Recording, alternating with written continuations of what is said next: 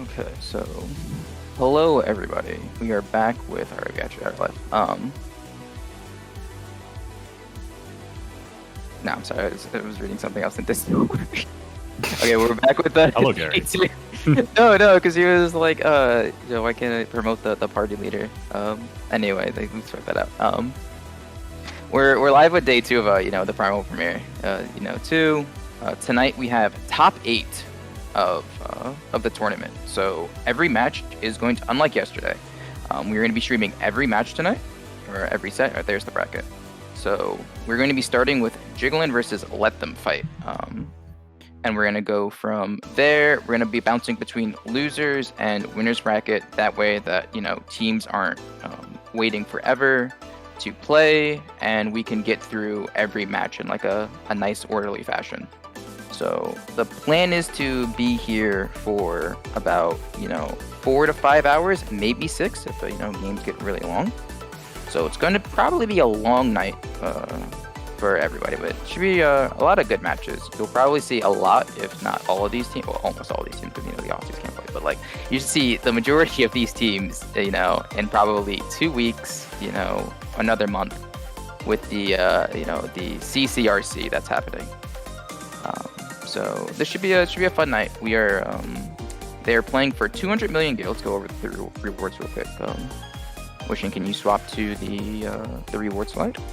Perfect. So first place wins 100 million gil and a team commission by Venaire. Venaire is playing tonight on under the Eofluence, so you should see her, playing as well. Second place is 50 million gil with a golden ewer. It's like a little golden like trophy thing you get from submarines. It looks really nice. You can put it in your house or your island sanctuary starting on Tuesday with the new patch, as you get to glam housing items. So surely, you can show it off on your island, your island there. Third place is 30 million gil with, the featured primals for the tournament. We have Levi, Rama, and Shiva. And fourth place is 20 million gil. We wanted to give fourth place something because it's 16 teams, double elimination. These players are committing like 10 to 12 hours, to this. So as much prizes as we can give away to, to people. We felt we wanted to do that. I swear I'm forgetting something here, but I think we can just, let me see. Are the teams ready? Or You want to introduce us?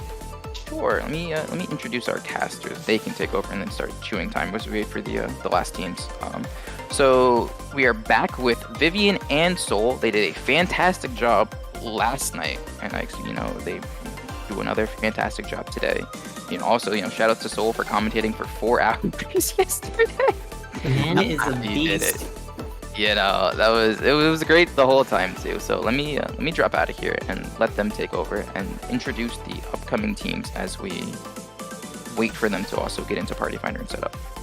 So, All see you right. guys at the end of the stream. For those of you just joining Thank us you, Gary. again, my name is Vivian Infinity. I'm joined by Soul, and we are your casters for at least these first few matches of today. Now, like Gary said, we are back down to the top 8. This is probably one of the tighter tournaments that I've seen in North America to date. This is one of the closest matches that we've seen, at least in round 2, and we're not even at semifinals yet. Now, by popular demand, we're finally going to be streaming those lower bracket games, and they are going to be bangers. Today, right now, we've got our first 2 matches, Team Jiggling versus Team Let Them Fight. So, why don't you introduce yourself a little bit? Sure. Hello, everyone. Again, I am Soul, and in case this is your first time tuning in, Jiggling is my team, so I am incredibly excited for this upcoming match, not just because it is going to be a banger, but because I am incredibly biased. But it is actually, regardless of bias, it is going to be an incredible match. Down here in the lower brackets, we have nothing but absolute bangers lined up for those matches to, see who makes it out of the lower bracket and back into the final matches potentially. So I'm incredibly excited. My character's name is Venaire Sylvia, if you see me standing around the den. And let's get to it. Can we pull up the slide for Team Jiggling? Love that fire animation. Super well done. Huge shout out to all the staff behind the scenes who helped make this such an incredible presentation, by the way. But for my team, for Jiggling, for this tournament, we have Doom Balloon Depingus, Lelouch Masamune, Celeria Ishtar, Ed Wee, Sarah Thel, Zeltra Embers, and last but not least, the one, the only, Rinian Embersong! Hell yeah, and their major competition today on the other team, on Team Umbra, is Let Them Fight. Led first and foremost, waiting on that. Hell yeah. My nacho. Starting with Sarufox Shimiki, our very own. Man's put in so much work for this tournament. Special shout out to him. Setsuna, Akira Hawk, Amumu, Sarah Spiegel, Setsuna Yuki, Keita Kasasube, and Miu Moon. Now, these two teams have had a really, really intense road to get here. Both of them got knocked out in the second round of the upper bracket, really putting in major amounts of damage, showing huge signs of life against some of the highest rated, some of the hardest competition inside of the tournament so far, with Team Jiggling falling to Wolfus 2-1 and Let Them Fight falling to Skill Issue 2-0. Now, these were some of the closest matches we saw in the lower bracket, definitely exciting. And once they finally got their way into the lower bracket, they ended up making their way here with Team Jiggling defeating Breadwetters and Let Them Fight defeating Panic at the Crystal. Now, these two teams, the stakes are here. We are in the lower bracket, and anyone who loses is finally out, and the pressure is on. From this point forward, at least in the lower bracket, all cards are on the table. All chips are on the table. And you do say fell to Wolfus, but I'm gonna have to biasly point out the only team to take a round off Wolfus so far, including last week's tournament. So, huge hopes for my team to see them continue to advance. But I know Sox is actually playing on his team today, so don't want to be too biased. You know, let them fight. Obviously, gonna put up a good fight, but you know, feel good, and no matter what happens, this is all for fun. And I think that's what hopefully everyone is having, either watching or participating in this tournament. Yeah, and for those of you just joining us, a lot of our rotation, or at least our map rotation for these best of 3 matches, is going through the order of the maps continuing on from yesterday. Yesterday we finished off on Volcanic Heart, so today we're going to be starting on Cloud 9, moving to Clocktown, and then moving to Lystra, then moving back to Volcanic Heart. So for this first match, we're going to be starting on Cloud 9, everybody's favorite map. I don't know about you, but, you know, seeing my team up there for the first match, you know, I'm already on Cloud 9 before we even get to the map. Ayo. You know, I was asked for more puns, so I'll do my best, Ari, if you're listening. I believe in it. All right, looks like the ready check is underway. Everybody is ready, and the game is going to be starting very, very soon. So we got some people announcing in chat that they just woke up from naps. You know, great way to come refreshed to the tournament. You know, that just woken up vibe. Hopefully not that that post nap vibe where you're just kind of half awake. You know. But let's get to it. Let's get to it. Let's hoping we get to it. We're going. I swear. We're going. All right. In the meantime, I guess while we're waiting for these rounds to start off, seems like the team compositions themselves are locked in. So let's see. On Team Jiggling, you want to go through that team composition? Sure. We have a bard. We have a monk. We have a white mage. We have a scholar, and we have a warrior. And we also have the game starting in very, very soon. Yes, we do. We're loading in. So prepare yourselves. Let's see what the portrait game is going to look like here. Of course, one of the most important aspects of starting off a match is who's going to psych someone out with their terrifying coordination of portrait game, you know. And as I recall, yesterday, Let Them Fight had no centralized theme. So, you know, it might be one for Jiggling. Seems a little scattered, though. Not gonna lie. All right, looking on Let Them Fight, we've got Ninja, Machinist, Samurai, Astro, and the Gunbreaker. Hold on, we don't have a samurai. If you look at that portrait of Miu Moon, that is clearly a goddess. That is clearly a goddess. Hell yeah. All right, so these team compositions, I believe Team Astra has made some pretty substantial swap arounds, especially considering that they're running a warrior. At least, they were not running a warrior yesterday. We were not. We were not. Celeria was actually moving yesterday, so there was no bringing out our warrior, and I'm the fill for that. So I was announcing instead. But Meanwhile, on the other team, we've got the Gunbreaker. Now, Gunbreaker's really been showing a lot of presence in today's tournament.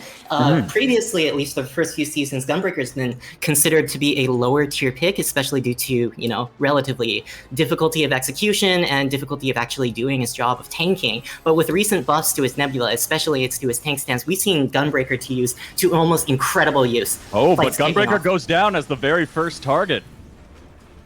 Yeah, Gunbreaker goes down almost immediately. Looks like Kata is looks like Sox is going on for the next target. Has to use guard, but they manage to get a counter kill onto the Bard. Despite that, it looks like the blue team is very own Sox. Yeah, despite that, it looks like the blue team, with a 4-3 numbers advantage, is able to mostly gain control of the point. Akira Hawk, Mio Moon, both on the point. Looks like Team Umbra is finally able to roughly contest, but they're still not totally together, and they've burned a lot of abilities in order to try to get back onto the point. Right now, the fight is super scattered, with Team Astra still solidly in control. Indeed, and it looks like Setsuna Yuki might be the kill target, and they go down. It looks like Jiggling waited until the Nebula was down before switching to them, as they were kind of ignoring them while it was up, and it looks like they're switching to Cade, who has no mana, is trying to make a break for it. They might get away. Don't know what the status of Solaria's Blota is. Akira Hawk, the next kill target, goes down. It looks like Jiggling is going to continue advance and is on Mew Moon at the moment, who is also trying to draw back. Let them fight. Basically trying to slow roll a retreat at the moment, as they don't want to get caught staggering. They're at 4 right now. Mew Moon gets bloated. Doesn't have LB yet. Will Jiggling be able to get a quick kill here before they go? And they will. Setsuna Yuki also re-engaging, has Gunbreaker LB, has Nebula up. Going to be a hard kill target. Let's see if they are the target indeed. Cade Kusakabe was hit by Warrior LB from Solaria. Gunbreaker LB's out. Gunbreaker LB is out, no kills, may have forced some purifies. Oh, Marksman Spite into a guard used on the Warrior for Jiggling. We also have Turbulence coming in about 10 seconds, ladies and gentlemen. We'll see who gets flung into the air, who gets a feather, what is happening. Jiggling is on Soxfire Shimiki. Will they be able to get that pick before the Turbulence? Turbulence is hitting. Up goes Edwi, up goes Solaria, and up goes Zeltra. 3 members of Jiggling sent sky high. But they seem to be recovered. No picks immediately off of that. Down goes Solaria. I stand corrected. 1 pick from the Turbulence. Edwi going down. 2 picks from the Turbulence. Jiggling probably about to start forcing a retreat here. Sarathel on the run. Manages to make a pick on Akira Hawk, though. Out goes Samurai LB from Mew Moon. That is 2 for Jiggling, and looks like Zeltra Embers is going to hold the point. They do have Monk LB. Doubt they're about to use it, though. They are holding on as long as they can, and they go down. Jiggling now on the back foot. Yeah, a really strong opening from Team Jiggling. Definitely gaining control, managing to break that checkpoint, and managing to push pretty substantially into the enemy base before they end up losing control of the enemy fight. Not only that, they still end up having to... Team Umbra still ends up committing a substantial number of LBs in order to gain control of the checkpoint, and they're not going to have it for the subsequent fight. Unfortunately, Zeltra is currently down their Meteor Dive, so it's going to be interesting to see how they end up getting back control of this. Yes, and as we go into the opening and engage here, it looks like LB Economy is slightly in favor of Jiggling, although Marksman Spike is up. Will they let it rip? Solaria goes down with LB. Out goes White Mage LB. Soxfire quite low. Are they going to go down? Yes, they will. Zeltra makes the trade, though. And it is 3v4, not in favor of Jiggling at the moment. Scholar LB has been used as well, providing some background healing. Down goes the Ninja. We are now 3v3 with advantage to Jiggling in terms of closeness to spawn. Will they be able to buy some space here? Out goes Sarah's guard. They are now a fairly weak target. They're trying to hold on to the point, though. Solaria Ishtar back into the fight, though. Warrior now holding down the point. And it looks like it is a slow roll game at the moment with no burst flying just yet. Out goes Warrior LB, though. Down goes Mew Moon. Who will be next? It is now 5v4 back in the point. Cade Kusakabe is low. They are making a run for it. There is a ground pot. Solaria running them down. Might not let them get away. It looks like Solaria is going for that kill, or at least trying, as let them fight. Kind of retreats and leaves 1 person on the point who now goes down. Setsuna Yuki. It looks like they're attempting to bully Solaria. Out goes Turbulence. It looks like Zeltra Ember has managed to grab a feather as well as the Lelouch Kusakabe. That might be huge as the... Marksman Spike goes out. Does not secure a kill on Solaria. Solaria going back in without any mana. Very risky move. Down goes Akira Hawk, though, and Setsuna Yuki. It paid off. A 2-for-1 trade. we are back on the fight. The Tornado being quite a bully to both teams at the moment as it hovers around the point there for a second. And we're seeing Zeltra Embers hard on Cade Kusakabe. Will they get a kill here? There is no LB advantage to Jiggling, while there is a major LB advantage to Let Them Fight. Miu Moon has that Samurai LB. And out goes Setsuna Yuki's LB on point, making for a pick on Lelouch Masamune. Jiggling needs to get back on that point. Here they are. Edwy now holding it down in guard, but also has LB, which he's going to want to let rip here soon. Out it goes to Where's minimum Zeltra? effect. Zeltra, where are you? There's Zeltra. Meanwhile, on the point, it looks like 2 LBs are available, stalling out with the Samurai LB. Nobody touches the stove, but Samurai goes has Cade used his Kusakabe. defensives. Cade Kusakabe goes down. Ran them down all the way back to spawn. I don't know if the camera was following that one, but they are dead, and Zeltra is back with a Monk LB. Looking like they're trying to bully anyone who's trying to retreat off the point from Let Them Fight. They are chasing down Miu Moon. Soxfaro Shimiki on the point going down. There are now only 2 members of Let Them Fight. No, 1 member of Let Them Fight actually available on the point to hold it down. Zeltra's stall tactic of running down the back line, very effective in keeping them from managing to elixir and make it back to the fight, securing round 1 for Jiggling. Oh no, last minute too. Setsuna Yuki finally manages to dash onto the point, but the server snapshots end up making it so that the match ends before he actually ends up getting there. A really, really slug out fight from both Let Them Fight and Team Jiggling. A very, big risk from Zeltra running down into the back there to run that strategy, but it did pay off, and that, clearly was probably the calculus that they were making as well. Yeah, it's definitely interesting, especially considering how long and drawn out this fight was. I don't think there was really a proper moment of regrouping throughout the entire 5 minutes, or at least the entire 5 minutes plus of this particular set. It's definitely interesting to see, neither of these teams were really particularly focused on LB Sinks or LB Sinks particularly, but I do want to point out the Warrior specifically and how they were able to use the Primal Scream in order to strip those guards and make it so that that burst is much more available, much more easily accessible just with normal abilities. It's definitely a more interesting, a different avenue of trying to secure those initial picks. You're right, and also on top of the guard strip of Primal Rend, that insane damage that a warrior gets temporarily as their basic attack shifts into a different ability, Fell Cleave, is intense. So we saw Celery let it rip, and then also chase down Cade, just absolutely not letting off any pressure and forcing Let Them Fight to kind of retreat back to try to save Cade, or risk just letting them, go down and leave Celeria behind them. Also, I keep referring to them as Celery. Sorry, that is the nickname we gave them. So if you hear me say Celery, I am referring to Celeria. Apologies, chat, if anyone was confused by what a vegetable was doing there.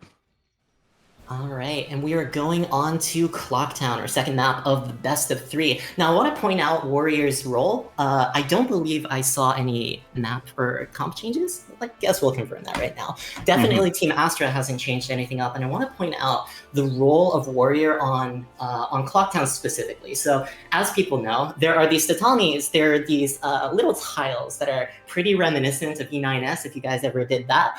In which if you stand on that for too long, no matter what you're doing, no matter what you're guarding, you will get knocked up, and when you land, take 30,000 damage. Now, Warrior, because of their Bloatus specifically, makes it really, really easy to get heavily punished if you're standing on tatamis for too long, because they can pull you into a position where you end up getting forcibly knocked up. That, combined with your Primal Rend to prevent you from, being able to purify, means that most tatami kills against a Warrior are often certain death, no matter how much health you were starting with. So it's definitely, Warrior itself is already a pretty strong pick, but they're much, much stronger on this map as well. And I do believe we saw yesterday Zeltra pull a semi-suicide LB on top of the mats too. Zeltra wound up living through that one. Oh, we are seeing Let Them Fight go to the left dollar. That is a bold move, not often seen in LP. A very, very early initial engage. They aren't on Setsuna Yuki. Down goes Serathel for Team Jiggling. Setsuna Yuki fairly low though, but has some mana. Will they be able to get the pick? Not looking good. Celeria Ishtar low on mana, low on health, down. It looks like Jiggling is at a disadvantage here in this initial engage with only 3 members remaining, and Lelouch Masamune holding down the point, and Edwy standing near the tatami looking like he's ready to bail, and so he does. Yeah, We see two Zeltra major caught out as well.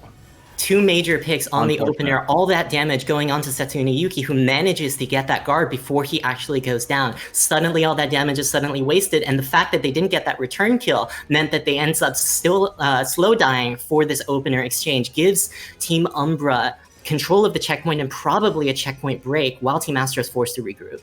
Indeed, and what we're also seeing here, of course, is a LB economy advantage, of course, is going to now favor Let Them Fight, but they also didn't run down Jiggling at the spawn. They respected them, didn't want to potentially risk any sort of overextension there. Down goes Soxfaro, Celeria, Ishtar also going down, very low on health there. Zeltra Embers almost has Monk LB, has touched the stove, taking extra damage from the Samurai in return. Who are they on? Cade Kusakabe has Monk LB, or sorry, Marksman Spite as a machinist. LB coming up. Zeltra, low mana, low health. Down they go right as they get their LB up. We do see Lelouch Masamune with Scholar LB. That can help buy some time. We'll see what Jiggling is able to do to recover. Lelouch taking massive damage, and he is run down. That is Marksman Spite, probably to the back of the skull. That is not a fun feeling. And we are seeing some tatami mat there. Miyu Moon caught by Primal Ren from the Warrior, as you mentioned, but the crystal is moving, and Jiggling needs to get on it. The point, Seraphil finally manages to get onto the point in order to stop them from immediately losing the game. With LBs at their disposal, it looks like Team Astra should have a way to get this back so long as they are able to live long enough to hit those buttons. Meteor Dive goes out to secure that first kill onto Setsuna Yuki, denying them that Gunbreaker LB. We'll see whether or not they're able to follow up. They do onto the Astra. With the laser to the back of the skull. Miyu Moon does have Samurai LB. That's incredibly dangerous, as we all know, but they go down in Miracle of Nature. Akira Hawk. It looks like they finally managed to stabilize at a whopping 95.2%. It's an uphill battle from here. And the fact they had to use almost all of their limit breaks in order to get control of this point or immediately lose the game, kind of a rough uphill battle. Then again, on the other side... It would normally be, but the coins that you can see is raising Zeltra's LB almost back immediately. So Jiggling is coming in with 3 LBs. Good point. Yeah, and especially considering the LBs that they are facing down, specifically Samurai LB and Gunbreaker LB. Strong, powerful abilities, but ultimately play a groundable. Setsuna Yuki goes in. From the door, no less. Down goes Miyu Moon, not going to be allowed to use their LB. Celeria letting the Warrior LB rip. Only on the one target, though, unfortunately, but it looks like Setsuna Yuki is still taking a beating after using Nebula and their LB. Doesn't even manage to land the last bit of that damage on the limit break. That damage mostly went into a guard and 2 members down. 2 members down, but looks like both of them, Miyu Moon is respawning, but looks like the target is currently on Akira Hawk. Goes down before he's able to use that Seiton chain, try to stop the bleeding. Star Fox Shimiki forced to be on the point. Right, and also about to go down as a result. Miyu Moon back in the action. Out goes the Samurai LB, and it makes a pick on Celeria. Is it too little, too late? He's alone on the point, and he's gotten that pick, but they were still at a numbers disadvantage, even with that massive LB committed in order to try to regain control of the point. Setsuna alone on the point now. And if Jiggling keeps up this pressure, that Samurai LB is not going to come back up in this fight. It's looking rough. Setsuna Yuki. Question mark? Going down? Question mark. Are they out of burst? I don't know. It's walk on the tatami or continue to get punched by Zeltra. Neither is an appealing option. Zeltra hounding Setsuna Yuki. Will the dot tick get them? No, it will be Zeltra, but it was close. It is now 5v3. Someone got shrunk though. Edwi, also extra mini. A mini Lalafell, as it were. And it looks like Cade Kusakabe has maneuvered behind the team to try to take advantage of that, potentially. We'll see. Miyu Moon goes down on point. Akira Hawk coming back in. Out goes Soxsparrow as Astrologian as LB. Holding in guard. Will they survive immediately after, though? Jiggling has Warrior and Wim LB coming up. It is 5v4 on the point right now. Lelouch Masamune getting low on mana, out of guard. Seraph LB has been ripped. Out goes White Mage LB. Down goes Warrior from the Ninja LB Seiton.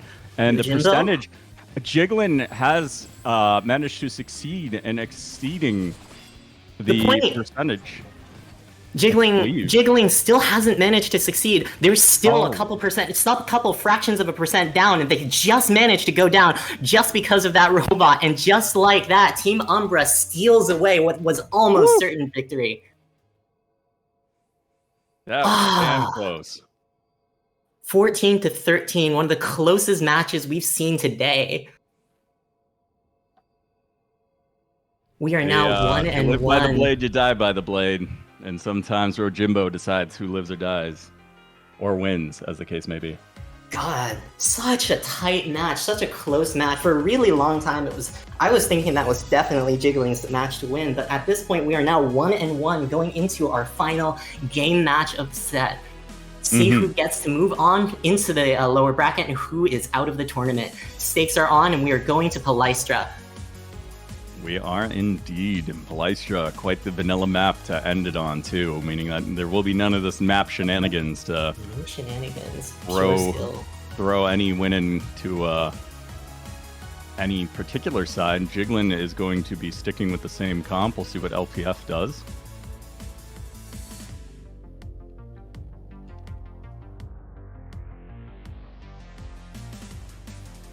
And when we talked about how these were going to be some bangers down in the lower brackets. We did mean it.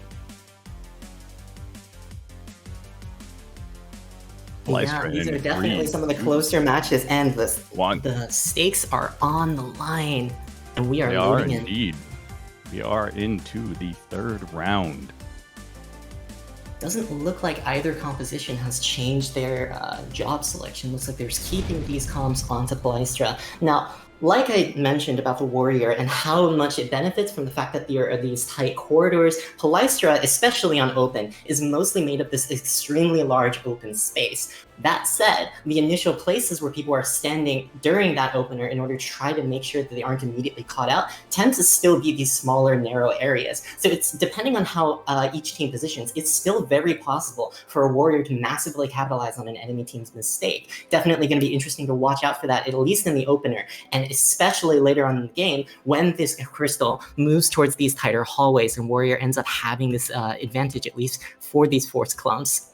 And what we also saw that really gave the advantage to let them fight there was that opening engage out of left doors seemed to catch Jiglin by surprise and force a fight that was advantageous to let them fight.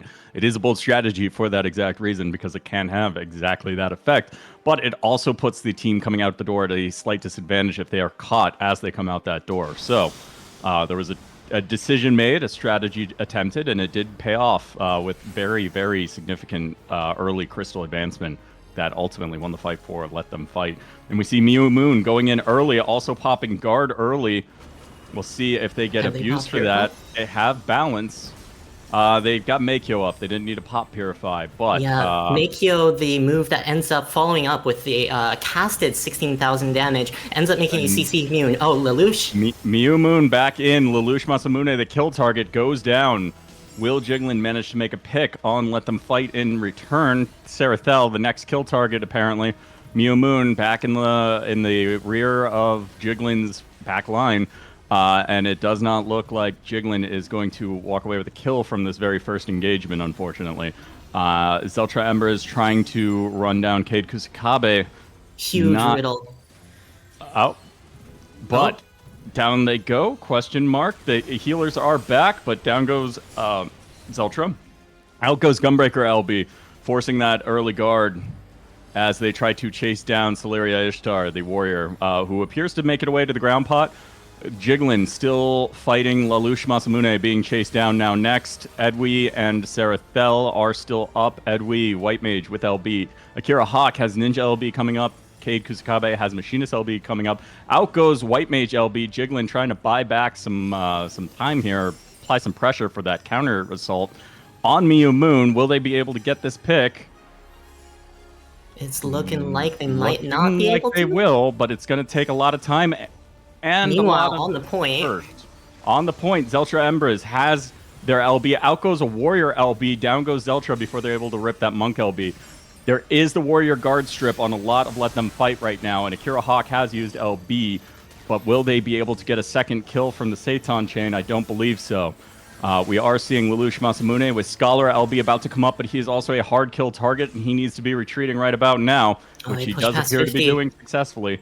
He did push past 50. I think Let Them Fight is going to just not let them fight at the moment. Down goes Akira Hawk by Celeria Ishtar. Mew Moon has Chi-Ten, has LB. Will anyone touch the stove? Celeria has. Will they go down? And they will. Out. It is 4v4. Out goes Scholar LB. Out goes White Mage LB from Jiglin. Let Them Fight Low on health on Miyu Moon. Will they go down? Setsuna Yuki also low on health, but a little more mana to recover. But down goes Setsuna. Will Miyu follow?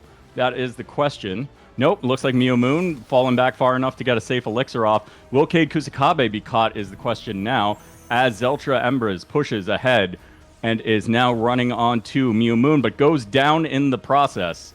Yeah, it definitely looks like Team Umbra, Let Them Fight, was not totally sure about whether or not they wanted to commit to this fight or not. With the use of the Samurai LB, especially in a relatively staggered, not grouped together scenario, it's really, really hard for them to come back together. And it seems like we've basically ended up at a sustained full reset. With these LBs, no one clearly at the advantage. Kade gets a snipe off?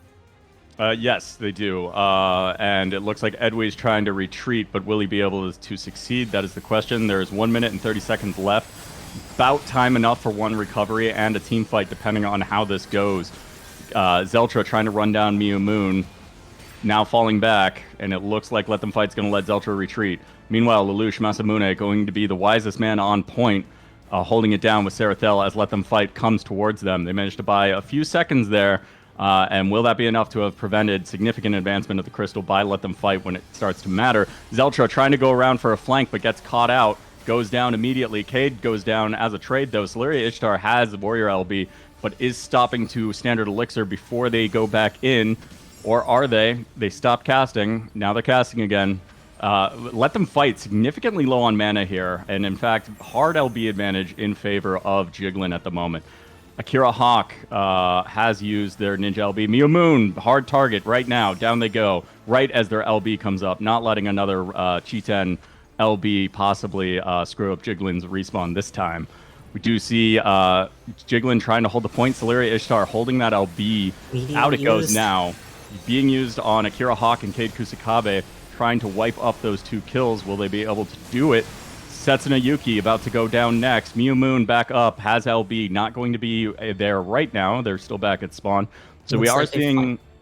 It looks like they finally gained control of the point, and Team Astra's got a bit of a work ahead of them. Going into overtime, they're not going to be able to hit that 50%. They're going to be forced to be on this point for the entire point of the checkpoint break, but luckily they only have to go 6% after that. Unfortunately for them, Let Them Fight, respawning, finally able to group together. Are they going to be able to face down these 2 LBs? Scholar LB is popped. Scholar LB has popped early. We have White Mage LB on Jiggling. Out it goes. Chi-10 up on Miyu Moon. No one touching the stove this time. Setsuna Yuki, Gunbreaker LB out. Edwy actually touched the stove, apparently. Unfortunate for Edwy. Zeltra Ember's hard kill target. Jiggling needs someone on the point. Chain is rolling from Akira Hawk, and Lelouch Masamune will fall next. Gets that reset with 1 more target down. Can they get this the third? We will see. Celeria Ishtar and Serathel trying to hold down the point. Cade Kusakabe incredibly low. A Blota might be able to pull them back and finish them. Out goes the Blota. What burst does Celeria have? Nothing. They are holding guard right now, but they might have bought enough time. Edwy finally coming back in. Warrior's got to be on the point. Someone's got to be on the point. Sarah touched it, and Edwy is back and going on to the point. We have a White Mage holding down the point, and Zeltra Ember is coming back in with Riddle of Earth and Monk LB. Will they be able to use it? Down goes Edwy. It is 2 versus 5. This is a very unfortunate position to be in. Out goes Zeltra's LB. And to no avail, picking on, or trying to pick Setsuna Yuki. Lelouch Masamune holding guard, but eating all of the damage increase stacks from Gunbreaker LB. And that will be it. Jiggling is out. And Let Them Fight will advance. A really solid performance from both Let Them Fight and Jiggling, duking it out for almost this entire match with almost no pause to breathe on either side. Definitely an interesting way to see just how important it is to either touch or break 50% checkpoint before you end up getting to overtime, forcing those bad advantages, forcing dashings onto the guard out of position and reducing the amount of damage your team is actually able to produce is a substantial reason why they ended up losing that match. Huge plays by Let Them Fight. Absolutely. All right, with that, Let Them Fight in a 2-1 slugfest of a series moves on to in the lower bracket. Moving on to our next match is going to be against Win Trade Friends and Verkittens. Let me find that. Yeah, let me find that password real quick. Don't tell chat. Shh, we're very professional. We know what we're doing. Okay, it's up. All right. We are just starting to get ready to go into this match with Wintrade Friends versus Verkittens. Indeed. Who are you holding out for, Vivian? All right, why don't we let's introduce some of these players on the Team Umbra. Sorry, on Team Astro, we've got Wintrade Friends. Want to take this one? Sure. As soon as we get a slide up here for one of the teams, we'll follow that up. All right, fire's going. We have Wintrade Friends, featuring Kasai Kage, Ruja Thorn, Finch, Curador, Dandelion, Lucia Montmorency, Lucio Harundo, and Zipris Alsbane. And according to chat, Finch is quite hot. God, Finch's Black Mage has definitely been a force in this tournament so far. Their path to get here has been pretty similar, going all the way into this round 2 of the upper bracket, but eventually losing to Under the Eelfluence in one of the tighter series that we've seen yesterday, in a 2-1 series that ended on that clock down. Now, we were definitely fighting to see a lot of that Black Mage, but a lot of that match ended up with Finch on White Mage. There we're trying out some different comps, at least for some of that series. It's definitely going to be interesting to see whether or not they stick with that experimentation now that the stakes are raised, or whether or not Finch is going to go back to that Black Mage. Meanwhile, on Team Umbra, we've got Verkittens. We do have Verkittens with their Venaire claws. We can pull that one up. Would you like to introduce them, Vivian? All right, sounds good. So on the team of Verkittens, we've got Tiny Sosig, Krana Visitus, Fine Motion, Big Suck, John Dark Souls, Mount Boop, and Buzzy Wuzzy. Now, this is a team that has really, again, these are experienced players who've been playing the solo queue game, have been part of the CC community for most of its existence, and really put up a pretty solid fight against one of the stronger teams in this tournament, Thugshaker General, in that round 2 fight, eventually losing to them in a 2-0. Here they are again at their shot at redemption inside of the lower bracket. It's going to be interesting to see how they end up adapting to some of the challenges that they were facing earlier. While we saw a lot of success on the side of Verkittens on the back of John Dark Souls and his ability to really make use of Paladin's ability to cover, we also saw some of the problems with this team when they're not able to capitalize on that, when John Dark Souls is occasionally heavily focused as a target. It's going to be interesting to see whether or not he's going to be able to do his job in this match. Absolutely. All right. Looks like we are all ready to go. Both teams have solidly have confirmed their team compositions. We're heading into the Volcanic Heart. We are indeed, and let's see what this portrait game looks like. Verkittens has a very strong portrait game. Did I say let them fight? Sorry, I meant Wintrade Friends. WTF, LTF, the TFs.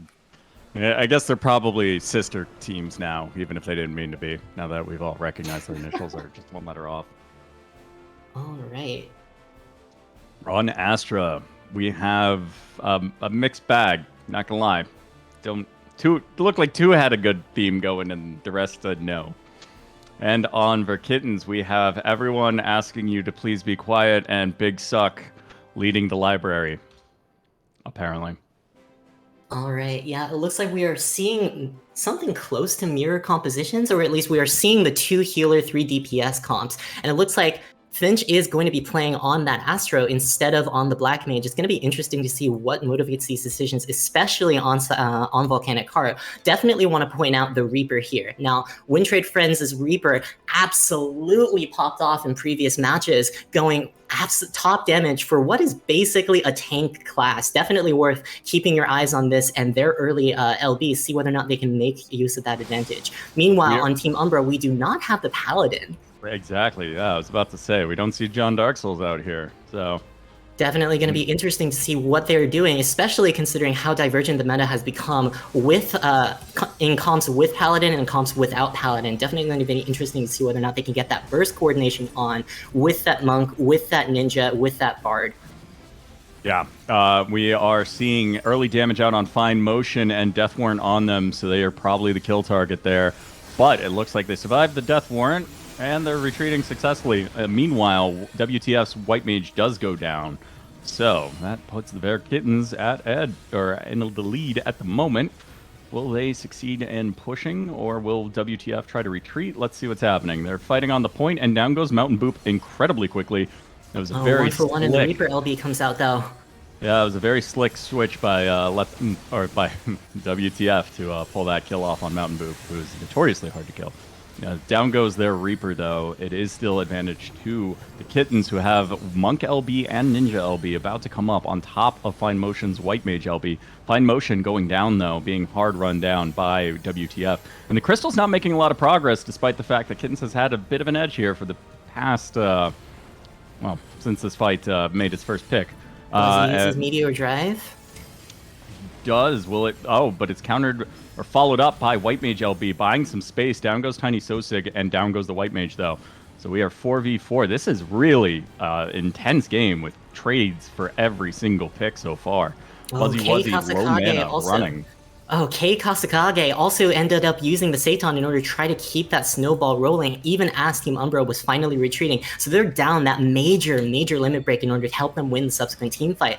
So they still got these fast-charging LBs, especially with this Reaper, especially with the Summoner that hasn't been used yet. So they're still doing okay, but without that Ninja LB, we're going to see, Reaper out goes the Reaper LB, out goes the Summoner LB to follow up, down goes the Reaper, but they make the pick on Fine Motion, the White Mage who had the LB. That's going to be huge. Buzzy Wuzzy has LB coming up, but will they be able to get to use it? Tiny Sosig appears to be the kill target for now, though.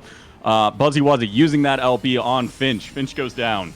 It is now 4-3 in favor of the Kittens, but Buzzy Wuzzy, low mana, will he be able to retreat out of here? It does look like he will, and he will be using his Elixir while WTF pulls back to try to regroup. Nope, the Reaper going in to buy some time. Will he pay for it, though? That is the question. Buzzy. 5 LBs used and still no solid control of the point on the behalf of Buzzy the going friends. down. Buzzy going down. WTF still has White Mage LB too. That was actually Fine Motion's White Mage LB. Out goes WTF's White Mage LB. Not so much effect, although yesterday their White Mage was an absolute sniper with those things. So Team Astra ends up calling the retreat with the push advantage in order to try to get that regroup. I don't know how much I like this, especially considering Team Astra's LBs are still currently up. They've got the Reaper LB again, that is up all the time, and they've got that LB. They've got Ninja LB to see whether or not they can get those initial chains. Oh, they're pushing past. Are they going to break the 42%? Oh, it looks like they might not. Mountain Boop gets hit in the back, though. Kasai Kage blowing Seitan to make that pick. That could be huge, though. Significantly reducing that healing output. Down goes Tiny Sosig. This is going in favor of WTF. And they have finally exceeded the Kittens' percentage, though. But WTF 5v2 against the Kittens. The Kittens, Buzzy Wuzzy, about to probably go down here. And they will make it to the checkpoint at last. Someone has finally made it to the checkpoint. Pretty solidly in control, too, especially with almost all of their limit breaks up again. That Reaper LB up almost again. It is up every 45 seconds with its movement, with the Plentiful Harvest. And the fact that he hasn't really died, the fact that he's got 2 charges on it, especially considering they've got the boost going, Phoenix goes out. Phoenix goes out. Interesting choice. They're trying to blunt that damage from their Kittens coming in with higher LBs. That is one of the better plays from a summoner in situations like this. People who, if you don't know, Phoenix can reduce the damage done by someone near it by 50%. It's extremely powerful for just blunting a full LB storm. Tiny Sosig with Ninja LB. They go down, though, hard targeted by WTF. Buzzy Wuzzy trying to hold down the point, though. Does have his 2 healers still up and Big Suck. Well, their WTF has their White Mage going down incredibly quickly. It looks like WTF's going to retreat here. Will they be able to get away? They've got a small moment, and that's a really rough fight, especially on the on behalf of the Win Trade Friends, because they used almost every limit break there, but it didn't end up having that much damage because they ended up choosing for that Phoenix instead of the Bahamut. That might have been a clean team wipe, especially considering they had the LB advantage. Now they're facing down what's probably going to be a Monk LB and definitely going to be a Seitan chain. They are possibly running out of time. They have Seitan chain and Reaper themselves with the Summoner coming up shortly. They might be able to abuse Tiny Sosig here, take them down. Yes, they will. Out goes the Ninja LB Out goes the Reaper LB, used right after Buzzy Wuzzy uses his Monk LB, so that no one on his team was able to follow it up with any meaningful damage, as they were unfortunately feared. That is a very good play. Dandelion, Luacia going down with White Mage LB still held. Dandelion has their LB back up. Will they blow Bahamut or will they blow Phoenix? That is the question. And it looks like the answer is Bahamut. They're going for that damage. They're trying to wipe it up. They do have the percentage advantage. They just need to keep the kittens from breaking the crystal and preventing them from advancing. The kittens have 5 and WTF has 4 at the moment, but down goes Mountain Boop. That does put the advantage into WTF's hands. They have that Astrologian LB, but they're going to go down before they're able to use it. But the White Mage coming back in with White Mage LB. Off it goes. Down goes Fine Motion. Buzzy Wuzzy, Big Suck, very low. Actually, Buzzy Wuzzy doing all right on health. Big Suck, very low, going to run away.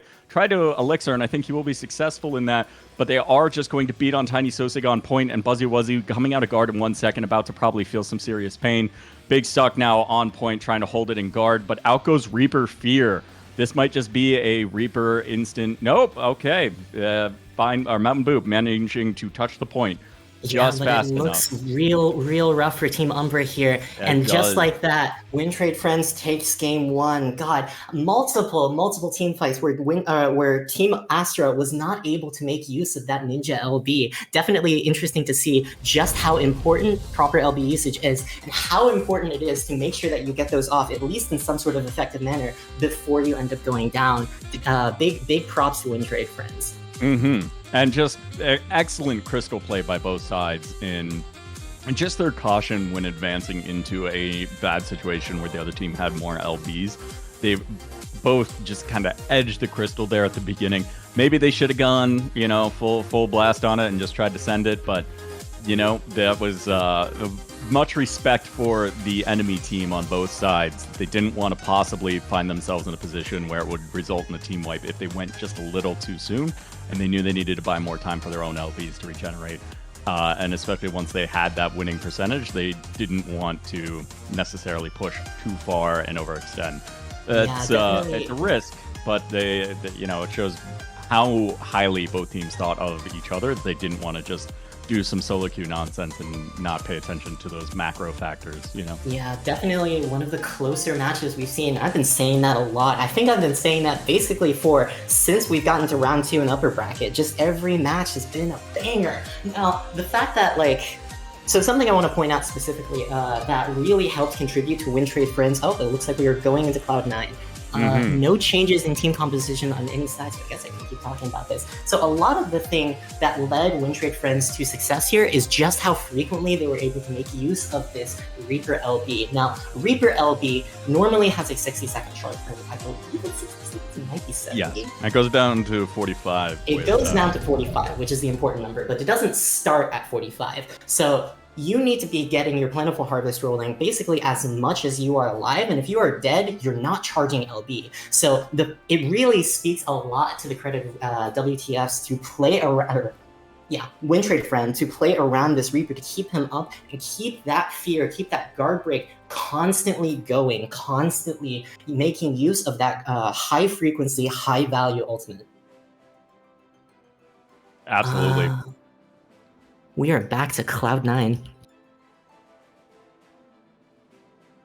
We are. Yeah, it doesn't look like we've seen any team. Right.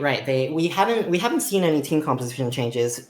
Finch is still on the Astro, so haven't seen that Black Mage pulled out. We'll see if he ends up feeling like he needs to. Meanwhile, definitely pressure's on for Team Umbra, for the Verkittens right now to try to make their way back. They have to win this, and then they have to win the next one. Otherwise, they are out of the tournament. Balance is drawn, and Reaper has burned Arcane Crest. Well, typical. That was way too early. Sorry. Oh, that's really bad. That's one of their biggest defensive spells that makes it so that they can get that Plentiful Harvest off to start getting that LB charge. We'll see if they end up getting punished for it. They might have enough time here. So Kittens have balance, and it looks like Win Trade Friends doesn't want to engage on that. Lucia popping a very early guard, trying to bait out some damage, but Kitten's not buying it. In fact, both teams have tried some very early guard bait maneuvers here. Tiny Sosig might wind up paying a price for it, though, as they are the one last caught out, but it looks like they're going to Shikuchi away to safety, and we are having a cautious opener on both sides, with neither wanting to overcommit to a kill, feeling like the second they do, They might go down. Tiny Sosig getting low. Reaper LB is up though. Now's the danger zone. That fear Tiny comes Sosig out, but feared. they start on the edge of that fear circle, Tiny so maybe Sosig get down. a little bit of distance. Tiny Sosig goes down. Fine Motion's got the LB, but probably isn't going to rips in order to try to get that follow-up kills, try to stem the bleeding, gets the kill on the Reaper. Does manage to get it. Yeah, Ooh, balance is back up. That could be huge for Kittens. It's going to be interesting, especially with that bonus damage, see whether or not they can make use of this 4v4 advantage. Goes down with the Meteor Drive in order to kill the enemy White Mage, with a numbers advantage, and with Finch having used their Purify. It's going to be interesting to see whether or not Finch just, whether Team Astra ends up conceding this point. They still get that final pick onto the Summoner in order to get that last stagger. Indeed, and we saw Buzzy Wuzzy making that Monk LB with balance up. That is just brutal. The target he selected was already low, so I don't think it made the difference there, but very much could have if he was on a more full health target. We will see who gets a feather here. No one got positioned for feathers. That's interesting. And Team Umbra has control of the point, manages to break past. That is 2 feathers for Kittens, bringing them to full LBs, although there are nearly full LBs on the side of Win Trade Friends, who are pushing the advantage right now. Out goes Ast LB. Will they follow it up with a Summoner or Ninja LB? That is the question. So early. Hard on the retreat. Just not they see that Astro LB, they see the massive amount of damage that Astro LB provides the team, and they fully respect it. With the percentage advantage, they just say, okay, we can just walk away, go with the next fight. Oh, but looks like the fight's going. Yes, but if this does go badly for them, it may absolutely lose them a lot of progress. Tiny Sosig goes down before getting that Ninja LB out, but so did WTF's Ninja as well. Out goes the Summoner LB. It is a Phoenix. It's trying to buy some time there. All of Bear Kitten's LBs have been ripped with only 1 kill success. Will the White Mage go down here for WTF? Possibly. They are low. They are hard CC'd. I don't think they're going to make it out of here, but maybe Finch has got some excellent healing going on. He does. Looks like they're alive for now. Will they be able to make it to the ground pot? Down goes another pick. Fine Motion going down. Will this be a White Mage trade? Actually, it looks like Lucia is going to be able to survive, maybe get an elixir off while WTF continues to apply pressure. Buzzy Wuzzy in trouble. Buzzy Wuzzy goes down. Lucia still the kill target. Still low mana, not stopping to elixir. Down goes Tiny Sosig. That was Kasai Kage's Satan LB. A big suck also going down from a Satan chain. Oh, that's really, really rough on behalf of Team Umbra, especially with all those LBs an advantage, and especially with Finch ending up not getting any value out of that Astra LB. That was their fight to win. And this is exactly what I was warning about, that they're now, the Kittens gave too much ground. They didn't want to fight under Ast LB, but they gave too much ground if they did lose the team fight, and they did. So now, here it is, WTF possibly about to walk in the Crystal. They've got Reaper LB, out goes a White Mage LB. Buzzy Wuzzy in fear. Buzzy Wuzzy goes down right before his LB comes out. Tiny Sosig has that Ninja LB. Will they get an opportunity to use it? Seeing as how it's gone so far, WTF probably about to be hard on them next. Will they be able to get the pick? Tiny Sosig has almost no mana left while heals are being dumped into them. Out goes a Summoner LB. This could be huge. It is a Bahamut. Tiny Sosig still alive despite all that focus, despite a poly burn. Oh, but the enemy White Mage goes down. Yeah, it looks like they forced all the heals onto Tiny Sosig and then just swapped one of the healers. Mountain Boop, no mana. Going down next. Buzzy Wuzzy LB going out, picking off Finch. The ask for WTF at the moment. We are seeing Reaper and Ninja LB about to come back up on WTF, as well as that White Mage LB, if the White Mage can survive this current burst that they are under, and they do make a pick using Reaper LB onto Buzzy Wuzzy. Tiny Sosig goes down. This could be it, WTF. They could be looking at walking it in here. They don't have any LBs left, though. 10 seconds remaining. They're not going to walk it in then. This is going to go to overtime, and we'll see if they're able to clear the point. Fine Motion holding it down as a White Mage in guard. White Mage LB back up on WTF. That could still be huge if they're able to get that shot off well. Out it goes. Will they be able to pick Fine Motion? Fine Motion running away, has a big shield, getting some intense healing, has their own White Mage LB back up. And Ninja, honestly, the Kittens have an LB advantage right here, and they are all 5 back up. Yeah, they have an LB advantage, but they do not have the positioning. They got to get back to the point and see whether or not they can stem this bleeding, get a first pick off. They do. They do, on to Finch, and it looks like Fine Motion is still the kill target for Win Trade Friends, whose Summoner goes down. This is going to go back to another team fight that might occur back around the middle, as Big Suck continues to run the point as a very wise man. That's a That's really the rough reason. position for a Bard to be in, too. With the fact that they are at a percentage disadvantage, they need to have someone on the point, and given how that was positioned, it had to be the Bard. That's not where he wants to Out be. goes Reaper Fear goes Fear. out, tries to get that scam, doesn't look like he's going to be able to secure it. No. Team Umbra is still in control of the checkpoint, at least for Zipper the is moment. taking a hard beating. Will he be able to survive out of here? Buzzy LB goes off on Finch again. Looks like Venaire Kittens have just decided to not let Finch play the game at this point. But there is a trade onto Tiny Sosig with that Ninja LB. That could be huge. All win trade friends need to do now is get someone below 50 and start that snowball rolling from Satan. Kasai has full mana. Out goes the first Satan. A big suck looking like the next target for the second Satan. That's two Satans. Down goes Buzzy Wuzzy or big Mountain Boop. Mountain Boop, next Satan. 3. Buzzy Wuzzy, next target in guard. They might not be able to get him low enough before the Satan falls off, but not an advantageous situation for Venaire Kittens in the slightest. Low mana on Buzzy. Buzzy goes down. Tiny Sosig, will they be able to Shikuchi in? No, they will not. Just a dominant performance from Win Trade Friends, even with such a tight match, 16-8. Definitely want to point out just how much damage the Summoner ended up doing. Almost 1 million damage in this, over 1 million damage in this 6 minutes and 50 seconds. Just huge performances from Win Trade Friends. Well played. Absolutely incredible match. Someone is convinced I just like saying Buzzy Wuzzy. It does roll off the tongue incredibly easily, especially when Buzzy Wuzzy is making plays. It's a fun name to say. It is a fun name to say. Buzzy Wuzzy. Add an LB.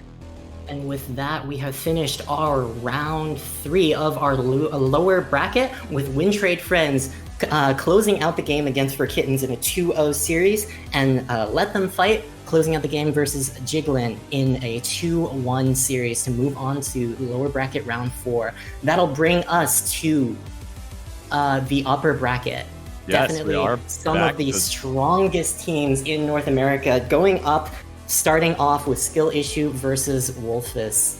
This will be one to absolutely watch. Will Skill Issue be able to get revenge for being knocked out of the tournament last week for Mog Talk by Wolfus, a absolute dark horse at the time, who came out of nowhere, and I believe Skill Issue was the first team that they absolutely came across. People, wondered how Wolfus would perform, and Wolfus actually, took away that uncontested 2-0 victory. Will Skill Issue have come up with another strategy in this past week to maybe counter some of that edge that Wolfus had? Yeah, Primal is here and Primal is showing up. It's going to be a tight match. Now, Wolfus has had probably one of the rougher tournament showings. Definitely not a rough tournament showing, but they've been really, really showing up to work. But the fact that they've mostly been playing compositions and they've mostly been playing playstyles that have been heavily focused on getting that early momentum and getting that early lead and securing it with hyper aggressive burst sync is mostly been their playstyle, and it's been mostly uncontested up until the round 2 versus Jiglin, when Jiglin ends up putting up a pretty substantial performance against them. Meanwhile, on the other side, we've got DSI, whose bread and butter is the 2 healer 3 DPS comp. They innovated it. They're the ones who first really brought that in to the Wolves League back in season 2, and they are absolutely signature champions of a slower playstyle, of this slower rock comp, and it's going to be interesting to see. Now on DSI's side, we've got Komachi-chan, Midori Tenoso, original DSI, SJ Sharks, Sir Moon, Next Cross, and J Vermilion. This team has some of the most rank 1s across most of the English-speaking world on multiple data centers, on multiple regions. I don't know if any of these players have... I think all of these players are at least top 30. Is that about right? Yes. God, just a dominant, just really, really dominant solo queue performances on this side. Meanwhile, on Team Wolfus...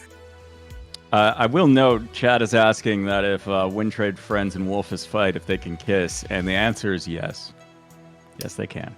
On Wolfus, we have Jung Dade, Ellie Meeps, NBA Superstar, and Usada Pekora, followed by Ice Sainsu, Yuki Shiroi, and Reginald Cluth, the man, the myth, the figure out of some sort of random British history textbook.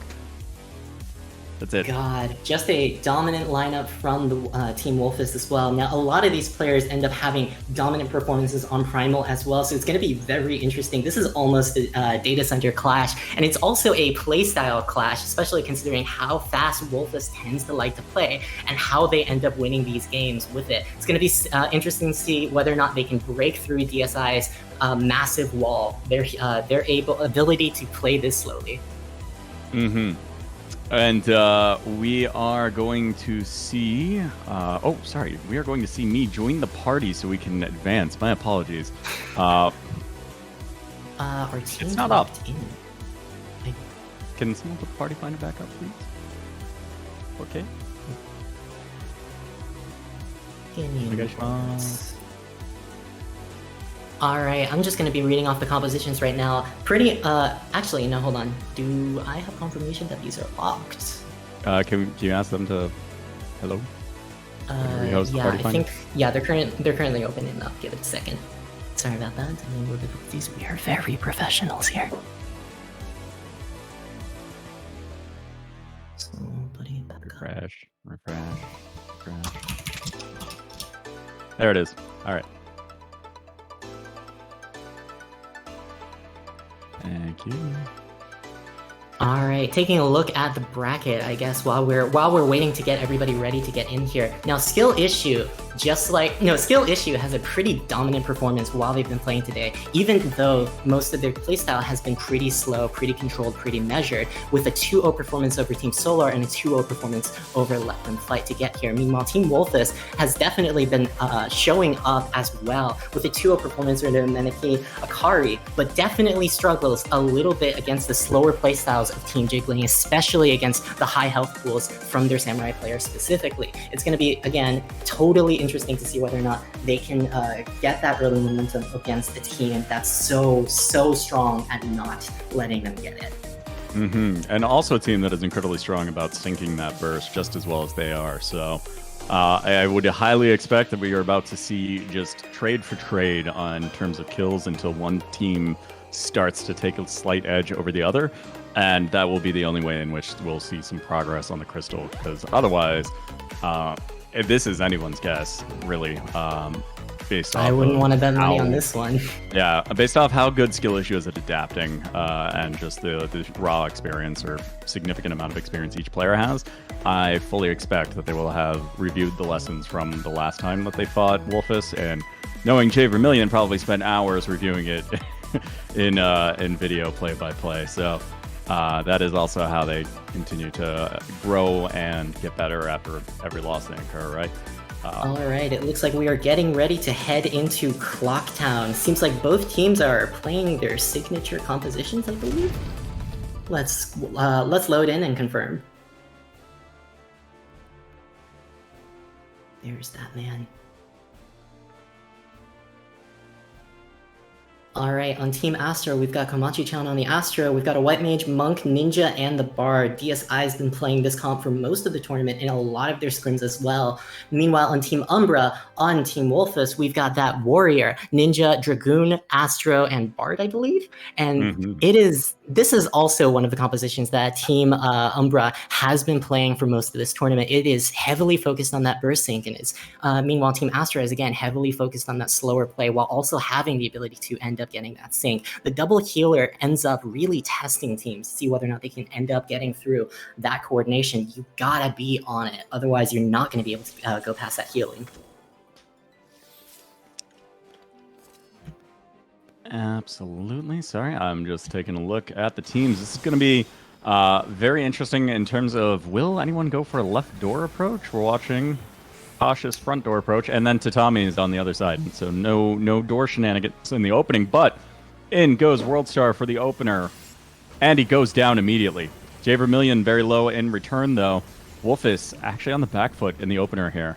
A split opening from Team Astra in order to try to catch Wolfus off guard, with 2 members going forward and 3 members going through Tatami's in order to try to catch him with that first open. They get that first pick onto the enemy warrior and get a second pick onto the Astro, but the White Mage goes down still with a numbers advantage and still with a resource advantage, though. Right, but actually Komachi-chan going down in exchange for Usada Pekora. It's now even. Jung, I'm not sure which language that is. Anyways, Ninja on Wolfus, low on mana, low on health, managing to retreat though. Looks like they're going to get an elixir off and come back in. I would say advantage slightly with that mana refresh going back to Wolfus, despite the crystal being against them. Worldstar, Burning Guard, getting out. Coming back in with low mana, potentially. That's not a wise choice though. And will he pay the price for it? Macrocosmos used to save him as skill issue continues to advance, but Sir Moon getting picked in the back line while the attention was focused on Worldstar, who's getting away. Oh, Jay Vermillion with the Monk LB saying, no, you will not. SJ Sharks, though, for skill issue going down in the back while Jay was executing on that. It is advantage to Wolfus still. A slow play from the opening and not a solid Usada Pekora. A major shrink onto Usada Pekora. We'll see whether or not they can capitalize on that. Jay Vermillion's on him, trying to burn as much damage onto him as possible, and he goes down. Yeah, that's extremely unfortunate for Usada Pekora. The immediate counter kill with the Seitan. Seitan rolling 2 seconds left. It's ripped, doesn't end up hitting, but looks like 1 second left on Komachi. Komachi is trying to go down. Looks like he's going to end up staying up, though. Sir Moon has that Ninja LB, and it goes, and it whiffs, unfortunately. Wolfus and skill issue still fighting in this pocket. They have not been able to really move it too far. There are coins piling up, though. Might see some LB advantage shenanigans. It looks like original DSI collecting some of those. Down goes Komachi. Down goes Jung. 3-4 advantage to Wolfus at this point with Usada's Dragoon LB primed and ready. We also know that Sir Moon still on the crystal. Managed to move it back there a little bit. So Wolfus not able to move the crystal yet. Now they are. Down goes Sir Moon. And Jay Vermillion attempting to hold the point and then get off of it with a thunderclap to DSI, who is now in a disadvantageous position. Will Wolfus continue to press? Jay Vermillion might be about to get flipped. He does not. And it looks like Wolfus is regrouping on the point as they are finally making some checkpoint progress, or making it to the checkpoint. We are seeing Tatami shenanigans on the side with original DSI. It does look like skill issue split at the moment. DSI down immediately gets a pick onto Jay Vermillion. That's a huge LB down, and immediate counter pick onto the Dragoon. 1 LB for 1 LB. We'll see whether or not they can actually make any use of this. So far, it's been such a slow play, or not a slow play, but a really controlled, really long, extended fights on both sides. Wolfus is showing that they are fully comfortable on these terms as well. They do not need that early momentum either. Right. I think they've rebuilt the momentum, so they do need the momentum. They just managed to hold off long enough to reestablish it, and now they're back at it. So they've got 5 versus 3 with Jay Vermillion and Sir Moon having LBs. Those are good. Usada Pekora also has LB. Might be about to fire it. They are in life at the moment. Jung, the ninja, also going down in exchange for SJ. Pekora still holding on to LB. Seems like they just have decided they don't need it. They're going to save it as a security. Out it goes. I stand corrected. And it goes on to original DSI, who looks like Wolfus is trying to pick, and they will. That will significantly disrupt that LB advantage that Bard brings with that LB, which original DSI did have ready to go. It is 5v4. Wolfus has been in control for a lot of this Worldstar about match. to get Tatami flipped. Goes down for it. It just was, as I say that. Yeah, controlled by Sir Moon with Raiju there. And down goes Ellie Meeps. Well, Wolfus might be about to wipe here with skill issue about to take back the advantage. Usada Pekora on point, just getting beat. Doesn't look like she's recuperating. Either they DC'd or the point is to die here. And yep, it looks like the point is to die, but like with the checkpoint break, with that dominant break and a subsequent 18% or so after the checkpoint, they are pretty happy about their progress so far. Unfortunately, they're looking in the face of 4 more limit breaks. They gotta prove themselves here. They do. They are looking at 4 limit breaks, but they will, by this next team fight, have 3 themselves. Pekora and the Bard will be the only one without it, and Pekora's will probably come back up in the middle of this fight unless they get instantly picked by, say, Jay Vermillion's LB or SJ Sharks. In goes the Warrior. Jay's LB goes out, countering the Warrior. Warrior goes down, but so does SJ. That's 2 kills onto Wolfus. Down goes Wolfus's ass. Down goes Usada Pekora. Skill issue, probably about to take this back, potentially. Jung, the ninja, holding the point as best they can. They are now running for the ground pot and leaving the Bard on point. Ninja trying to get an elixir off. Will Bard be able to survive long enough against that much of skill issues burst? I don't think so. They get knocked back with enlightenment. Round 1 to original DSI. Or God, actually, what a DSI, tight match, or especially actually considering SI. how dominant the control was on the side of Team Wolfus for so much of the match. Just like that, a single one team fight, a single moment where they're able to regroup, and the fact that there's so many coins on the ground to help instantly charge those limit breaks again really made the situation so hard for Team Wolfus in order to try to bring it back, especially considering how well they were doing, getting kill after kill after kill, but none of that necessarily translated to checkpoint percentage. Even though they managed to break checkpoint, even though they managed to push 18% past it, they weren't able to secure it beyond that. It just goes to show you, if you lose control in this game for just a tiny minute and the stars align perfectly, if the enemy team manages to get their LBs synced correctly, it could be really tough. Anything can change the moment. We're going into Polystra. Yeah, we did see Jay, as soon as World Star went in, Jay let rip Monk LB on World Star, did not let him get that Warrior LB off, completely threw off any tempo that Wolfus was about to have going into that very start. Very good play. Coordinated portraits by skill issue. Except for Jay, who again is just like, I'm hot. Skill issue going in with the same team composition. It looks like Team Umbra is playing the same team composition as well. It's going to be interesting to see whether or not the map changes onto Polystra itself, which is going to change the story for here. Now, this is the upper bracket, so whoever ends up winning this match still has a chance to make their way to the finals. So we could possibly see a grudge match, but right now, DSI out for blood. Absolutely, and we'll see what is happening in Wolfus's comms to try to see or identify how they might better counter what skill issue brought. There also will be less map shenanigans. There's no LB economy affecting mechanics here on Polystra. I don't know if that plays who that specifically plays in favor of, but we did see that because skill issue was able to get that significant LB economy advantage in that last fight, they were able to pull that comeback off. I want to say that slightly advantages DSI here, especially considering that they've got the faster charging LB, or at least they've got the faster charging LB, so they're able to get those more frequently without having to go through 2 minute LBs that charge faster than they normally do. And Jay Vermillion is just a beast with this Meteor Dive, absolutely getting it to powerful effect, always getting a kill with it. Oh, he's the target. Right. He is the target. He's burned Purify. Oh, immediate counter kill onto World Star, but SJ goes down as well for exchange. Original DSI looking like the next target. Original DSI possibly looking like the next target. Usada Pekora also taking a beating, a lot of CC there in guard. Down goes Original DSI, yep. Original goes down, but still, they managed to spend a huge amount of burst in order to try to get these first 2 picks, but it wasn't instant, it wasn't clean. Are they going to be able to take control of the point afterwards? It seems like we are once again on that slugfest, that long extended fight onto the point. But we are seeing the advantage. Once again, it is in Wolfus's camp, and they are trying to push the point. Meanwhile, in the base... Meanwhile, in the base, it seems like Team Wolfus is diving in order to try to get some additional stalls, try to stop DSI from getting to the point and stop them from extending. They managed to get that checkpoint touch. Early checkpoint touch. Down goes Eli, and Usada might be next. Usada in Miracle of Nature has LB coming up. Probably not going to rip it. It doesn't look safe. They do not. SJ Sharks goes down, though. It is 4v3 Satan is rolling with 4 seconds remaining, 2 seconds remaining. Can they get the second reset? Doesn't look like it. They get the one piece. And Jay Vermillion and Sir Moon both have their Monk and Ninja LB, and Kamashi has Ast LB, so LB economy advantage. Well, Usada, or Wolfus has Usada, Ice. Oh, that's a Meteor. That's an immediate kill into the spawn in order to try to get advantage. With that numbers advantage, they go, it's time. Rip that Meteor LB in order to try to keep that numbers advantage. That point is almost 2 checkpoint. Right, Usada now being forced to hold point, might have to burn LB to buy more time on it. We'll see, or will they be significantly bursted? It's Usada looking looks like the ladder. Usada's in the air, and Usada dies in the air with that LB used and not able to secure themselves any damage with it. That's a huge pick on DSI's side.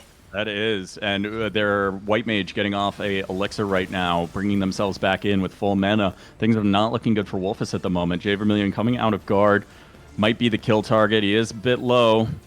also looking like he's going to LOS and probably retreat to an Elixir. Worldstar, meanwhile, about to go down, hit by a White Mage LB. Usada Pekora coming back in, has no LB. They do manage to make a pill on SJ Shark. Pill? Kill. Jay Vermillion holding down the point, has Monk LB, has Riddle of Earth. Will they be able to use it, or will they get CC'd into death? Down they go. Oh, that's a really rough situation for DSI. What was looking like a pretty solid position for them suddenly turns into something that's much, much harder to come back from because they didn't end up touching that checkpoint. They were only 1.7% off. And with that, if this goes into overtime, Wolfus has the advantage, and DSI will suddenly have to have a person on the point the entire time. We'll see whether or not they can come back from that. Still a lot of time with 1:30 remaining.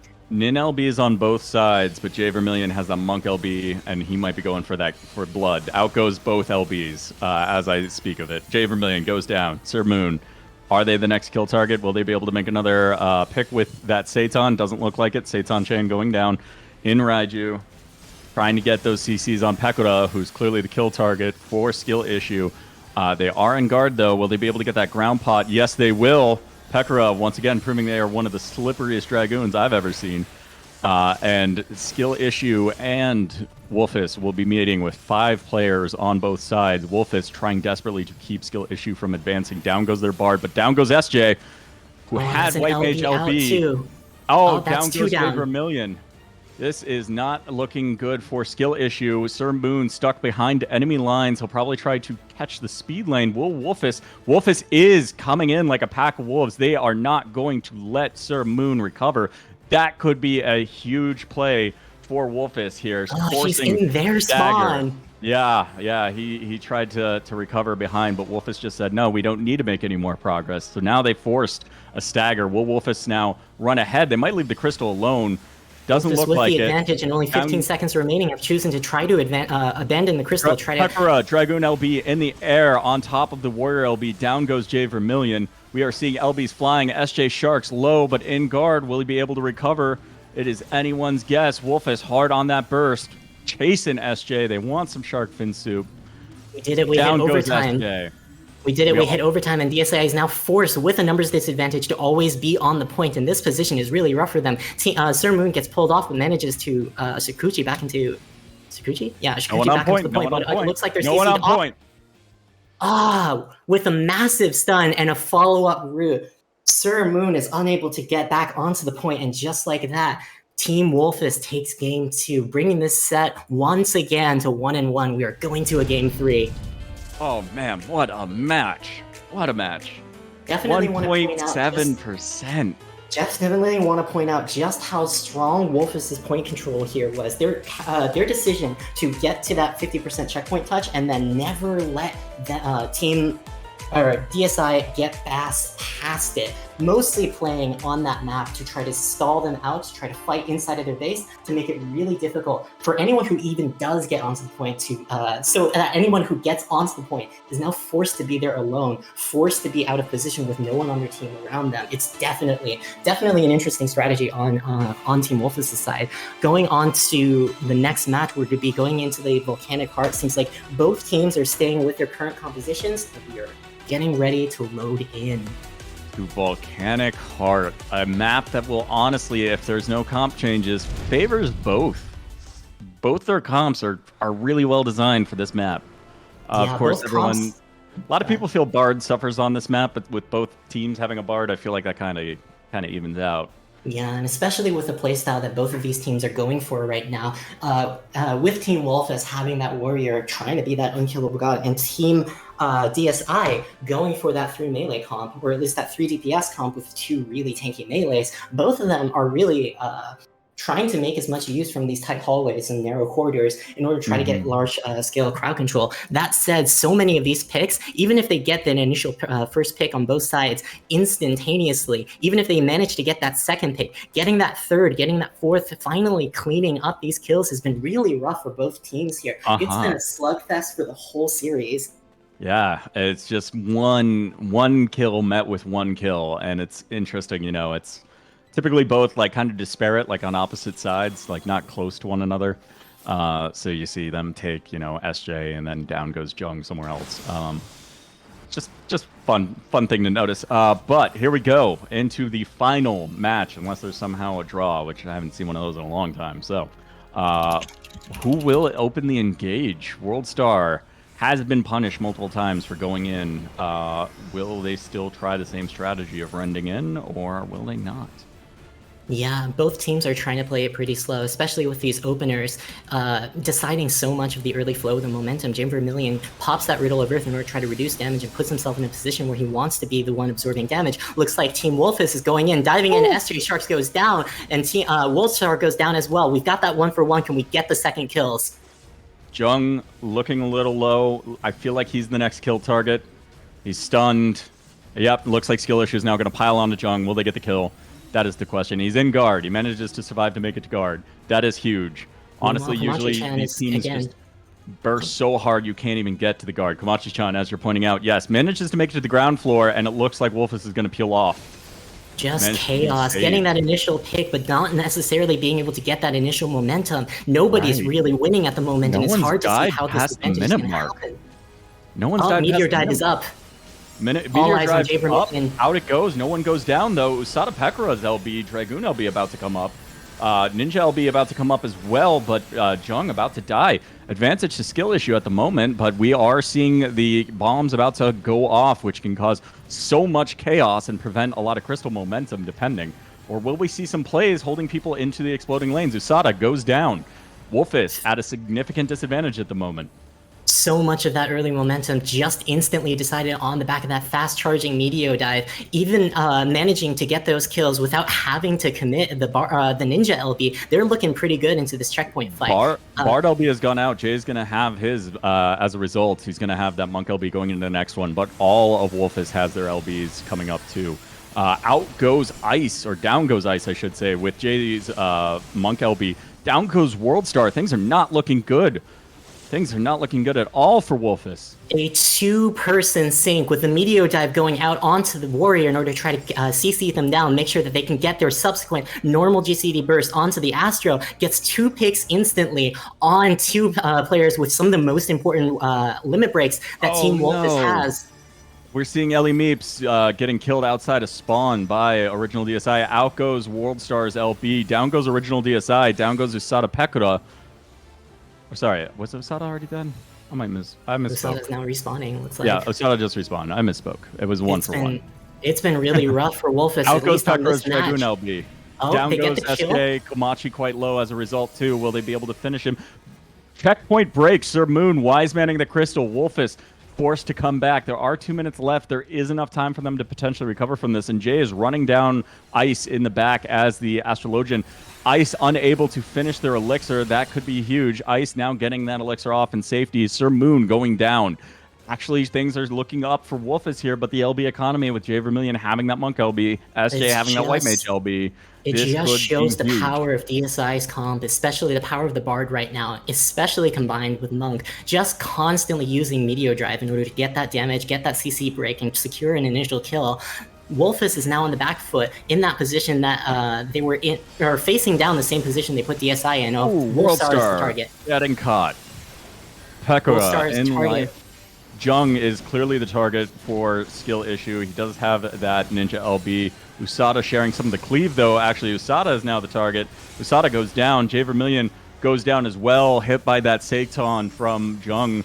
Will they be able to roll it into a second kill? Wolfus really needs to keep the momentum going, but Ice looking really low. Ice might not survive, and Ice has that Ast LB that could be huge for this next team fight if Wolfus is able to make it to it. Sir Moon looking low, and we do have bombs going off, which could cause all sorts of shakeups at the moment, and also significantly disturb that LB economy. WorldStar has Warrior LB. It looks like DSI is perfectly comfortable regrouping, having broken that checkpoint and having gotten past that 50% while denying a push. The fact that Young used looks like we're fighting again. LB ripped on Original DSI. Original DSI goes down. Oh my god. Pekura going down. Not able to get that Dragoon LB off to capitalize on the advantage there. Wolfus low on mana, even though it's a 4v4 advantage, definitely a skill issue, but SJ taking a hard beating. Are they going to be able to... Bloda into the guard instead of onto the 1 second later vulnerable White Mage. Sir Moon, LB coming up. This is looking bad, and it is over. The enlightenment to push him off. Jay Vermillion scams the end of the game by pushing off the only person who's currently on the checkpoint to secure it in overtime. Just like that, DSI in a absolute slugfest of a series wins 2-0 over Wolfus. Absolutely incredible match by both teams. That was some of the highest level play you can possibly see so far in CC. God, it is a banger. With Wolfus in the lower bracket, they're out for blood, trying to prove themselves, and they're going to be ending up having to face against WTF. Oh god, that kiss is going to happen much earlier than we thought. Looking forward to it. Who do you think they'll send up? I'm not sure. Both of these teams definitely want it, and both of these teams are really strong. But like, I do not feel comfortable making any predictions anymore. At this point, every team is so tightly matched, and no exceptions here, especially considering our next match is going to be against Thug Shaker Central and Under the Eelfluence. God, what a name. I just hope that they sent that from Wolfus. I hope to see Reginald, the man with the frog mask, in the tight leather armor. He seems like the person you'd send up.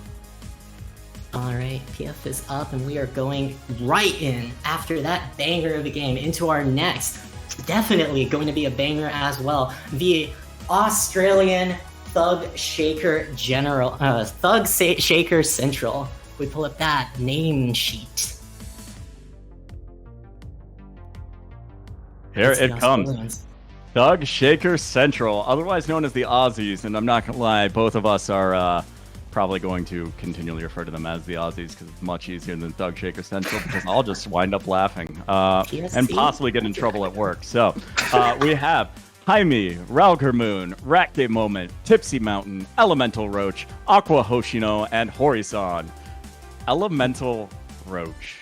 Meanwhile, on the other team, Under the Eelfluence, some of the stronger players in North America as well.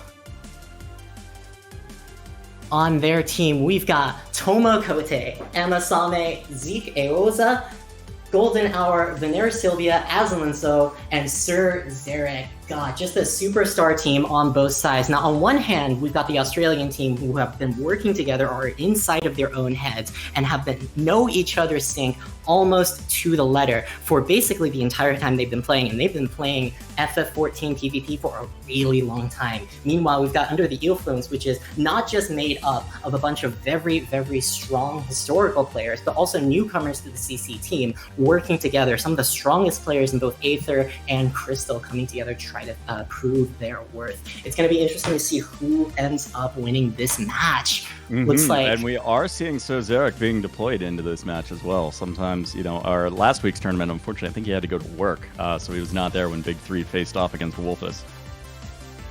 But looks like both teams this is are the comp. We are also not seeing Sir Zarek on his traditional choice, which will be interesting.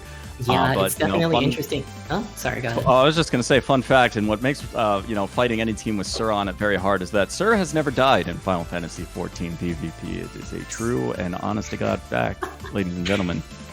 It's true. We're going to see whether or not the Australians can end that reign of terror. It is said, actually, though, that Sir Zarek also went to Korea for a training, montage period in his life. So that could be part of the secret behind his success.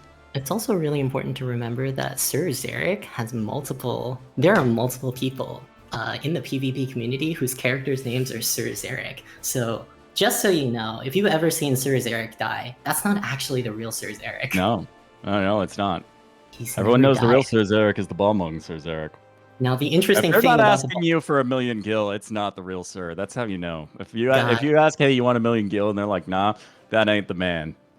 God, it's interesting to note here, while Sir Zarek has made his name on his ability to use Paladin effectively, he's also been tearing it up in solo queue with Dancer, to the point where this has basically become his most played, at least in recent seasons. So while this is not a common pick we've seen inside of LP, it's also not unfamiliar for him, and he's still pulled it out in a couple scrims, in a couple tournaments, I believe. Meanwhile, on Team Astra, we've got the Australians. who have just completely spammed chat with some sort of history of how people were sent to Australia as part of the penal program of the British government. That's true. They just linked Send them back. Wikipedia. Send him back. All right, we are opening up with Sir Zarek putting that dance partner onto their team's bar, trying to keep him up a little bit longer. While meanwhile, the Australian team puts that dance partner onto the Hime onto the Dark Knight so that he can live forever. We're gonna see whether or not this fight ends up going explosive, but it seems like Team Umbra gets the initial push onto the checkpoint, but it seems like nobody really wants to walk up and full commit. No, but here we go. Battle is joined. It looks like they're on Horizon, who is in guard, but also low, now out of guard, having baited potentially the initial burst. Rake moment also being hit hard. Trade. White Mage for Bard, who will go next. Venaire. No, Venaire doesn't appear to be the target. I don't know who the target is. Sir Zarek is apparently the target. Will his body clone jutsu go down in his place? A Gunbreaker LB already ripping on Jaime, but no kill. Oh, nope, I stand corrected. There goes the kill. Sir Zarek still getting beat up. Will he survive? It does look like the answer is yes. He's going to get an elixir, unless Horizon running deep, trying to get that pick, but not going to make it in time to stop that elixir. God, it's just a really, really tight performance from Team Umbra. Just being able to keep Sir Zarek alive. Oh, Zeke goes down. Zeke does go down. Sir Zarek has that Dancer LB. Will they shut him down before he's able to let that rip? Oh, Turbulence coming. Yet, there it is. He's going to try to guard strip. He doesn't. Oh, he does manage to make it. And four enemies members of the Australian team go up in the air. The White Mage goes down. A huge damage on them, but they still got the LBs. Can they turn this into a decisive win? LBs, and they've got Dark LB too to buy some extra time that might make up for the lack of healing. They also have that Ninja LB and Dancer LB to follow up. Venaire going down. Venaire low. Will she survive? Possible living? Is she going to? At 6,000, I don't know. the chain has begun. Goes Dark LB to the back of the head to try to finish off Venaire, and they do succeed. Down goes Sir Zarek. Jaime quite low, coming out of Eventide. Are they going to heal? No, they're not. That might have been a latency moment, unfortunately, for the Aussies. Tomokote has, or is, Miracle of Nature. They are trying to retreat. They are low on mana, but they managed to go down. Looking like the Aussies might be about to pull back some momentum here, but Rake Moment taking a beating. Zeke going down. It does look like the Aussies are going to finally return the favor and advance up, and they are sending members ahead. Doesn't look like we're going to see anyone advance too far. Yeah, it doesn't look like they're going to commit to that. But the fact that Team Umbra has that Bard LB rolling, and the fact that their LBs are so fast charging, especially on that Gunbreaker, really says a lot about just how able they are to constantly rip these LBs. They're going into Anatihime. They are hard on Hime, who doesn't have LB, is going to wind up being a little squishier for it, and also might just try to use most of their abilities to survive rather than for damage. Down goes Rake Moment. Venaire getting beat up. Venaire goes down before they are able to heal. Oh, it is anyone's guess right now. It is quite equal. We've got one tank on each side with 3 DPS. Horizon going down. Ralgamoon's about to get that LB going. Aqua Hoshino and Sir Zarek's LB going off. It is a dance off. Sir Zarek going to go down, but so is Aqua. Jaime going down. Major LBs used. Yeah, but Ralgar Moon still holding Ninja LB. Zeke also has Ninja LB. That could be all either side needs, given how great their burst is to try to turn around the next engage, you know? Yeah. In contrast with the last game, which really focused on heavy slugfest, not necessarily being able to secure massive advantages, this is back and forth. Just instant damage on both teams to kill almost the entire team and secure 50% and 50% checkpoint. It's still anyone's game. Stopping the Crystal from making it to checkpoint. He is trying not to let the... the poly? The poly, but Ralgar Moon making it out. Horizon has LB and Turbulence in 2 seconds. Who will go flying, if anyone? We're seeing 2 people, 1 from each side. Emma manages to grab a feather while Ralgar Moon, unfortunately, is going to pay a price. He goes down with that very needed LB. Seitan Chain is rolling. Zeke's got 1 second left on it. Doesn't look like he's going to be able to get a reset on it because of the Miracle of Nature, but it seems, are they going to be able to secure it with the numbers advantage, even though they're looking down? Horizon goes down, not able to rip the LB. Even though they're facing down 2 LBs, they still got the numbers advantage and still have the positional advantage. They might be able to win the game here. Jaime and Rake have the Dark White Mage combo that could significantly mess up the team if nailed correctly, but the fight is going on behind the wall here, which is incredibly dangerous. But it does seem to pay off as Aqua Hoshino goes down, forcing stagger on the Aussies. Meanwhile, the point is being held by Venaire and Jaime, neither likely to kill each other. Sir Zarek going down. And Team Umbra. Jaime goes down before they are able to LB.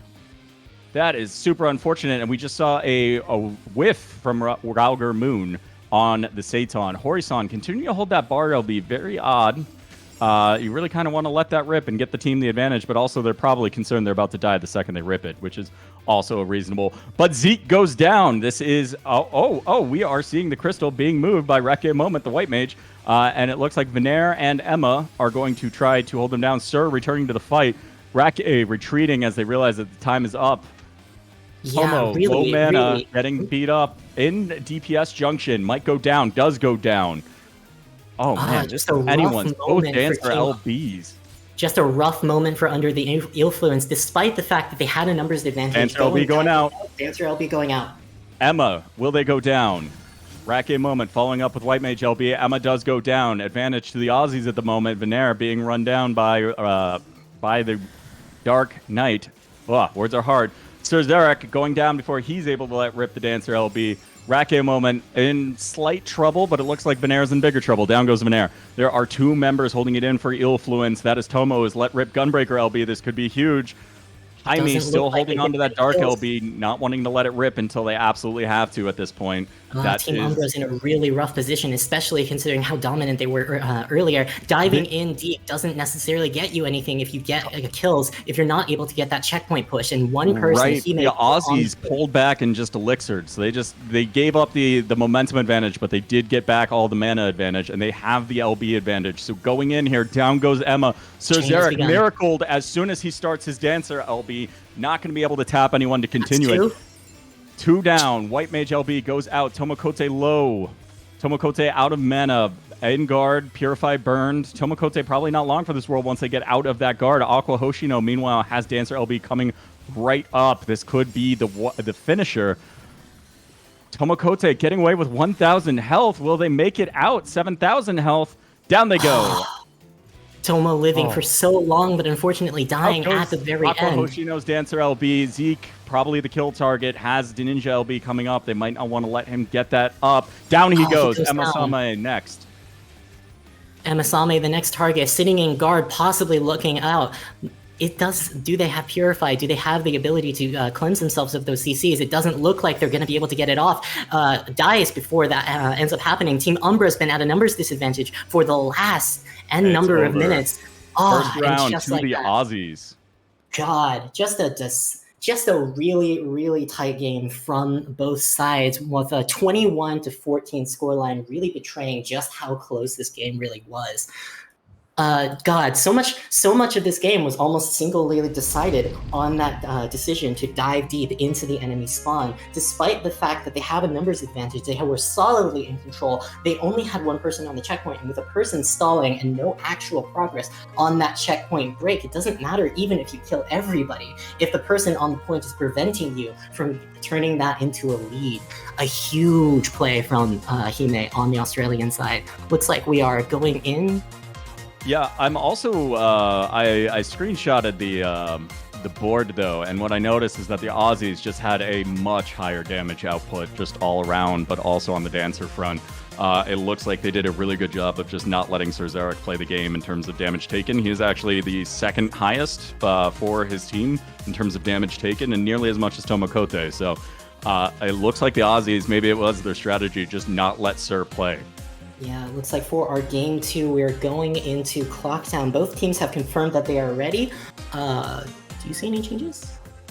I don't think...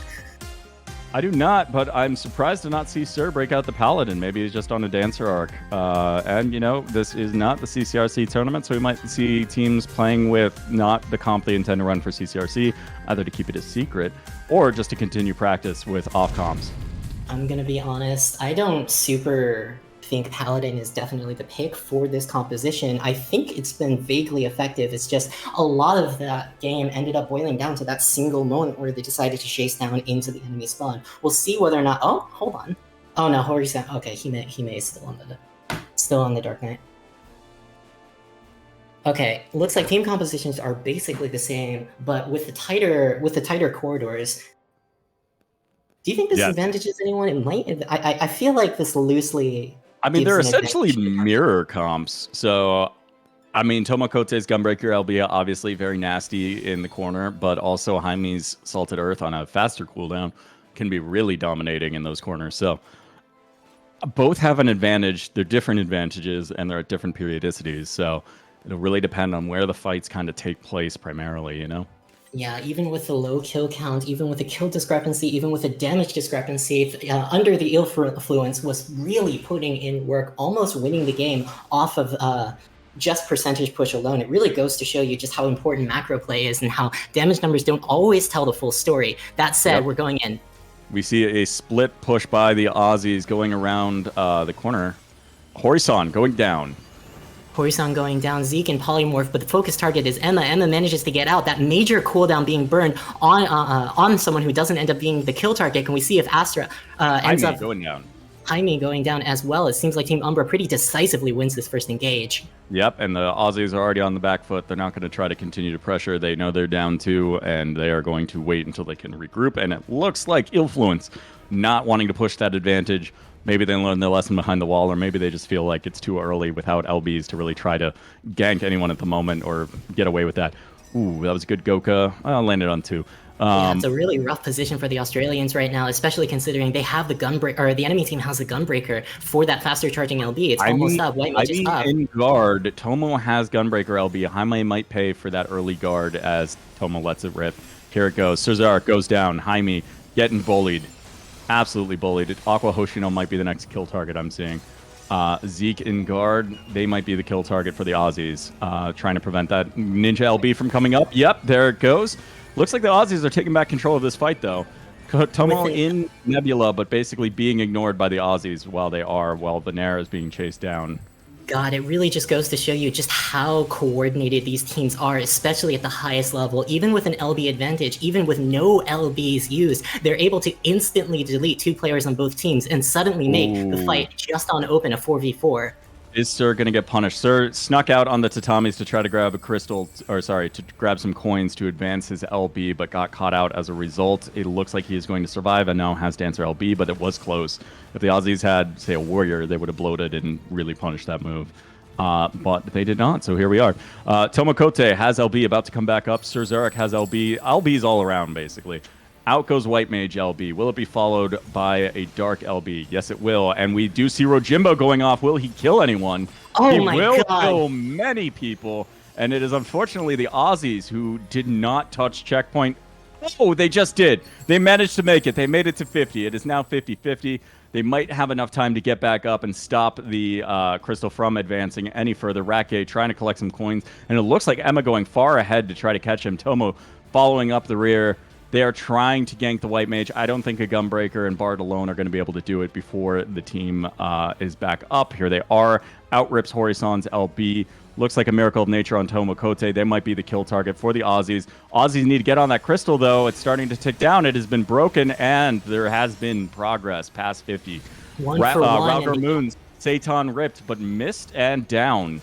Meanwhile, Zeke Satan is rolling with 3 seconds remaining. Can he get a reset? Horizon's going down, but is around the wall, not able to get that reset. Still with a numbers advantage onto Team Umbra. Just a huge play earlier on the on Team Umbra side, but right now we are on the point. Horizon going back in, still low mana. Meanwhile, on the point, Hime also low mana, also possibly going down, does go down. Right. Team Umbra decisively gains control of the point and is looking to clean up kills. Influences Venaire, being a wise woman, moving this crystal. Aussie's not on it yet. It's going around the corner. Rake Moment, really the only one in position to slow it at this point.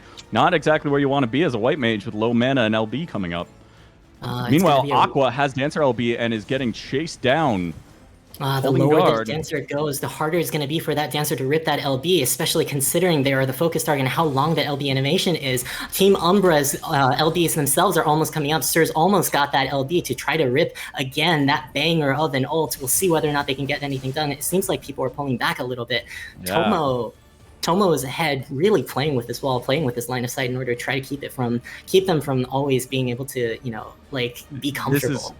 fascinating positioning. Tomo absolutely knows they have the advantage. They do want to engage soon, but Tomo also wants them to come around the corner rather than fight in the death corner. And Jaime going in, getting bursted before they have the chance to get their Dark LB.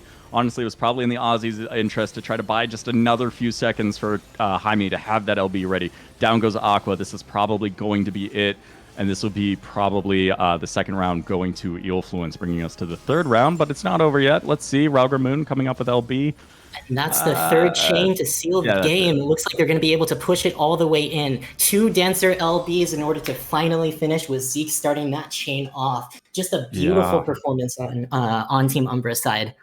Yeah, that was absolutely a very smooth execution on that corner. And in fact, if other teams might want to just study that moment, because the execution by Tomo was just very, very good strategically, and just how they didn't force it until they were ready and brought the Aussies out of position by getting Jaime to come in. God, just an explosive performance to bring us again to a game 3. It's banger after banger today. And with that, God, just wanted to point out that clip from earlier. Sir Zarek dance partnering with the Yojimbo, even as he goes down, breaks, what, 3-4 guards with that Dancer LP in order to get that final kill. God, just an incredible performance as we go into the Palestra. Both teams have marked themselves as ready. Yeah, did we see any changes? It doesn't look like we are seeing any changes. So. I do find it enjoyable that the Aussies, having most of their characters being alts, are all extremely low level, except for Rauger Moon. Jaime, the level 33 Dark. God, it's explosive, and I just want to point out just what this game looks like, especially given these team compositions. Even if you have an advantage, even if you have LB advantage, sometimes it just doesn't matter if your enemy team is just that coordinated. If their team is oriented so heavily around instant single target, 1 GCV burst, then both teams can instantly kill one person on both sides. Suddenly LB economy becomes a little less important because, if they manage to instantly delete someone before they're able to hit that limit break, suddenly, the power of the individual limit breaks may or may not become less valuable. Really makes the focus suddenly on Tomokote, who's got the fastest charging limit breaks right now, and it's the only difference between these two team compositions. Right, and I was actually going to say, but the action kicked off there, but on that map, I almost would have given the advantage slightly to the Dark Knight, because there is that suck for those corners, and you combine that with the cleave of the Dancer, and that just adds up to a lot of cleave overall, as opposed to Gunbreaker, who can't set up the Dancer quite as efficiently. But Tomo made it work. Tomo absolutely made it work, and I think they intentionally very much tried to position so that Jaime couldn't be in those advantageous corners, and also tried to just break them before they had the chance to really set anything up. And they did a much better job of that in the second round than they did in the first round. And yeah, let's Tomo's see been how showing this goes. up this entire tournament, often topping damage charts or at least coming close no matter what game he's in. Just an absolute force of nature. Looks like both teams are deciding has to been top damage for his team in both matches. I just checked. God, explosive performance out of this guy. Seems like both and teams he's are actually starting in to damage junction here going in. Seems like both teams are starting to play it a little slow, which definitely puts an advantage onto Team Umbros with their faster charging LB. With that Gunbreaker LB, we'll see whether or not that turns into anything. He may use his guard in order to try to bait out some damage, manages to bait some damage, can go down afterwards with that major defensive use. Tomo forced to use the guard. Venaire also forced to use the guard. LBs are coming up. Rauger Moon chasing Sir Zarek, but it looks like he might let off. Sir Zarek is just soaking the damage. I don't think he's going to go down for this yet until he gets further targeted. Down goes Zeke. Both ninjas basically going down as a trade. Venaire, Sir Zarek low on mana. Jaime goes down, though. I was going to say for a second there, it looked like Aussies had mana advantage, but then Jaime just got picked. So mana advantage still Aussies, but pressure advantage leaning to Eelfluence. Yeah, it looks like... it looks like Under the Influence manages to get control of this point. Just instant deletions on these ninjas. You can see just how much both teams value having the enemy ninja down. And just absolutely every game has been focus targets on both Rauger Moon and Zeke Oza. We're going to see whether or not looks like a fight's breaking out. It does. Emma being the target. Out goes Dancer LB from Sir Zarek and Aqua Hoshino. Just dance off once again, trying to counter each other. Will either of them survive? Sir Zarek goes down. Aqua, having burned all their mana, probably about to try to retreat in Elixir. They are being chased down. They are in guard now, and it looks like they're getting that Elixir off safely. But for the rest of the fight, Jaime, no mana, has LB coming up, might need to use it to survive here. Tomo and Venaire have that LB. They might go for the sync like they've been doing, but also in the interest of the Aussies to try to take Emma out before Emma's able to rip that Bard LB and give their team more LB economy. Yeah, it looks like a complete reset. Yeah, it looks like Team Umbra has made the call to reset, especially up. Look, Bard LB is going out, and it seems like they might be choosing to fight right here, right now. Someone's going on the point. Sir Zarek is darting off the point. Oh, hard pick. Tomo goes down, though. Unable to rip that Gunbreaker LB. Jaime rips that Dark LB in return. Hard pick onto Tomokote and a return pick onto Hori-san. But Rake and guard. Rake might go down. Zeke is chasing him.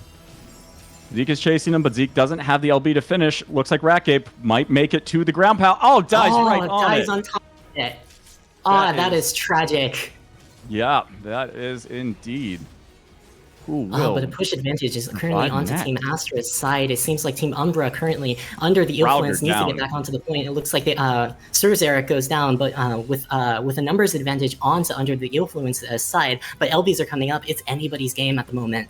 Venaire taking the Wise Crystal might be able to make it to checkpoint. Aussies are so preoccupied with surviving at the moment. It doesn't seem like they are focusing on the Crystal, which is going to round the bend. Here they come. Jaime realizing it, maybe. They do have Dancer LB, Ninja LB, and White Mage LB. 7, 8, 9. Still 5% down. Looks like that. Edging closer. Out goes Tomo's LB. Out goes White Mage LB. Out goes Dancer LB. Everything's firing off. Zeke still has his. Can he start the chain? It looks Zeke, like whiff from Zeke. Disaster from Team Umbra's side. Can they end up bringing this back? But with mana bars going down, they're running out of resources really rapidly and still don't have a percentage advantage. It's going to be a rough position, especially with only 1 minute left in the game. Venaire's going down almost instantly. He may low mana, but manages to get back to get that pot. Seems like going on to the point. Zeke is going back in order to try to get that potion. Tomo about to pay for it. Seems like Team Umbra has called the reset. They got one more fight, maybe, in order to try to make this work. Bard LB is popped. Push. Looks like the Aussies are going to push. They're going to try to get to 50. They don't want to stop short of it. Yeah, with only a 5% difference, I don't really blame them. With that, that is not a solid enough lead for anyone to be comfortable. They don't quite touch it. 50. They don't quite touch it. But they have 2 LBs, and one member of Eelfluence is still running in. Tomokote not quite there yet. Now they are.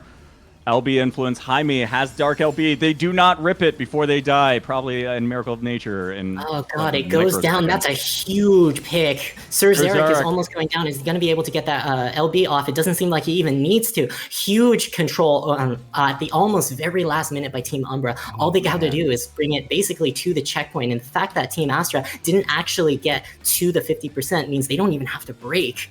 Right, and Aussies coming in. Have strong LB. It's the LB economy is about equal. This is about to just be LBs flying. Out goes Dancer LBs from both sides. Everyone's stunned. White Mage is going. Raugermoon hasn't rolled Satan yet. He has plenty of targets. Will he get it?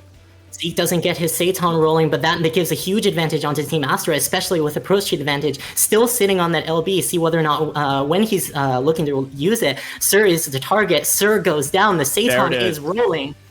There it is. That is why he saved Satan. He wanted to wait for resources to be expended. He knew if he went too early, high probability he was going to whiff. And just that's like the previous one. That's 3. Now the third one is looking onto Zeke Woza. That reset is still there, and Tomo's about to go down to a 5 cleanup on Raugermoon. Huge win by the Aussies. Min play of the game there. Absolutely. Aqua Hoshino, Dancer. Top damage dealt, 0 Ks. 0 deaths, too. That's impressive. Even with a huge death, even with a relatively small death advantage, even with a huge damage advantage, even with these huge numbers showing a difference between how effective, how these numbers were pointing out, this was an incredibly close game at every single point. The Australians had to fight under the influence at every single moment, tooth and nail for this series. 2-0 to the Australians. Absolutely incredible match, and just those fights where almost every LB was up at the same time. There's no way to call how that was going to go, and the Aussies did an incredible job of surviving that initial wave, and holding back their biggest gun so that if they did make it through that, they could then clean up. That was huge. God, this is CC at the highest level. Every single fraction, every single moment, the tiniest things can massively shift the team play, massively shift the flow of a game, regardless of what your kill count is, regardless of how much damage your team has been doing. God, what an explosive set to close out our upper bracket for round 3. All right, with that 2-1 victory, we're going to be taking a short little break. Be joining you back in about 5-10 minutes? 5-10 minutes. 5 or 10 minutes. And I will remember to join the party finder this time. Doesn't have to yell at me. Take it easy.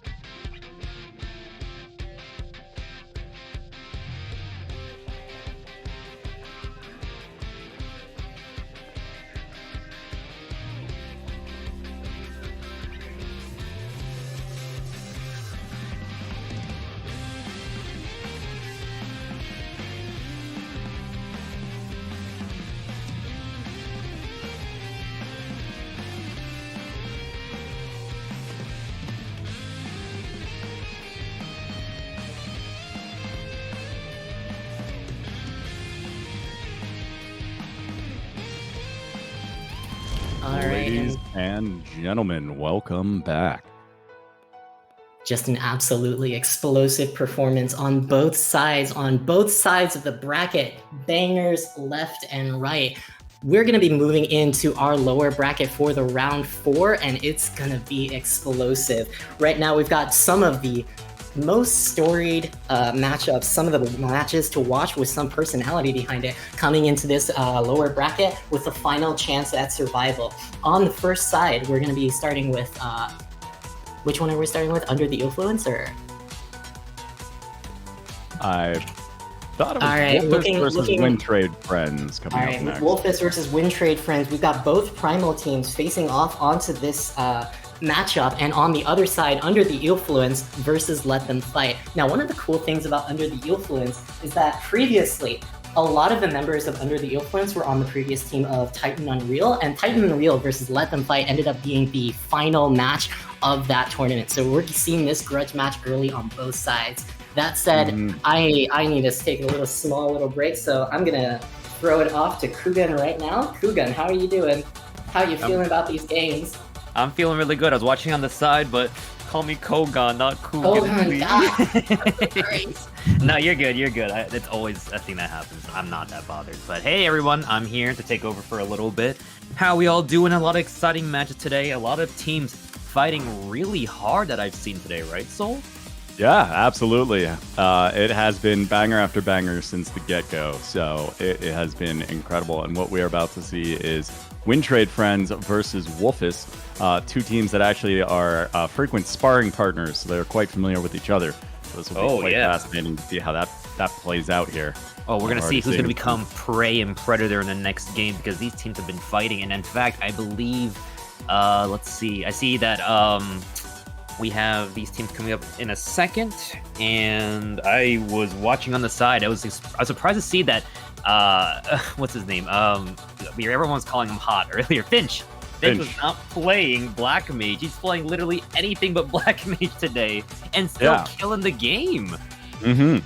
Playing that Astro mostly. You know. Maybe it's he turned over a new leaf. Maybe he's put down the staff for the whatever the hell that thing is.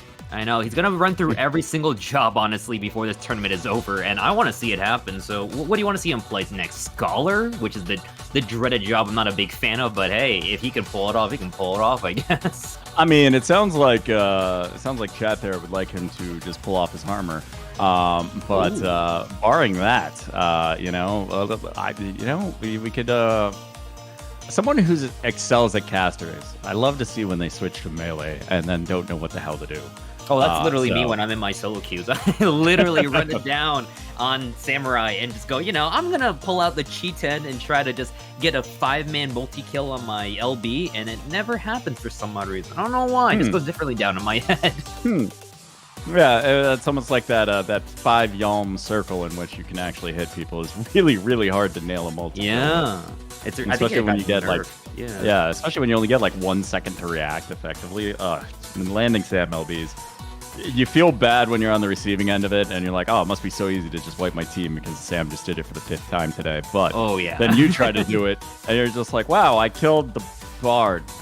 That was it. Doesn't feel good. It's like it's that meme of like what's it called? Like my samurai versus the enemy samurai. You got like freaking Ghost of Tsushima like samurai on the other team, and then you got like some weeb dude for your team who just couldn't even pull off a single kill with their ult, and that's like a huge feels bad. yeah. Right. Or when you are that samurai and you're just like, well, I should have studied the blade. Oh yeah, I wish that was me. I'm mostly a mage and range player outside of inside of PvE. I'm a mage player. I'm a black mage main, and when it comes to PvE, PvP, I like staying in the back and doing all the damage. I could never go up and just do all the damage unless I'm a tank. If I'm a tank, I just go full in, just do all the tanking and soaking things up, and that's kind of where I like to sit. But doing straight up DPS with melee, it's hard for me. Yeah. And launching into the teams here, we have Win Trade Friends, introducing them for the 3rd, 4th time. Kasai, Kage, Ruja, Thorn, Finch, Kirador, Dandy, Lion, Luisia, Montmorency, Lucio, Harundo, and Zip Zipris Allsbane. Zipris, welcome in, Zipris. Let's go. Win Name. trade friends with the hot Finch, of course. With the hot Finch, as The always. hot Finch, as opposed to the ugly Finch. As We opposed don't to the talk ugly about Finch. ugly Finch. Oh no, that wasn't. Remember when that happened? That was not a pretty day when we talked about the ugly Finch. But All this right. is also Primal versus Primal too. So Yes, it is Primal versus Primal with this the other is team real being Primal Premier. Oh yeah, with the Volfus being the other team with Jung, Dade, Ellie Meps, NBA Superstar, Usada Pekora, Ice, Spinsu? Sciensu? Sciensu, thank you. I can't read. I'm taking a guess too. Okay. Thought you were the expert here, the history expert. Yuki Shioroi and Reginald Kloof, the what was that again you said yesterday? The English sounding name. 18th century British diplomat who did questionable things in foreign countries.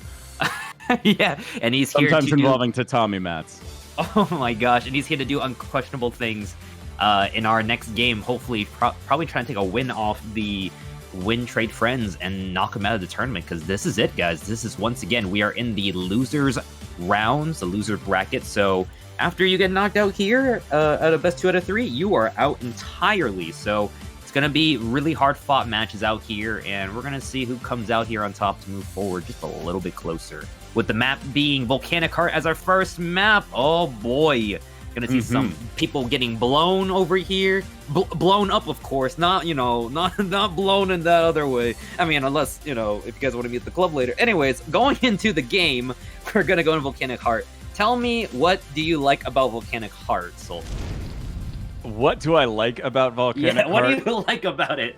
Typically when it rolls over to the next map. No, just kidding. I do probably take the greatest joy in abusing Bloda or Salted Earth and getting people into those exploding lanes as they go off, because there's just a special satisfaction to that, Oh, it's so satisfying. And Luisia out here with the default picture. I don't know if it's on purpose. I don't know if they're memeing us with it, but hey, you know what? It kind of works. It kind of doesn't work, but yeah. Yeah. No, to be clear, Chad, I don't hate Volcanic Heart. That was just an easy jab. Volcanic Heart's an all right map. It's C9 that you have to either be in a special mood for or just accept that it's C9. Is anyone seeing this? No? Okay. What's up? Seeing what? Oh, there was a graphic going on around the pillar out here. That was bizarre. I don't know. It looked like don't know what that was about.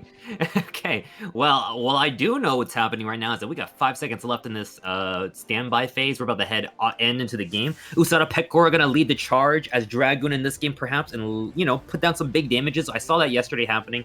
Let's see if she can, make it happen once more in this match to kind of bring him out of losers bracket. Yeah, we did see the matches that Wolfus did lose to skill issue. World Star got heavily punished, but Dandelion already going down. Oh yeah, Dandelion's already out of this right now. World Star is currently on the sidelines, trying to push the crystal while also maintaining front line. Looks like we have Ruja heading right into the point, now pushing it. No one's Ruja really about to possibly pay a price for that very early guard, though. They've got no defenses. They're that trying to Magneto run. armor could not help them. Call in the X-Men because they're gonna need some reinforcements. Maybe not Reginald. because Reginald goes out. Yeah. Reginald. Ruja lived, too. Looking yeah. like Ruja's going to get that elixir off. Wolfus actually on the back foot at the moment. Usada Pekora, low mana.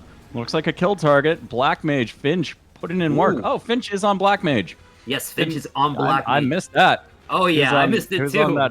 He was on Ast earlier, but now he's breaking out the Ice Age over here. You know what it is? He knows the threat that Wolfus is, and he wants to bring it out all his power, and he's just gonna go all what's the term? He's gonna go all out just this once, Master, and prove to everyone. Yeah, just this once, just so he can get the win off them, because he knows they're a threat, and he's throwing down all the big damages right now onto the team. Ice, Ruga's taking some hits. Yep. Ooh. Ice going down to the ice. Reginald looking like he's going to follow Wolfus at a disadvantage. Ruja going down though. Actually, this is now Ruja fairly equal. Oh my God, Finch Danny Lion going down next, potentially, or Usada. Usada going down without able to use any recuperates. That's smart. And yet, we're seeing World Star pushing the crystal, not letting WTF make any progress, despite WTF currently having some of the advantage. Out goes World Star's LP. Taking big hits. World Star going down? Question mark. No, World Star retreating, taking heavy healing from Ice. And not bad.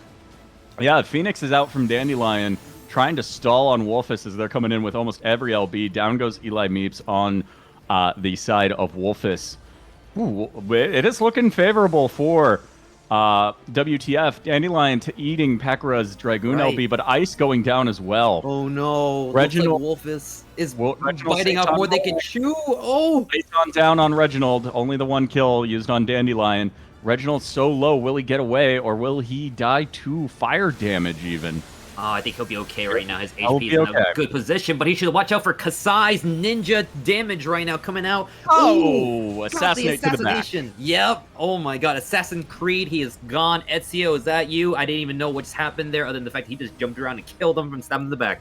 Well played by Kasai. Currently, a lot of bombs are going out. Really chaotic. Ruja, very low. Might be about to go down. Oh, Ruja is out, in fact. WorldStar giving them the dunk. Dandelion getting that kill on Ice. WorldStar has that LB, and that LB with these explosions going off can be so painful, but the explosions are over as the LB goes off. Wolfus securing some kills, though. Will they finish Dandelion? They will. Kasai Kage has no guard for the next 6 seconds. Finch is next up to the plate to get killed. He has no one to jump to. He's in guard. None of his teammates are coming out. Oh, Finch! He gets the Garam pot. But he's the Raiju and the Wind Thrust. He needed to die earlier. Yeah, he did. His team just needed to come around the corner and give him a target to ethereal manipulation to, but no one wanted to poke out. Oh, that's a big feels bad. Yeah. When that happens, your team does not realize. WorldStar the target for WTF. WTF trying to stop Wolfus from making that 50% break. Usada Pekara has that Dragoon LB. Ruja not getting off their LB before going down. There's Pekara. Dandy goes down. Oh, Danny, no. I think right as their LB came up. Yeah, right as their LB came up. Lucia about to follow. Looking heavily in Wolfus' favor right here at the moment. Because they've got 2 remaining members on Team WTF. Finch that was a LB whiff by Reginald, though. And Finch getting away. I don't think Satan refreshed. No, took too long. Too long, unfortunately. Yeah, only 2 members of WTF up at the moment, and they are not going to jump down. They are actually, if the camera is catching this, they're running to the back of the spawn to avoid being pulled down by WorldStar, which we saw yesterday. Oh, yeah, we getting pulled off. That is not so fun. Let's see. Ruja running out, trying to stall the point. Frontlining, trying to Dandelion probably going to throw down a Phoenix. Yeah. Out goes Ruja's LB. Will they actually? Maybe it's Finch. a Bahamut. Oh, Ellie. It was a Bahamut. Oh, a lot of damage going out. A lot of people are low. WorldStar, no HP. WorldStar is down. Okay, Ice no mana. Down. Might be the kill target next. They're going to have to be careful here. They are a healer, but, they still got to be careful. And we are in overtime. One person needs to be on the point at all times by the side of win trade. Finch, or else... Finch! No! We don't want to see that happen. Reginald, no mana. Reginald just got LB back up, but it looks like WTF's trying to punish him, not let him up. Pekara in the air. Will the rabbit cinch it? What comes up must come down. Usada did not really get much damage off that one. No, but did force some guards, which could be as much the goal as anything, right? So Eli Meeps going down for Wolfus. WTF getting some momentum here. Ruja getting pulled off, getting slowed. On the point. Get on the point. Saving the point last second. Well played by Lucia. Yeah, but good job by WorldStar. That Bloda scam almost worked. That was a scary moment. If one member of Wolfus had been on the point, that might have server ticked it and been enough, but no one was on it. It hung for a second. Someone got on it. We're watching a fight in the back. Reginald trying to pick pick Finch and the Scholar, but now Finch has LB going out. Lane. Okay, Finch is going to put down some big damage. Lucia is out, unfortunately. Scholar goes down. Okay. Ruja has LB. Ruja bloated. Is it a scam? It is not a scam. No, Reginald saves the point. Right, no, I'm sorry, Dandy. Yeah, Dandy saved the point. Summoner LB coming up. Warrior LB coming up. WTF might be saving for a Wombo combo Finch here. They're going to have the LB advantage. Someone get on the point. Someone get on the point. Someone get on the point. No! Nobody could get It's over! That is unfortunate. They were about to have the Warrior Summoner combo, and I think that's what they were saving for. Oh, it was so close. And if you look at the damages, Usada Pekara versus Finch. Finch is coming out a little bit on top with 20k extra damage above them. But Usada Pekara is right nearby. Pain Pekko, 15 assists by Usada Pekara. Insane amount of assists. And honestly, well played by the team of Wolfus. That is a lot. So, what did you think of that first round? Because nutty. Oh man, yeah, That was. I'm woken up. Like, I was not expected to get back right here and be like, ooh. Like, yesterday was a little bit of like, oh, yeah, stomp. So today is like, whoa, okay. We had some pretty big moments of people going back and forth. And I was really surprised that Finch and the team just could not get a hold on their advance. And they just kind of lost it. Lost a lot of momentum in the mid game to late game, unfortunately, there. They did. They never got it quite back, it felt like. Well, actually, no, that's not true. They almost got it back, and then there was that very last second. But that part of that was, I think they got a little disorganized with the, with just the pressure that Wolfus was putting onto them. And it looked like someone had pulled back to Elixir. Maybe there was a miscommunication when someone got off. I didn't see a blowda. Maybe there was a blowda. There was a few blows going out. There were a lot of blowdas. A lot of blowdas going off. A lot of blowdas scam attempts. yeah. And We love those cheese though. That was heart, dude. My heart was racing when I saw the bloater came out, and they were like, "Oh, just about to miss it." I was like, "Oh no!" But luckily, teammates were jumping in. I would have loved to hear the comms of everyone screaming, "Get on the point! Get on the point!" Because there's so many moments there where it was just, "Oh my god, the game could have been over," but it was saved luckily just for a few more minutes. And that is what happens when you're fighting with your back against the wall, close to elimination. These teams will try everything they can to try to play as best as they can to stay in the tournament because they have a long way to go, but you know what? At least they still got a chance to get to that winning finals and try to, make plays there. Yeah, I'm curious if we'll see a change of comp out of WTF. Right. They not a change comp. Sorry, not a comp change coming out of Wolfist. Nope. But I think WTF did an incredible job there. Holding their own against Wolfus. That was definitely actually the story of this tournament so far has been Wolfus is down here in the lower bracket, so obviously they got beaten by skill issue. But compared to last weekend when Wolfus definitely came out of nowhere and took a lot of people by surprise, seems like a lot of people have been preparing for some anti-Wolfus tech to deploy in this match. And for those of you wondering, yes, we are trying to buy a little bit of time here as we are trying to fix some things. So we are going to pull up the bracket and discuss that real quick. Oh yeah, I'm gonna talk about that real quick coming up in a second. In the meantime, we're currently trying to get some things settled in party finder. Yeah. But here we go, looking at the brackets. Yeah. So we've got Wolfus and Win Trade Friends fighting right now, trying to sort things out. And it does look like we are locking in comps here. Under the Eelfluence versus Let Them Fight, going to be an absolute banger. And whoever emerges from that here in this bottom bracket is going to be an insane match in its own right. And then to fight Skill Issue or Sug Shaker Central, we have nothing but absolutely great fights left. For those of you wondering if Long Boy would be a better stall, the answer is yes, but we are not set up for video at the moment, and the boy doesn't like to be in my room when I am talking. I think he gets a little concerned about why I'm screaming. So he is currently sitting on a bed with about 4 bones because for some reason he's in a hoarding mode and keeps demanding more. That's how dogs are, right? I believe. I'm not a dog owner, but I'm more of a cat person myself. Cat girls, cats. That's all about how I'm about it here. Yeah. Long Boy is a dragon. Every time I bring him back in from a walk, he usually wants a treat, and I gave him one last night, and I looked over and I was like, wait a minute, you have 3 on your bed already. What are you doing? And yet this morning he still demanded another treat, and it's like, dude, come on. Dog's just that greedy or something, or you spoil him a little too hard? I definitely spoil him, but he's also, I think, part dragon. It's the long neck. He's got to build a hoard, and his hoard is milk bones.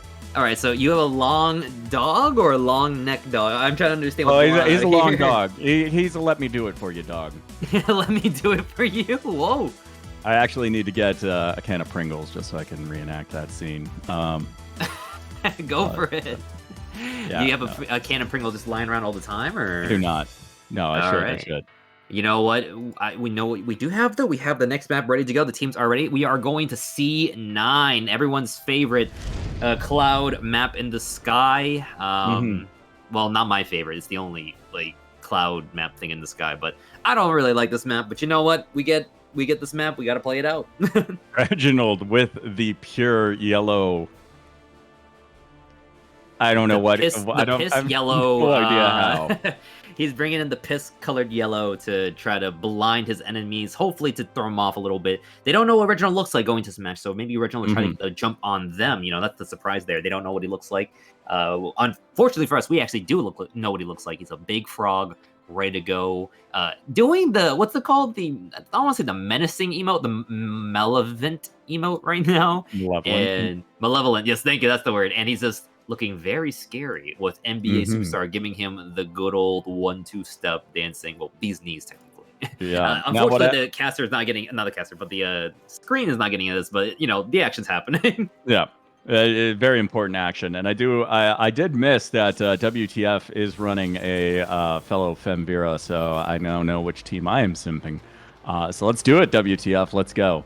Let's go. And also, not only that, but WTF does has Finch, which is, you know, the hot boy. We need to support our hot boy. Speaking of hot, a lot of hot action going down already with Ellie taking. Ellie going down. Luisia going down. Usada Pekra taking a beating. 1 for 1. Currently heavied. Are they going to guard? Have they already burned guard? Ooh, a lot of mana is being burned on both sides. Ooh, a lot Dandelion getting beat hard. Dandelion going back down. Off. Dandy is out. No, 3v4 right now, unfortunately. Kasai trying to hold the point, preventing Wolfus from advancing. And they're succeeding as Wolfus is far more interested in killing Finch at the moment. Oh, they know Finch is a big threat, so they're focusing on big he's now. Back to Ast. Oh. He's back to Ast. He's no longer the Black Mage. Yeah, and we have Turbulence in 14 seconds. Oh yeah, a lot of people have probably their guards back up by now with like the thinking case. Oh, Kasai is already I bet out. Wolfus is going to spread here, try to get some feathers. Well, if they get 2, that's a huge LB economy advantage right here. Reginald's they're not going to. Oh, I think Reginald's got it. One to Luisia, so they have White Mage LB with Feather, although I think they had that White Mage pretty much already ready. Okay. Off it goes into NBA Superstar's face. NBA Superstar. Ooh, Luisia's already out. Oh, NBA Superstar alive by 8,000, but not anymore. No more, unfortunately. Ice. Reginald, who is the target? I can't tell. Usada Pekara, Dragoon LB ready. Ice is Ast LB ready in 2 seconds. Right here, I can see it coming down right now. Everyone looks ready to go. No, probably Ice guards are being not run ready down. just yet. Okay, Osada's lined up. Actually, she's gonna pick up some kills right now. She's gonna she doesn't need it. She doesn't need it. Yeah, no kidding. I need to talk to Usada and learn how to Dragoon. Oh, me too. Get online. I'm gonna talk to her. Well, first off, it's not every day you get to see a famous VTuber playing 14. Speaking of famous, the famous LB coming out doing big damages. Ooh, it did big damage, but they healed up. They didn't get a kill off of it. That was impressive. Yeah, Luisia Low, though, might be about to go down. Dandelion also getting run down. Will All they the be able pieces to are kill down. off Usada? Usada goes down in exchange for Dandelion. NBA Advantage. just dunked all over Dandy, unfortunately. Oh. Yeah, we are seeing Wolfus do a good job of holding it up, even though they're down players. They've not been stopping to recoup and recover and regroup. They've just been trying to apply that constant pressure to prevent WTF from advancing to 50. Which is a bold strategy, and it is working so far. Zipperus has that Reaper LB, lets it rip. When they kill Ice with it. Ice is out. NBA Superstar and Miracle, not the kill target, though. Looks like Ellie Meeps might be the next. Reginald Cluth. Oh, Ellie Meeps rips Bard LB. Reginald Cluth has their Nin LB. NBA Superstar going down in advance, though. Usada Pekara caught out. Turbulence in 9. Trying to back off. She's trying to get out. Back flipped out. Okay. Not going to have guard for this next turbulence in 2 seconds. She's gonna. Oh, she just got it in just in time. She hopped her way over and now got she it. has LB again. There she goes. Okay, this is gonna be very scary. She's actually lining up for a backline, perhaps here once she gets her elixirs up. Just falling back. They reached Crystal and they don't want to fight at this LB disadvantage as they get their own back up. Out goes Reaper LB. Out goes Ninja. Oh, Reginald's out. Will they keep pursuing? Or Finch rips Ast LB. Usada still has Dragoon LB. Oh, this is anyone's guess. Kasai Kage getting their Nin LB up now. All WTF has to do is start getting some people below 50. They're going for NBA Superstar. NBA they getting didn't dumped. whip LB. They held on to the Nin LB. Out it might be about to go, though. No, they will not. NBA rips that Warrior LB. Usada still holding Dragoon. Usada is just pursuing 2v1 in the back line. NBA Superstar taking a lot of damage right now. Oh, but he's going to get away just fine. Zyper's going to have to back up and help their team out in a second. Oh, but that point's being pushed slowly, ever so slowly. A whiff by Reginald Cluth. Oh, that's not what you want to see. That's Satan down. unfortunate. Yeah. Zypress backing Macrocosmos off. up. Zypress taking a lot of damage. Cypress living. He's big living. He's big chilling. Oh. Is he going to keep living? Is he going to get this elixir off? Or is he getting run down by NBA He's getting Superstar? run down really hard right now. Oh, and NBA a break Superstar by Wolfus. coming over here with the Dandelion layup. trying to hold the point. No health after that guard breaks, though. They might be about to go down. Oh, no, they got Aegis on themselves in that 1 second. They're running. They're living. Dandelion, They go down. 13 seconds left on the clock. This could be it if they don't fight back right now. 69% on the side of Oh, Wolfus. out goes Reaper Fear. Zipris might be about to go down, and he does. He had one swing off after that animation lock. Dirty Bloda is not enough. They're going to have to try to pull off 3 people if they want to pull that move off. Luis guarding the point goes right down. now. This might be it. This could be it. Oh, Two Warrior healers. LB. Luisia doesn't have anything. Finch holding the line. Finch, hold the door. Trying their Hold them best with to your hold the hotness. door. Holding it. Looks like the hotness may not be enough here. Oh, unless Dandelion getting pulled off. Danny's trying to get their best to hold the point. He gets Macro off before he goes Yeah. down, but that's it. Oh, Danny holding the point. Zypress is now in. Zypress has no resources for an LB. Nothing. Ooh, Zypress needs to get on there. Okay. Oh, Zipris on point. Zipris holding guard. Unfortunately, I think this is going to delay the inevitable because I think this is going to be it in a yeah. second. I don't think they I can really mean, do much. Crazier comebacks have happened, but it's going to be hard. It's going to be very hard, yeah, and they're going to have to send people in one by one. Right now, it's Kasai up to the plate. Kasai not even able to get in guard to is hold anyone it. able to? Luis, you No, couldn't? that's it. Round 2. Or, sorry, 3? Wolfus? That was round 2. That was only 2 2. rounds, unfortunately. 2-0. You're good. And that goes over to Team Wolfus, taking the team, showing that they're the real predators in the forest. Win Trade Friends has sadly been eliminated. The hotness of Finch was not enough to carry. Can we get a big F, big salute in the chat to Finch, the hot boy, and his team? They are out. But can we get a big woo for the side of Wolfus going further in, proving themselves to be the real primal team tonight in that last matchup? Oh. Absolutely. So Wolfus might be making a return from the underground, you know? Oh yeah, they're trying really hard. And let's see who comes out right now in the next round of losers, because they still got a bit of fight left. All these teams got to bring their A game. And yes, they didn't even get the kiss, unfortunately. But if you guys come to the Wolf Den right now... they can still kiss. You can still kiss these players. Yeah, don't worry. Trust me. You can kiss them right now if you want to yourselves if you're not playing. Also, you can also kiss them at FanFest. One of these teams end up going to CCRC. So keep that in your minds when you see these players at Vegas this summer. Which I'm Remember, not all kissing at FanFest must be consensual. Yes, yes, please. Unlike in-game where you may dote anyone. Yes. I mean, you can technically dote someone from afar in real life. It's kind of weird, but Yeah. you know. if I see anyone at FanFest blowing kisses at either of these teams, or any team, it'll be cringe. Oh, you could do it to me, please. I like that attention. I Okay, would never love mind. to be... Do it to Ko. Do it to Ko. Thank only. you.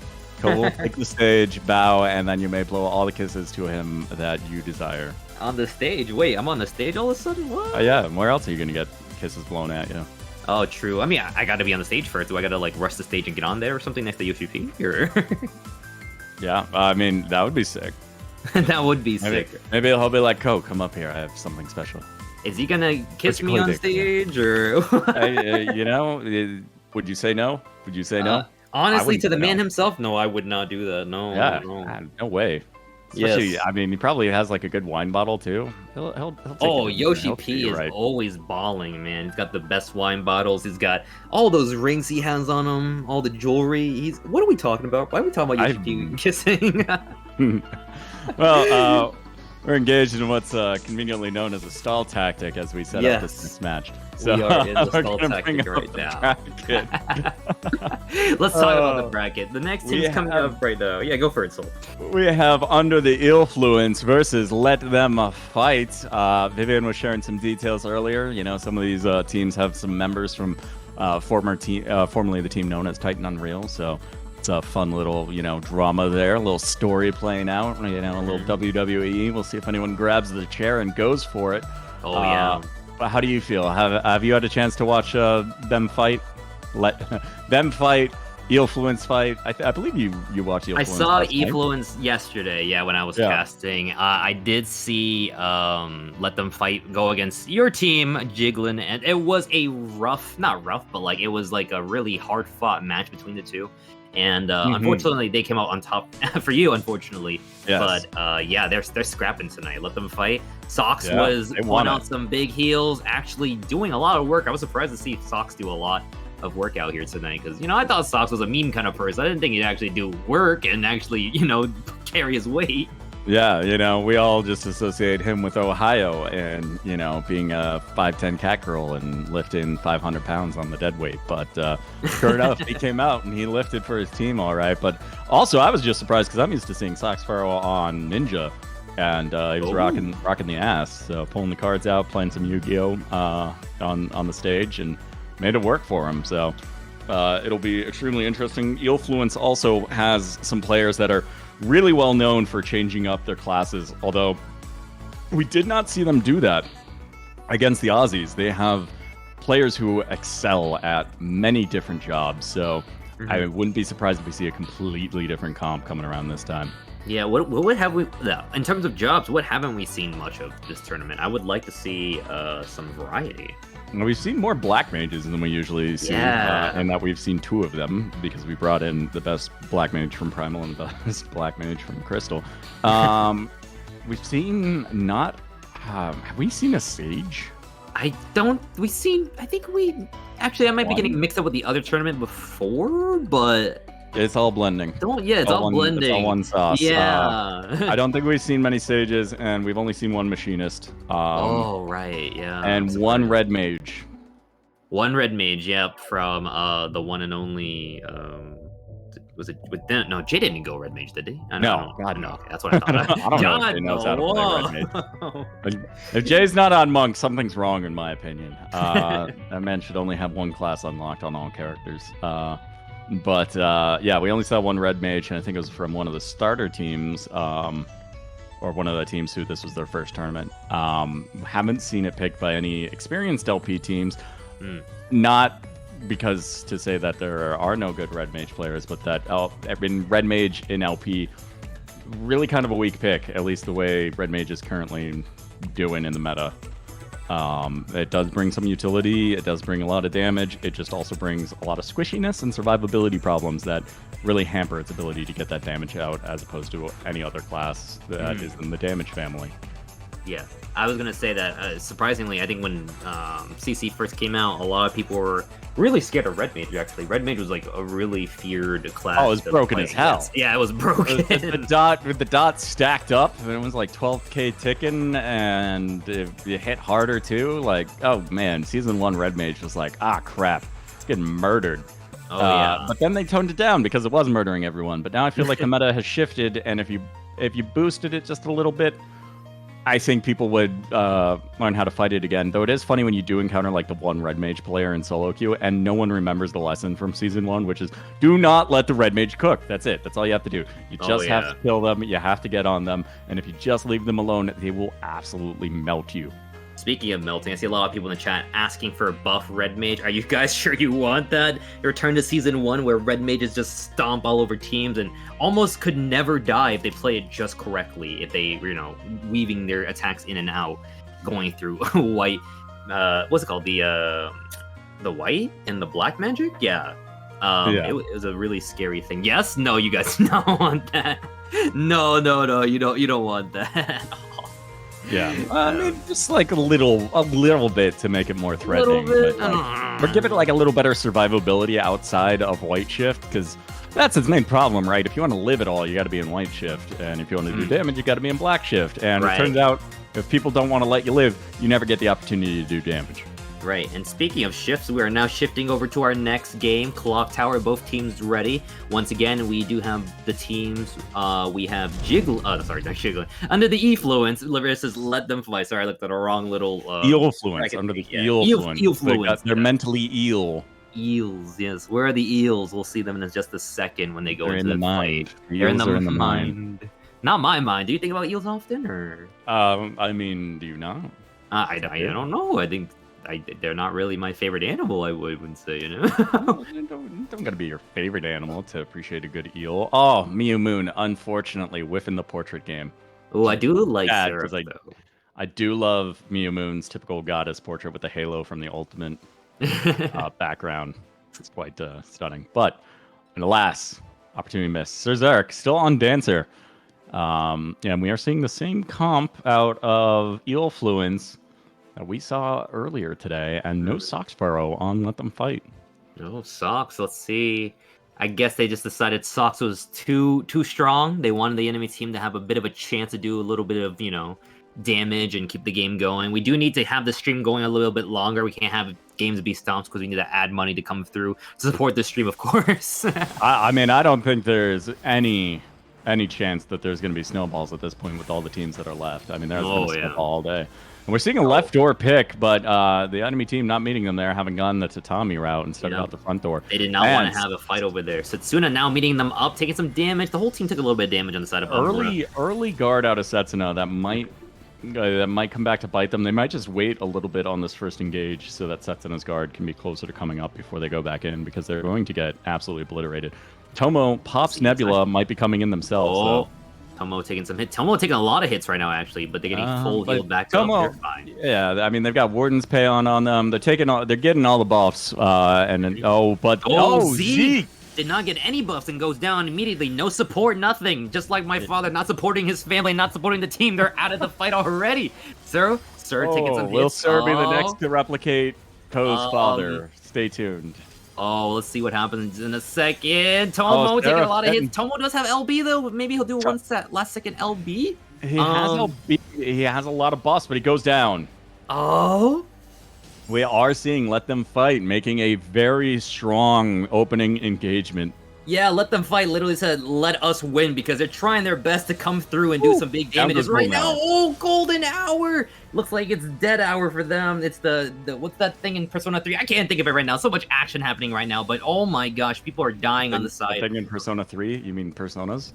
No, not that. I meant like the. Oh, damn it! If you play Persona 3, you know what I'm talking about. The hour of the day with the. Okay, anyways, things happening right now. Oh my gosh. Yeah, it looks like under the influence. Berserk being run down in the back. We'll see if he gets away.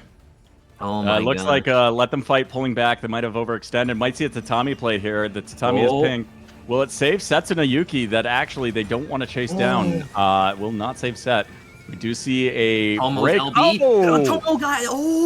We see the Sam LB out of Mew Moon taking down Tomo. Sir Zarek blows their LB but goes down to it. It's 3v3. Anyone's game. Akira Hawk, Satan rolling. Will they be about to pick Zeke with it? No. Satan down. But they've pushed past 50. Autobots are rolling out right now. Squeezing out every inch they can get right now. While they push back Eel Fluence.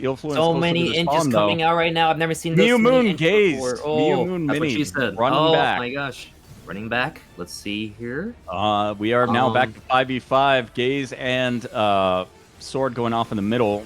They're going to rotate onto the point here for the checkpoint. That might be an impact. Yuki. Oh, now it goes down. Setsuna Yuki so low. Oh, could not get So Zarek goes down. Rojimbo on point. Rojimbo might catch Kaede. Does not catch Kaede. Wow. That was incredible. Rojimbo. Rojimbo moving on to the final. He might catch Squeeble here. Sniping, getting 2 hits on Tomo. Emma down. Let Them Fight is pushing for it. They want it. Let Them Fight is saying, let us win right now. Yeah. They're trying to push it. They're going for Zeke. Zeke getting away with Shikuchi, and Tomo holding the point down. Tomo in Nebula. Tomo probably about to have to use guard here. Yeah. We're seeing some dancing going on. We're seeing LBs have been spent on both sides. No one has the economy at the moment. It's going to be another 20 seconds before anyone has any insta-gib from an LB coming. But Tomo taking hard damage, and it looks like they really want them. Setsuna Yuki gets caught. Mew Moon, the next target, getting low. Holding guard. I don't think she could do this. Low resources, getting focused hard. Mew Moon getting jumped on. Down. Cerzarek might be. Cerzarek goes down in trade though. Let Them Fight is absolutely not giving up on this fight so far. They have been holding this far longer than I would have expected. They have not done what a lot of other teams have done tonight, which is, you know, be like, oh, we're comfortable with our percentage, let's retreat. No, now they're pulling back just a little bit, but they're not pulling back for a full retreat yet as Setsuna comes out the door from Golden behind. Hour. And they are going on Golden Hour. Golden Hour goes down. Golden Hour gets got in the baby hours. Could not do anything when he got polymorphed and just got eliminated so quick. Emma's currently trying to run away. Tomo trying to hold the line. Trying to hold that point. Tomo's about to be out of mana. Tomo letting the LB rip, getting 2. Oh no, Setsuna that's Yuki. translate into kills. Setsuna Yuki low, but has their LB. Will they let it rip in return? Might be time to return the Venaire. It's not looking so good. You got Dancer LB goes off from Sir Zarek. Tomo going down though. Let Them Fight. Absolutely not wanting to give an inch. Kaede low, but has mana. Are they gonna live? Kaede. Ooh, Are you shields gonna let coming it out. happen? HP. Kaede. Oh, can- Wim LB ripping, buying some Let's see. space. Are they gonna get the ground pot? Are they gonna live? Kaede trying to get away You slowly. tell me. Wow, Golden Hour Kaede has actually got as away LB. with it. Akira has LB, so does Mio Moon. We might see a Ninja LB and a Sam LB let rip here. Sir Zarek getting bullied. Out goes Ninja LB from Akira Hawk. Setsuna's here with the Sarah LB Spiegel on goes the down. point. Oh, Z. Ooh. Next target. Seitan. Will it keep rolling? Oh, the teams are picking up. Seitan kills still on the rolling. fight. Golden Hour in the range. Tomo trying to Seitan hold this down. line. Tomo hold left. this line, Tomo. Out. Oh, no Uh, LB. That's No, that's yeah, that was an unfortunate. That was. We all saw that. Oh Yep. no. Everyone look away. That did not actually happen. Yeah, it was a very close attempt to let it rip and just Yeah. end it right then and there. But first round going to Oh. let them Let fight. them fight. Unfortunately, Tomo could not hold the line. Instead, he has to hold this L into the next game as we go because they have just lost. That was, I would say, it's pretty dominant by Let Them Fight. Actually, they did really It well. was. They have holding that multiple point. 0 deaths on Akira and Kaede. Yeah, Kaede. Oh my God, so many close moments by Kaede. They almost went down.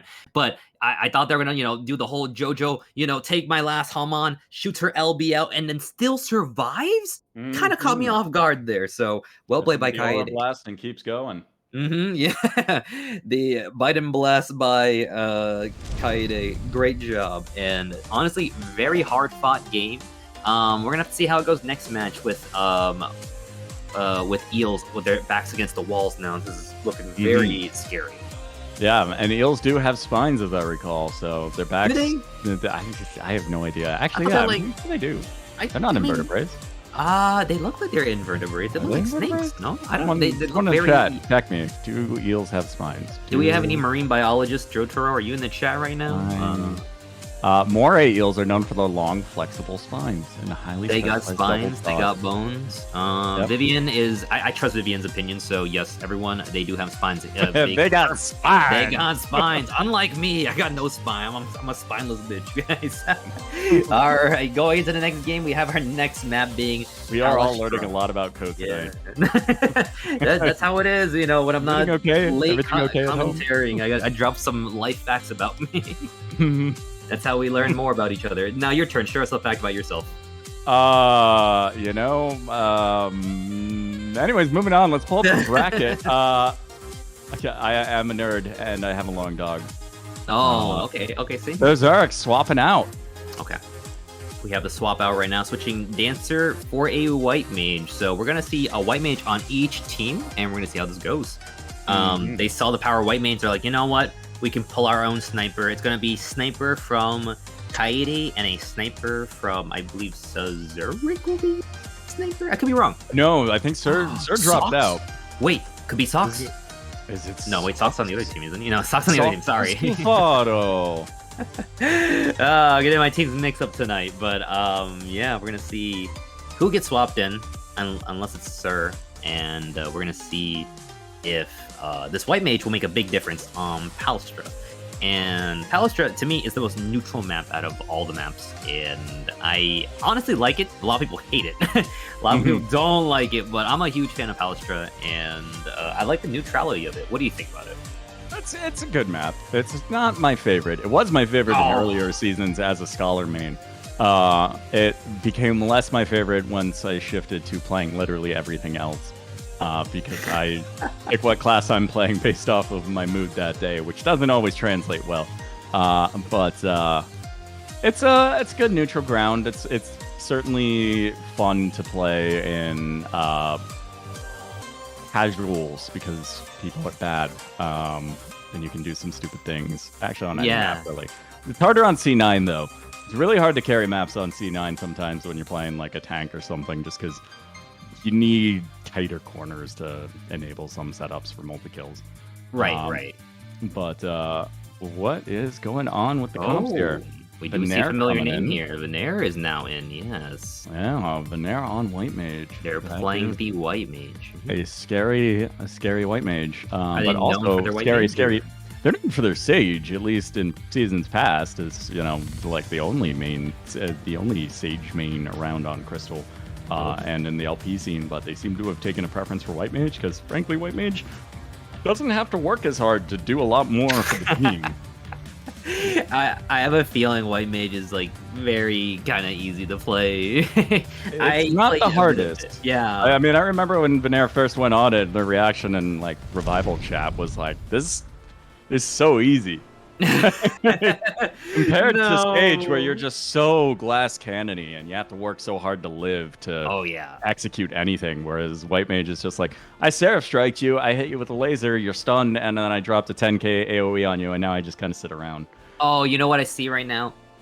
I see. Not Mew Moon's portrait. Yeah, I was gonna say, well, there's also two people on the side of Under the Influence with the no portraits. So I was gonna say maybe the two people not having portraits kind of unbalance the game in their not in their favor, but against their favor, and that's probably why they lost the first game. So can they be okay with their mugshots? Thank you, Ari. Yes, exactly, mugshots. I couldn't figure out the word for it. All right, but with the White Mage swap. Is that the Ultima weapon from Uwu Venaire has? Okay, Venaire. All right. We have a Raider in here as well, unless it's paid, but we don't talk about that. But hey, look, there's multiple Raiders in the PvP community. Hey, that's what we like to see. It's not just a one-trick PvP only and never plays anything else. Socks. Myself. Yourself? Wait, what do you mean? I mean, I did some Uwu progging, and then they announced CCRC, so we had to disband because it was like half the players you've seen playing in this tournament. And we were like, well, let's get back to this after CCRC. So we'll get back to Uwu at some point. We are watching Eelfluence versus Let Them Fight, and Let Them Fight is letting Eelfluence kind of sneak up here. Not engage early. They're just gonna let them push. Yeah, well, I think they're respecting the sheer amount of healing that is now on the side of Eelfluence. Down goes Akira Hawk. Akira didn't respect that damage and got knocked out instantly. Now they're gonna have to be here for 10 seconds, a little bit more, but yeah. Oh, it's like 15 to 20. It's like 15, to get back. Yeah. Ugh, it's such that black screen of death feels bad to get. It does. I wish they would speed it up. But we are watching this engage continue. Let them fight, not necessarily giving up too much ground, although now they're on the retreat. And Setsuna Yuki goes down. Mew Moon goes down. This is not looking good for Let Them Fight. Oh, not looking good at all. It's looking really scary, in fact. Oh my gosh. Seraph. Will he get away? He's got Riddle of Earth up, but he's got no mana. He ain't got no mana. Oh, Akira. He can't eat without his mana. They're getting bullied so hard. Their own base reminds me of my childhood days. Getting it turned around with a Monk LB. Akira. Will they be able to turn it into a pick on Tomo? Tomo in guard. Tomo 3 seconds. Setsuna Yuki let rip their LB. Eels are just walking away with this point right now. Tomo is trying to run away. Yes, Tomo is good. Wow. That has to feel bad. Golden Hour has their Ast LB. Zeke has Ninja LB. Meanwhile, Akira Hawk has Ninja LB, but Akira Hawk goes down. Akira is down. Golden Hour getting low, but getting back up. Okay. I think Golden will be okay as an Astro plus some resources and Venaire. They're going to be Ast fine. LB and Nin LB have been ripped. Setsuna Yuki going down. This is not looking good for Let Them Fight. Oh no, but they did take a kill off on Emma, so Emma could not use their LB in time, so they're going to be without an LB and a teammate. Let's see if their team can hold the line. And Venaire and guard. Big damage, getting Venaire might be the next kill. Venaire is and Miracle. But no one able to follow up at the moment. Venaire getting pulled.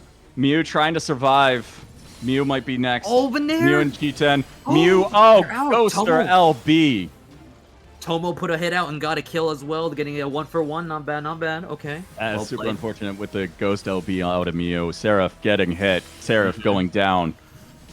Golden. Oh, Golden is down too. No more Papa healers. Akira Hawk with Seitan. Seitan, 3 seconds left. 2, 1. No follow-up Seitan for Akira Hawk. Oh. But Let Them Fight manages to finally get the pressure off of them so that they can reset.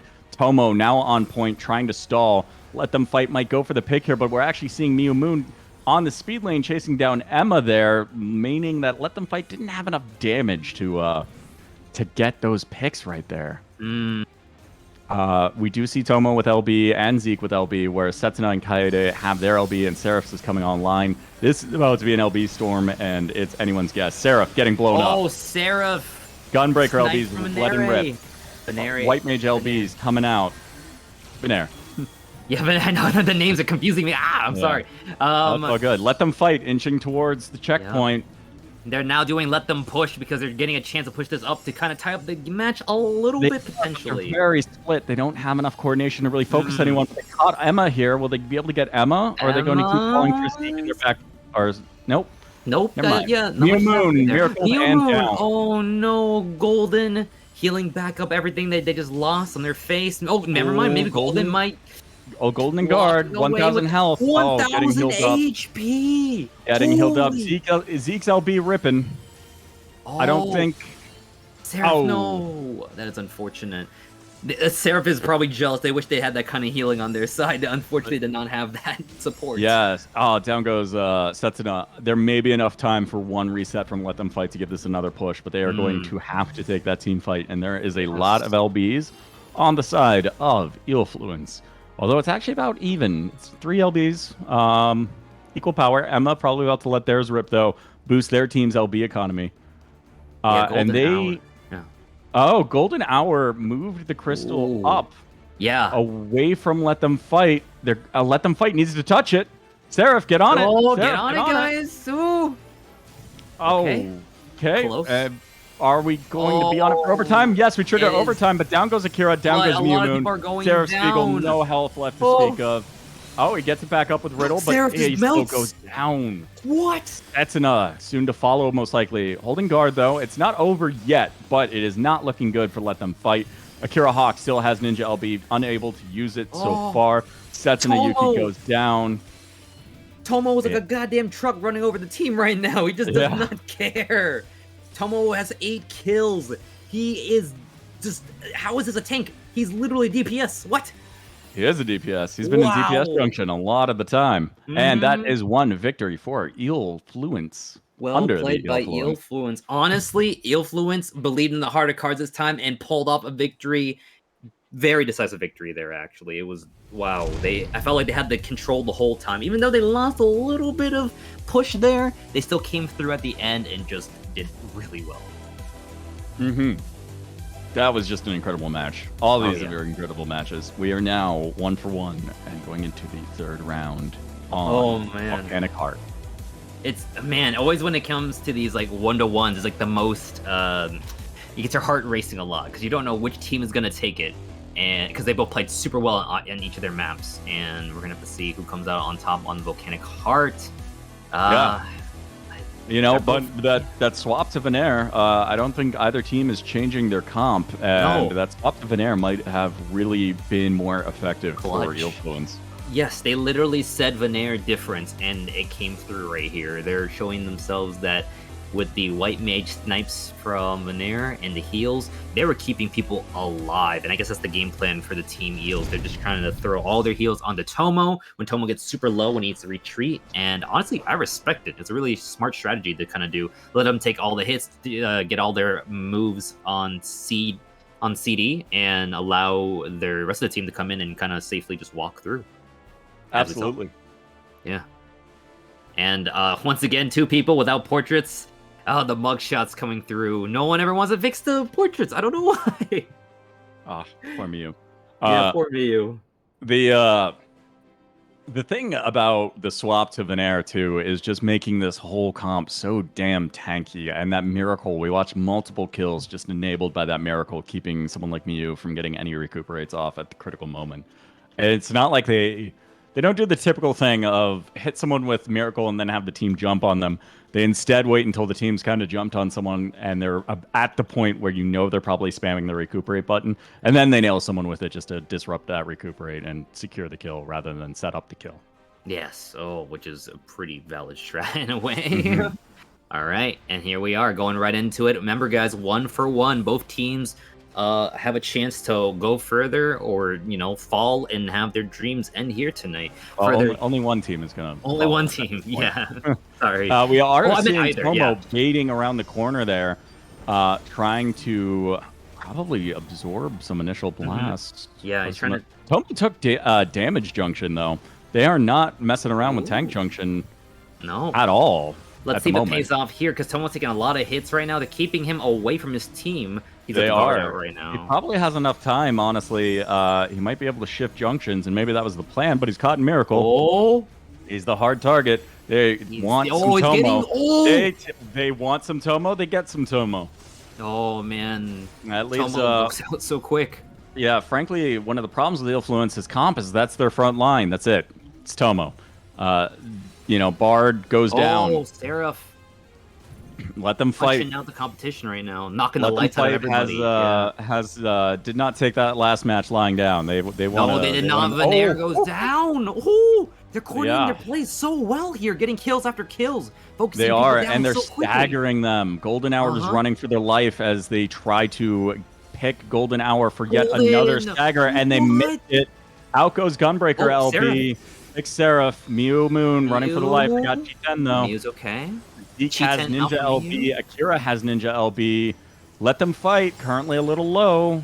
Mew Moon might be about to use a Ninja LB. They don't need to, actually. Apparently they go down anyways. It is now 3 versus 4. Unfortunately, it looks like Let Them Fight might have overextended a bit and paid the price for it with Tomo's very well-placed Gunbreaker LB to turn that situation around. Akira Hawk still holding LB. Zeke still holding LB. Oh, Setsuna going down. Yuka goes down to Zeke's LB. Akira Hawk counter LBs him. Akira goes down. 1 for 1, trade for trade. Akira goes down though. Seraph in Miracle, and it looks like Let Them Fight's gonna maybe back off here, maybe cautiously try to buy some time and stall. Seraph holding the point, and then Thunderclapping out with Mew Moon going in afterwards to hold the point. About to pop their guard here. We do have explosions going off right now, so LB economy might significantly shift depending on some Skittle collection. Seraph has 1. Juicy 1 for Zeke. Honestly, if Seraph can get some Skittles and immediately get back up that Monk LB, that would be huge to make another pick happen. Tomo has LB, Venaire has LB, Golden has LB, Mew has LB. Mew's just dodging all these bombs, getting Venaire with the placements. Oh, Venaire! Oh, survives! Setsuna! Mew letting it rip. Takes out Golden Hour. Mew. 4v4. Point. Slowly shifting back towards Let Them Fight side. Kaede using guard. Tomo holding down the point. No LB for Tomo, though. Emma goes down. Let Them Fight in an advantageous position at the moment. Kaede running for Elixir while Zeke appears. The only one Tomo is near the the point. target. Yeah, he's by Tomo's himself still in right DPS junction, too. Oh, Uses Purify. He's going to have to walk away. He is running away. Kaede picking up the point. Setsuna going with the LB. Setsuna putting down some damage. Akira picks up the kill. Venaire. Akira still low. Venaire trying to get away. Akira in guard. Ooh. Gets the Zeke has LB. Zeke probably looking for a good Seitan here. Will he be able to get one set up, though? Out goes Venaire's LB into relatively nothing. Into Setsuna's guard. That was a really good guard by Setsuna, I should be clear. Right. And we see Let Them Fight cautiously advancing. They've broken checkpoint. They don't...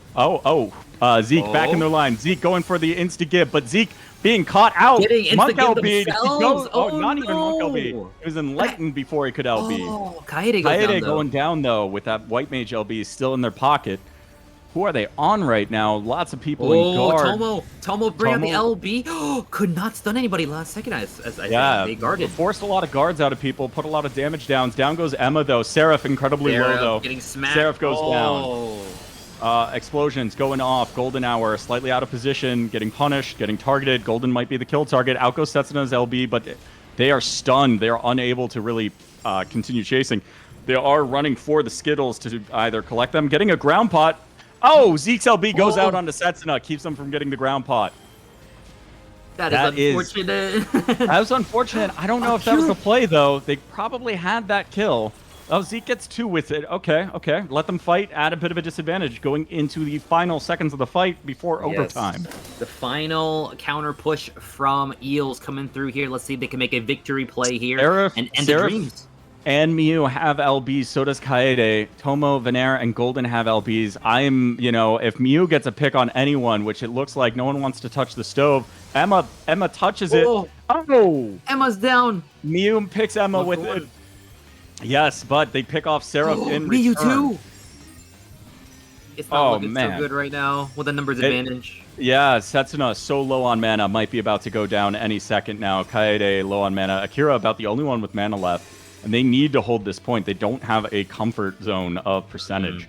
It looks like Akira is holding the point. Seraph is coming in back guard. in. Seraph's coming back in with that Monk LB. Who's he going for? Is it Golden Hour? Taking a lot of hits, though. Is he going to be able to execute it before it goes down? He He hasn't not. used it yet, no?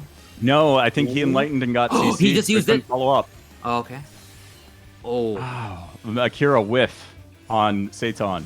Yeah, They need to stay on that point. There's no LB advantage other than Zeke's Ninja LB, which could clean this up for Eelfluence. Setsuna low. Whiff on Zeke's LB, but Setsuna still going down. It might have reset. It did not. No Seitan. Kaede's White Mage LB coming up. Akira holding point. White up. Venaire goes down. They need to get on point. Oh, okay. Zeke takes the point Kaede holding right now. point. Has no mana, though. After this guard, they have to get the hell out of there, and they are running for it. Will they survive? They will not. Oh my god. Enlightenment on Golden Hour. Mew Moon trying their best to hold the point.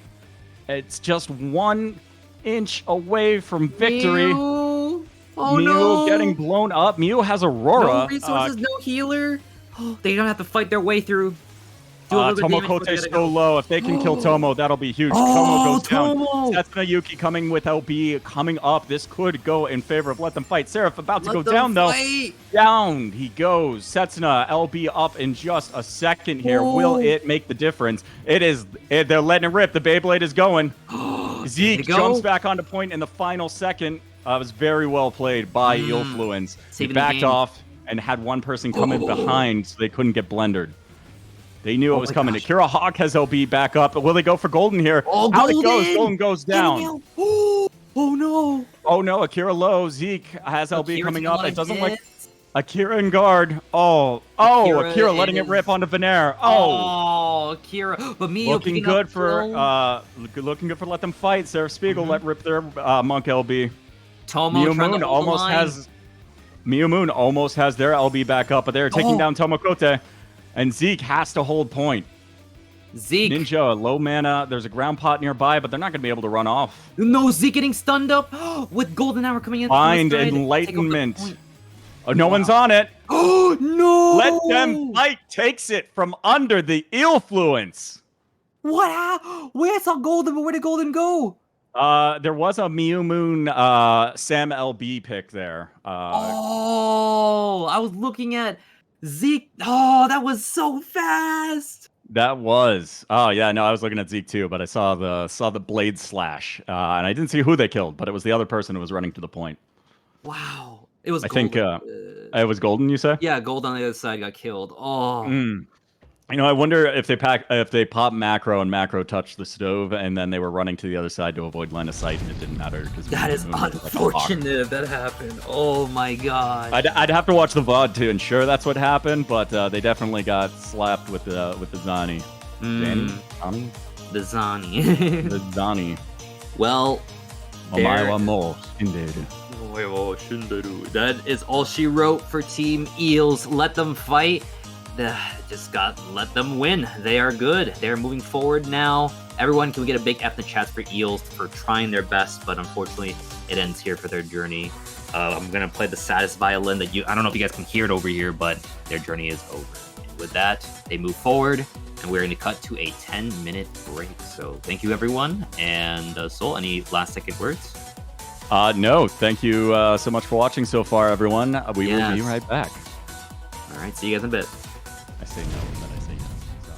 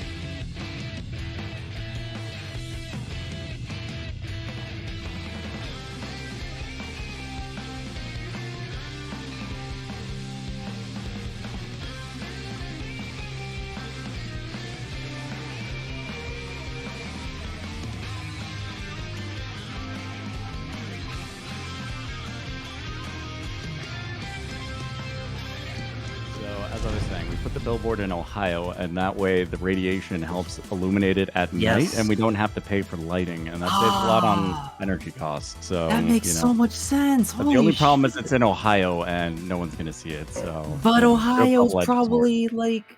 Oh, I think we're live. Hey, everybody. Welcome back. Hey. How we doing, everybody? We are back.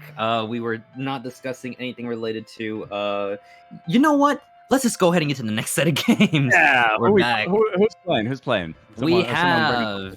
That's a really good question. We have Skill Issue versus Thug Shaker Central, and I also want to say real quick to everybody that while you're watching, if you haven't watched, I want to let everyone know that we looked at the data, and about only 5% of you guys who are watching are currently following this channel. Please hit that follow button so we can get that goal.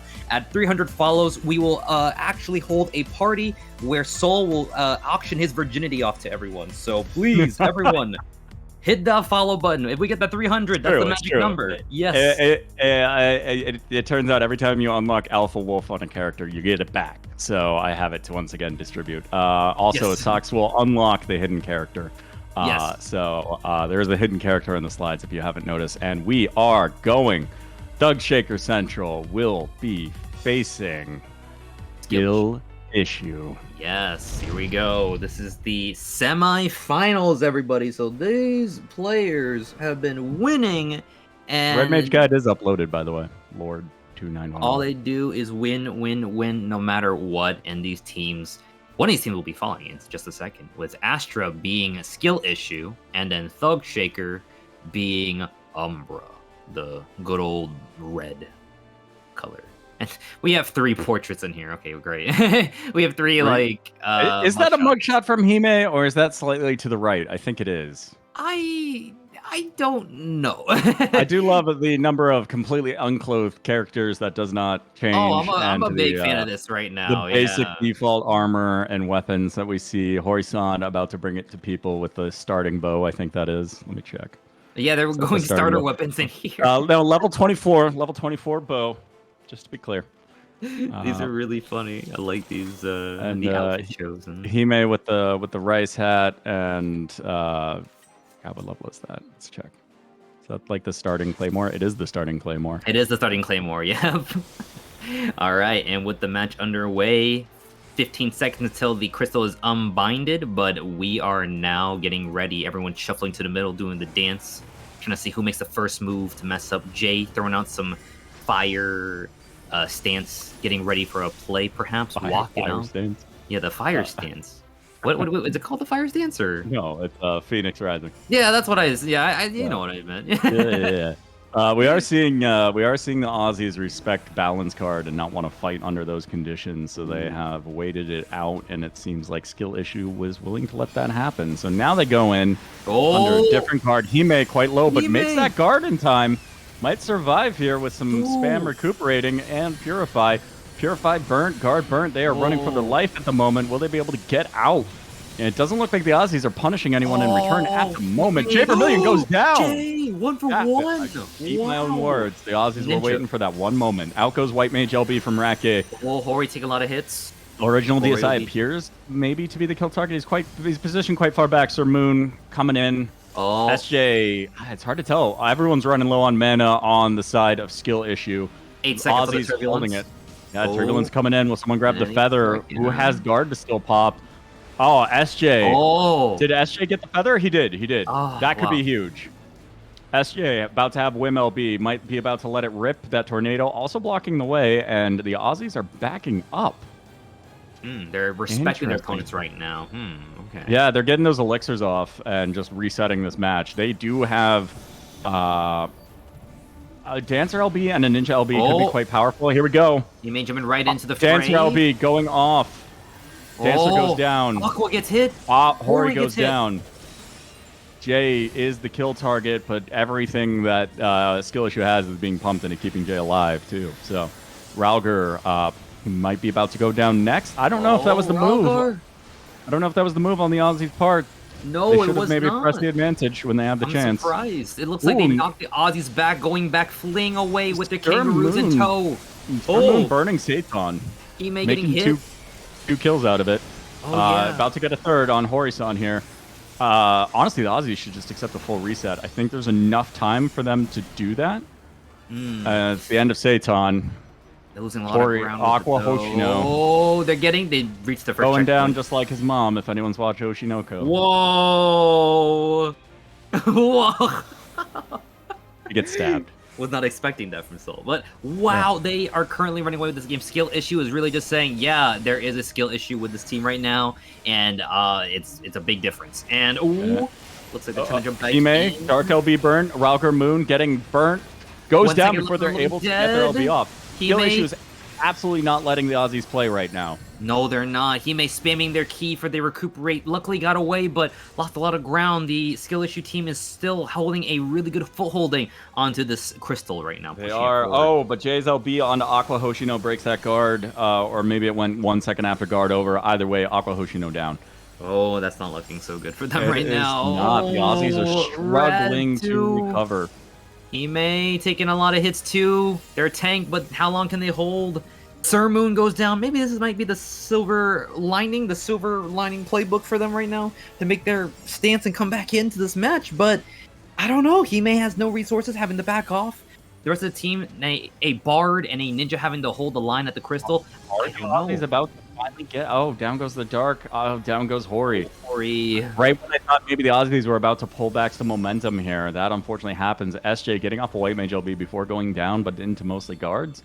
Didn't really accomplish much, but Ralger having to back off. Ralger has to back. Well, he has the mana, but he doesn't have guard, and he knows the second he's on there, he's the target, and out he might be about to go, but no one's on point. Point's being pushed. Rake's on point. Rake goes down. Had to just throw themselves sacrificial lamb to save that point. Aqua 2 is now up to the plate being sacrificed. I don't feel good for the Aussies on coming back here at the moment. Jaime almost has LB, but I don't think it's going to come up in time. Question mark? Maybe they're holding guard. Hori holding the point. Now they are holding themselves to death because they're dead now. I mean, it's enlightenment off and just bursted in the corner. Wow, skill issue just ran away with this whole game. They did not let up once. Well, I mean, 78%. Well, no, they did. They did. But the Aussies took that initial fight, and then I think they blinked when they should have just gone for it. They kept going. Yeah, they blinked a little too early. Wow, I just want to point out SJ, 0 deaths, as well as original DSI and Komochi-chan. These teams were alive the whole time. Well played by Team Skill Issue. They definitely played it super well with the survivability and were able to keep that momentum going with only 2 members having to die and recycle through playing with them. Yeah, I also, for anyone who didn't get the reference, I suggest you go watch Oshinoko. I was not actually insulting the player's mother, to be clear. Unfortunately, I have not watched that anime. I'm more of a Bochi the Rock kind of person myself. I'm a Bochi the Rock person. I like it. It's more like slice of lifey. I don't know. I heard Oshi was kind of crazy, is it not? Yeah, it's a little weird, but like in a good way. And it's also done by the guy who did Kaguya-sama, Love is War, except this is a serious version.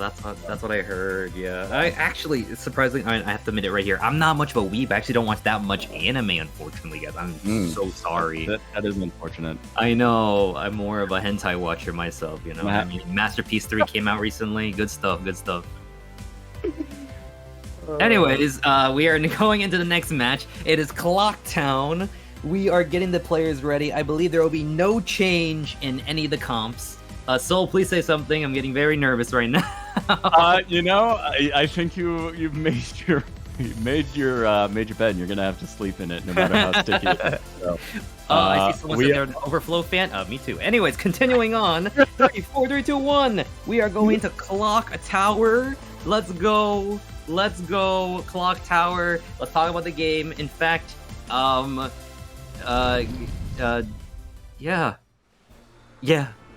Clocktown. Let's go. How do you feel about Tatami Mats, Ko? I've seen a lot of the animes I watch. Yeah, there's great stuff. But I'm not a big fan when the tatami mats gets flipped over and I'm dead. So I hope nobody gets caught up in that and dies. You gotta be careful with that stuff. Yeah, Ralger Moon. I love that outfit in the portrait. that is excellent. Just excellent. These portraits. You nerds were outside, enjoying life. He was studying the blade. We do see a comp change here. So on the Aussies, we see Rake Moment now on Paladin. Aqua Hoshino now on Summoner. These could be quite the changes that they needed. That Paladin's going to give them that Elixir reset if they can get it off in time. You know, skill issues so fast at those bursts, but honestly, against a Monk and a Ninja and a Bard, they might be able to get those preemptive Guardians off to save their teammates, and that could be a huge, you know, momentum shift for the Aussies. So, and they got to deal with 2 healers, big heals from White Mage and Astro, so like they're gonna have to get through all that wall of HP, and maybe not, because I see a lot of damage coming out. Maybe they won't even have a chance to. Actually, they did. DSI. Oh, DSI was so far off the rest of the team, unfortunately. Oh, this is basically they're running like a classic JP comp at the moment. What the Aussies are doing, and it might just give them the stall they need. Komachi-chan quite low, might be about to die. Maybe don't even need a stall. They're just pushing right through the defenses of skill issue, because Komachi-chan might go down in just a second. Jaime quite low. Jaime going down. Jaime going down. Komachi-chan going down. Okay, let's see if this can be. Yeah, let's see if this is the domino effect now. Rat moment. Oh, Rat taking a lot of hits. They're still good. They're gonna guard up, but let's see if They're about to take a hard burst from Jay though. But as Jay goes down. Oh, Sir Rat Moon 2, might be next. 1 for 1. Okay. It is 1 for 1, and Jaime's coming back in while Sir Moon is dipping out. That's 3v3 on point at least. Although we're seeing some of the Aussies like Rauger position more cautiously. Horisan getting blown up. Jaime getting blown up. Jaime getting blown up as well. Just as soon as they entered the fight too, losing all their resources, trying to hold back the enemy team. Jay has LB. He might go for a pick here. Komachi-chan just pushing the point. No one's stopping them.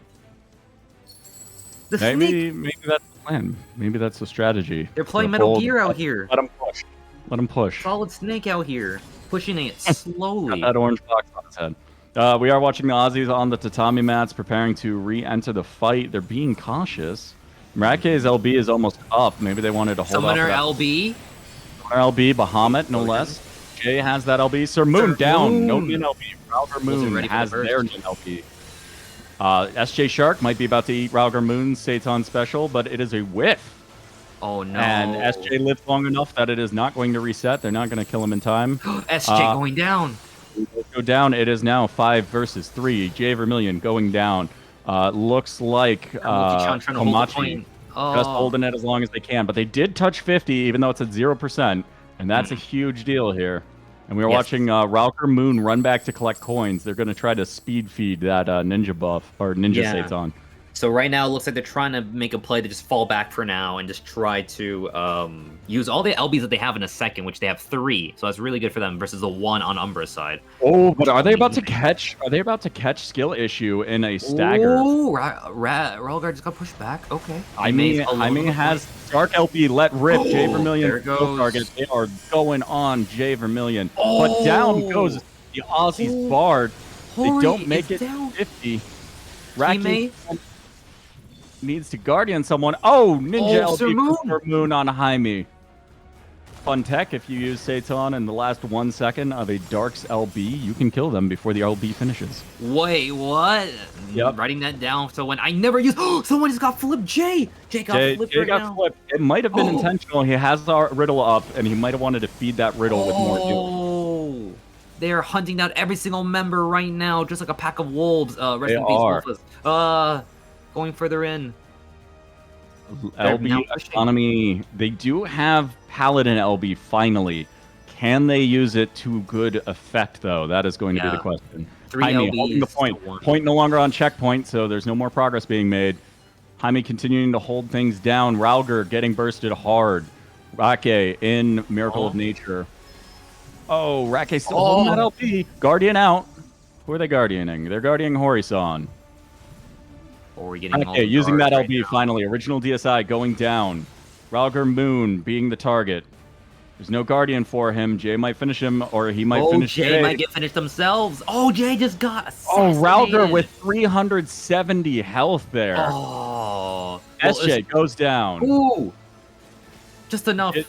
Sir Moon has LB coming up, and so does Komachi-chan. Are they going to try to do some sort of double wombo combo here? No. Komachi goes down. Sir Moon goes down. Sir Moon goes down. Original DSI is the only one left there in the far back. Aussies just got back. might touch 50 at this rate. I actually don't know how fast they can make it. I think it's going to make it to 50 if they're not stopped, which very well Jay might try to do here. Jay's gonna But it run might it, be looks suicidal. It might be suicidal. Rake positioning so he can stop Jay from doing just that. Oh, They don't want to Original let it DSI just happen. jumped in. SJ goes down for SJ it. goes down. Jay taking a lot of hits. Jay Jay cannot. has LB. They do not want to let him use it for that pick. Down he goes. Sir Moon firing off the Overtime. Satan. Oh, Sir Moon whiffed. rat Rake moment. goes down. I think, is that Satan back? Oh, Those buffs. Oh my left. goodness. Yes, it was Satan back. And Jaime has Dark LB. They're gonna not rip it. No. Down goes Ralgar Moon. That is going to be it. Victor, skill issue. The Aussies have been defeated. Skill issue will be proceeding to the finals. Congratulations to skill issue. They are proving to everyone that, yeah, there is a big skill issue. And it's the fact that they are walking away this tournament, just demolishing the competition tonight. Mm-hmm. Wow. And that was, once again, yes, someone did say it. Vivian, thank you, is a 2-0. Very, very, first game dominating. Second game was a bit of a scrap, but they really came back, and when it came to the push and shove of like them winning and like losing foothold, they were really on top of it towards the end of the game by having a dominating early game and then just carrying it through the rest of the game. Mm-hmm. That was just, oh man. That re-engage, stopping it from getting to 50, you know, it was almost not going to work in their favor how SJ went down. But then they got those LBs rolling and they stopped the Dark LB from going off before it could, and that was just win con right there, you know? Yeah, and their win con for the side of skill issue is to move forward now. They have won, and they are, yes, and once again, everybody, please follow the stream. We are almost 300, and at 300 followers, we will be auctioning away socks. He's going to be your personal slave, so please go do that when we get to 300. But in like a legal way and not like a creepy, weird anime way. No, I'm talking like slavery way. He's going to be a slave. Oh, okay, we're violating the 14th Amendment here. Yeah. We might want to, yeah. All right. We are getting into the next set of games. We have, once again, that is the last match in the winner's side. So once again, skill issue is moving on to the finals. We have only things we have left now is just loser fights. So we have coming up next is Wolfus versus Let Them Fight. And oh man, are they living up to their names? Let Them Fight has been fighting all night today, and it's been, you know, I don't know if it really helps them get them ready, or is it just tiring them out? What do you think? You know, it is a matter of stamina. It comes down to, you know, it's exhausting to keep having these really high intensity fights.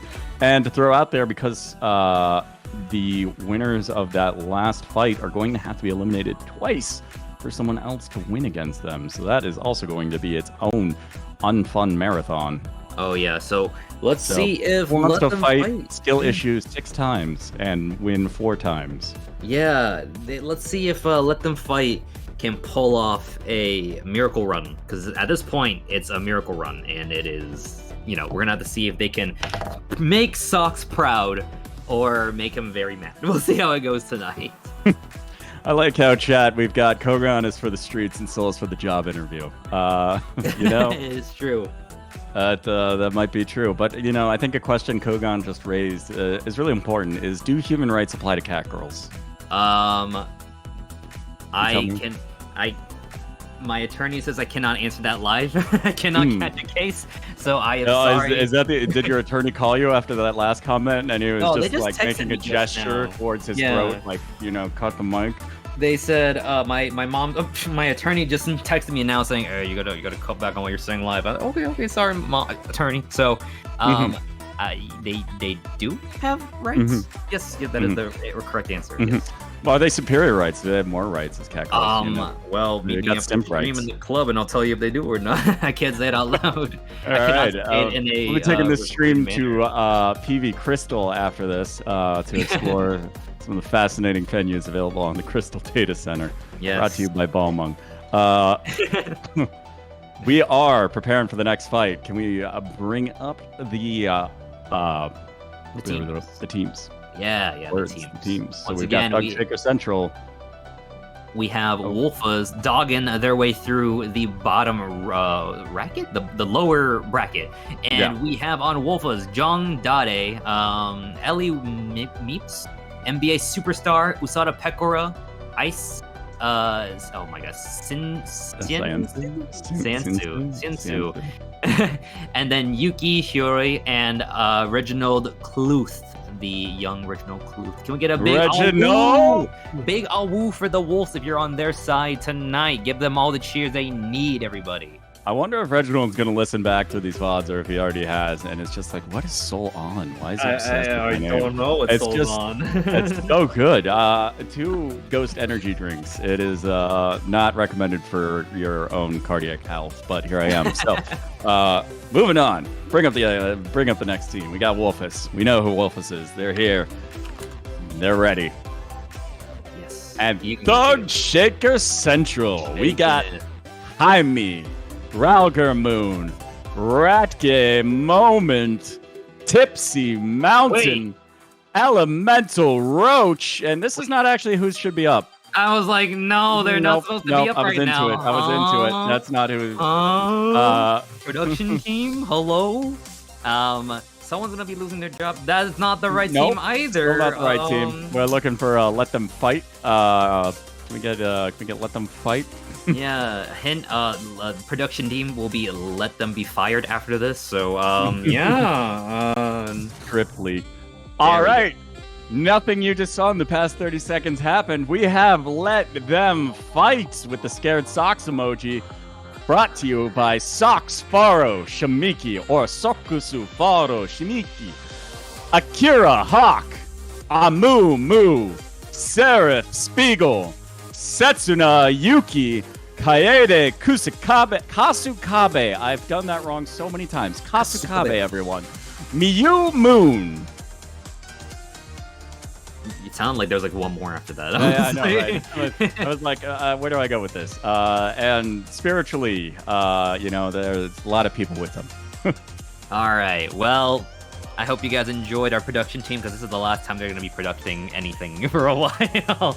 So if you guys need some kind of production team for your next tournament, hit them up because they'll be free after this. No. They won't be free. They'll be running their own tournament because this is brought to you by Wishing Well, who is currently managing things, who will also manage the Pausing Clause tourney. Yes. Please, everyone, support all the tournaments coming up, support all the players, and support just pretty much the whole entire PvP community. The positive, encouraging, uplifting, supportive side that wants to bring all these fun streams and everything to the community. And just like Square Enix, we are a small indie group. Yeah, literally small indie group, man. You won't believe how much they're paying me, and trust me, I'm not just doing this for fun. They're not paying me much at all, in fact. So I'm out here just pretty much having to do it out of the goodness of my heart, actually. Yeah. It would actually be work complications for me if they paid me. So, they get all this labor for free. It's like capitalism's wet dream. Yes. And we are getting almost ready a bit. Sorry, we're gonna have someone they're gonna have to do a client restart while the streamers talk. We're gonna have to stall once more. Oh boy. All right, let's go ahead and let's talk about our stories of when we were young PvP players in 14. We were young players. I picked up the game at the start of COVID because I gave a certain other MMO's expansion about 2 weeks, and then I was like, "This is hot garbage." I'm going back to that one weird weeb game I played back when Realm Reborn came out, and one of the best decisions I ever made. How about you? For me, when I started 14? Yeah. Oh, I started 14 like COVID era, actually. Yeah, I think like in 2020, I was suddenly found myself with a lot of free time, and I was like, you know what? Let's pick up that hot MMO that everyone keeps talking about, World of Warcraft. So I played that, disliked it, and I was like, you know what? I kind of want to be a weeb, so I'm gonna go back and play 14 and see how that's like. It's funny enough, I actually had a sub for 14 back in 2016, I think, and I tried it for about until level 30. And then I was like, yeah, this game's too slow for me. So I was like, I'll come back another day. So I was going through college, forgot to cancel my subscription from 2016 all the way to 2020. So I was paying my subscription the whole entire time. And I did finally, something similar. Okay, I was like, I can't be the only one out here. So. No, I paid like 1,000 days before. I was like, what the hell is Square Enix doing? Yeah. Me $15 a month. Whoops. Yeah. So when I officially started, I had like 800 days or so, and I was like, or that's obviously like a bit more than that, but Yeah. I had a lot cool of Cloud Strife outfit out of it, I guess. did. Yeah, so I really wish they had more rewards for that because I've been playing for a longer amount of time now. In a minute now. Yeah. Oh, for the match? Yeah, we're actually. No. I mean, been a minute playing this game, but we are about ready to launch into the match. Yes, we are. Now that you mention it. But, yeah, no, Shadowlands gave it about 2 weeks, and it was funny when all the refugees showed up like about 6 months later, because I was like, oh, man, everyone else felt the same way. They just took longer to realize, because, oh man, that was garbage. It's okay, you're in a better place now. I actually have not played much of WoW ever. My sister's a big WoW person, and I'm not, so... I played it since vanilla, and Shadowlands was the first time I just dipped out after an expansion started. Even WoD held me longer. Oh no. Yeah. I did not play much MMOs before this. Okay, let's get into this. Molfas have been shown. Let them fight with the team. Mew fixed her portrait, all is well. Yes, Mew. Wow, was it a DSR portrait and weapon? Okay. And Mew. just the pose, the grace, the everything, the elegance. Yeah, it is. But on the other side, really we have nice. Usada Pekora. Pain Peko. Yes, Usada Pekora is in the house, guys. This is kind of scary because I'm not gonna lie. We need to keep Usada Pekora in the tournament to get the VTuber fans watching. So if we lose this, we're suddenly gonna be dropped down to like less than 100 viewers. So we need, in some way, for this game to go long and to do well, or else we will lose viewership. The VTubers are carrying us right now. The VTuber viewership, that is. So pray and throw a Pain Peko for cheer on Usada Pekora in this game. We are watching Wolfus take center stage as Let Them Fight is cautiously hiding behind the corner. Establishing dominance right now. They're like, we're running up, and they can't do so because they have a warrior. Right, they have the high ground, and they're waiting for them to make an Anakin up the stairs. Yes, and they are going to wait for a second. Woldstar currently just leading. Are they going? Are they going? What is the strategy? There's an ambush coming up. That's what we're gonna do right now. And Woldstar jumps in. All right. Pekora goes down. Ooh, Pekora goes down. Kaede being the target, living. Worldstar next target? Question mark. Getting low, running out of mana. Down they go. All right, Let Them Fight was just like, let's let them walk into a trap instead. Let's let them get ambushed. Yeah. Wow. I can't believe that actually Venus worked. flytrap. Yeah. The old. I'm going to say something. No, I'm not going to say it. Anyways, continuing on. Stop. We already have enough questionable legal issues on our hands. Seraph goes down, though, from White Mage LB. Down. Kaede Kusakabe has their White Mage LB. Setsuna Yuki ripping the Gunbreaker LB. Takes out Ice. Whoa. We are even 4v4. Low mana on the side of gosh. Let Them Fight, but their burst has been very in sync, and Ninja LBs are online. Reginald low. Will they go for Setsuna? Oh my god. Setsuna just went down so fast as if she Akira got Dragon using Claw that spect. Nin to Nin LB, keeping Reginald from using theirs, but are they going to be able to roll it? Usada low. Oh, getting pushed away too. That's like the Granite Mall special right there. That wasn't Seitan chain, so Seitan's done. Oh Ali Meeps, are they getting caught here? They are. Oh, they walked over the ground pot but didn't pick it up, so they had to double back. Will that cost them? No, it looks like Let Them Fight. Oh no, Sarah Spiegel's going for it. Oh, I can't tell if that was a bait move or if that was a misposition. Seraph is low. Alive? Seraph is low, but he is going to survive and not be low enough to get picked off by Reginald's Nin LB. Usada Pekora, Dragoon LB coming in on top of the Warrior LB. Seraph. Nothing anyone could do there. Oh, no. That was mean. Out goes Wim LB. I think Let Them Fight's gonna wipe. Unless Mew gets... Nope, Mew goes down. All right, that's going to be a wipe on the Let Them Fight. Let them wipe more like, Let oh my them gosh. Forced to push, but... Wait, no, is it born to push, but forced to wipe? Oh my gosh, not looking so great right now with 4 members down. Reginald dancing on the ground pot. Yeah, Reginald is just asserting dominance right now, showing that, Showing a stand. He's Maybe making fun Reginald of them has right someone else's stand. He has that aura about him. Are we talking about JoJo stands or? Yeah, maybe I World was Star gonna stand. say. But World Star is also a name that sounds like a stand. So you know what? Wolfstar is the site for putting. Oh, I know what it is. Yeah, I was gonna say. I'm just saying it also sounds like it could be a stand. But we just see a trade. Miyu Moon letting the Miyu LB Moon rip, getting taking out killed. Ice for it. Okay. And we have Akira Hawk sitting in guard that might be the next kill target. They use Raiju to get away, and they are on Reginald, who whiffs Nin LB. Or is that Akira? Sorry, that was Akira whiffing Nin LB. Akira hard targeted, going down. But we see that Let Them Fight move the crystal in that time. World Star, no mana, grabbing a floor pot. And it is Setsuna Yuki and World Star holding the point down. Well, back at the spawn of Let Them Fight, looks like they're hard on Reginald, trying to get a pick off on him, and they succeed. Setsuna Yuki trying to fall back now. Not going to make it. Wormwind thrust to the back of the head. Oh, Sarah ripping that Monk LB. Are they going to get Ellie Meeps out of this? Out goes Warrior LB from World Star. No Seraph guard. Just got LB'd, got everything. Could not react fast enough to all the Akira damage. Hawk trying to hold the point. Let them fight. Trying to do everything they can to not let this crystal get to 50 if they can help it. LB. Okay. Pekora LB. Miyu Moon going to have to eat it. Miyu Moon very low. Away. But can they each? Oh, no. Oh, Pekora. That was dirty Pekora. Green Pekko. Akira Hawk targeted. Trying to run away. Gets away with Shikuchi. Gets the ground pot. Might be able to come back in. Setsuya Yuki. Yuki? Going down. Holding the point. Couldn't even There's move. Spiegel on the point now, too. Let Them Fight is just trickling in, trying to stop this advance. I think they just need to let it go and try to regroup. Seraph running for his life, eats a white mage LB at a long range. Another LB snipe? Oh my god.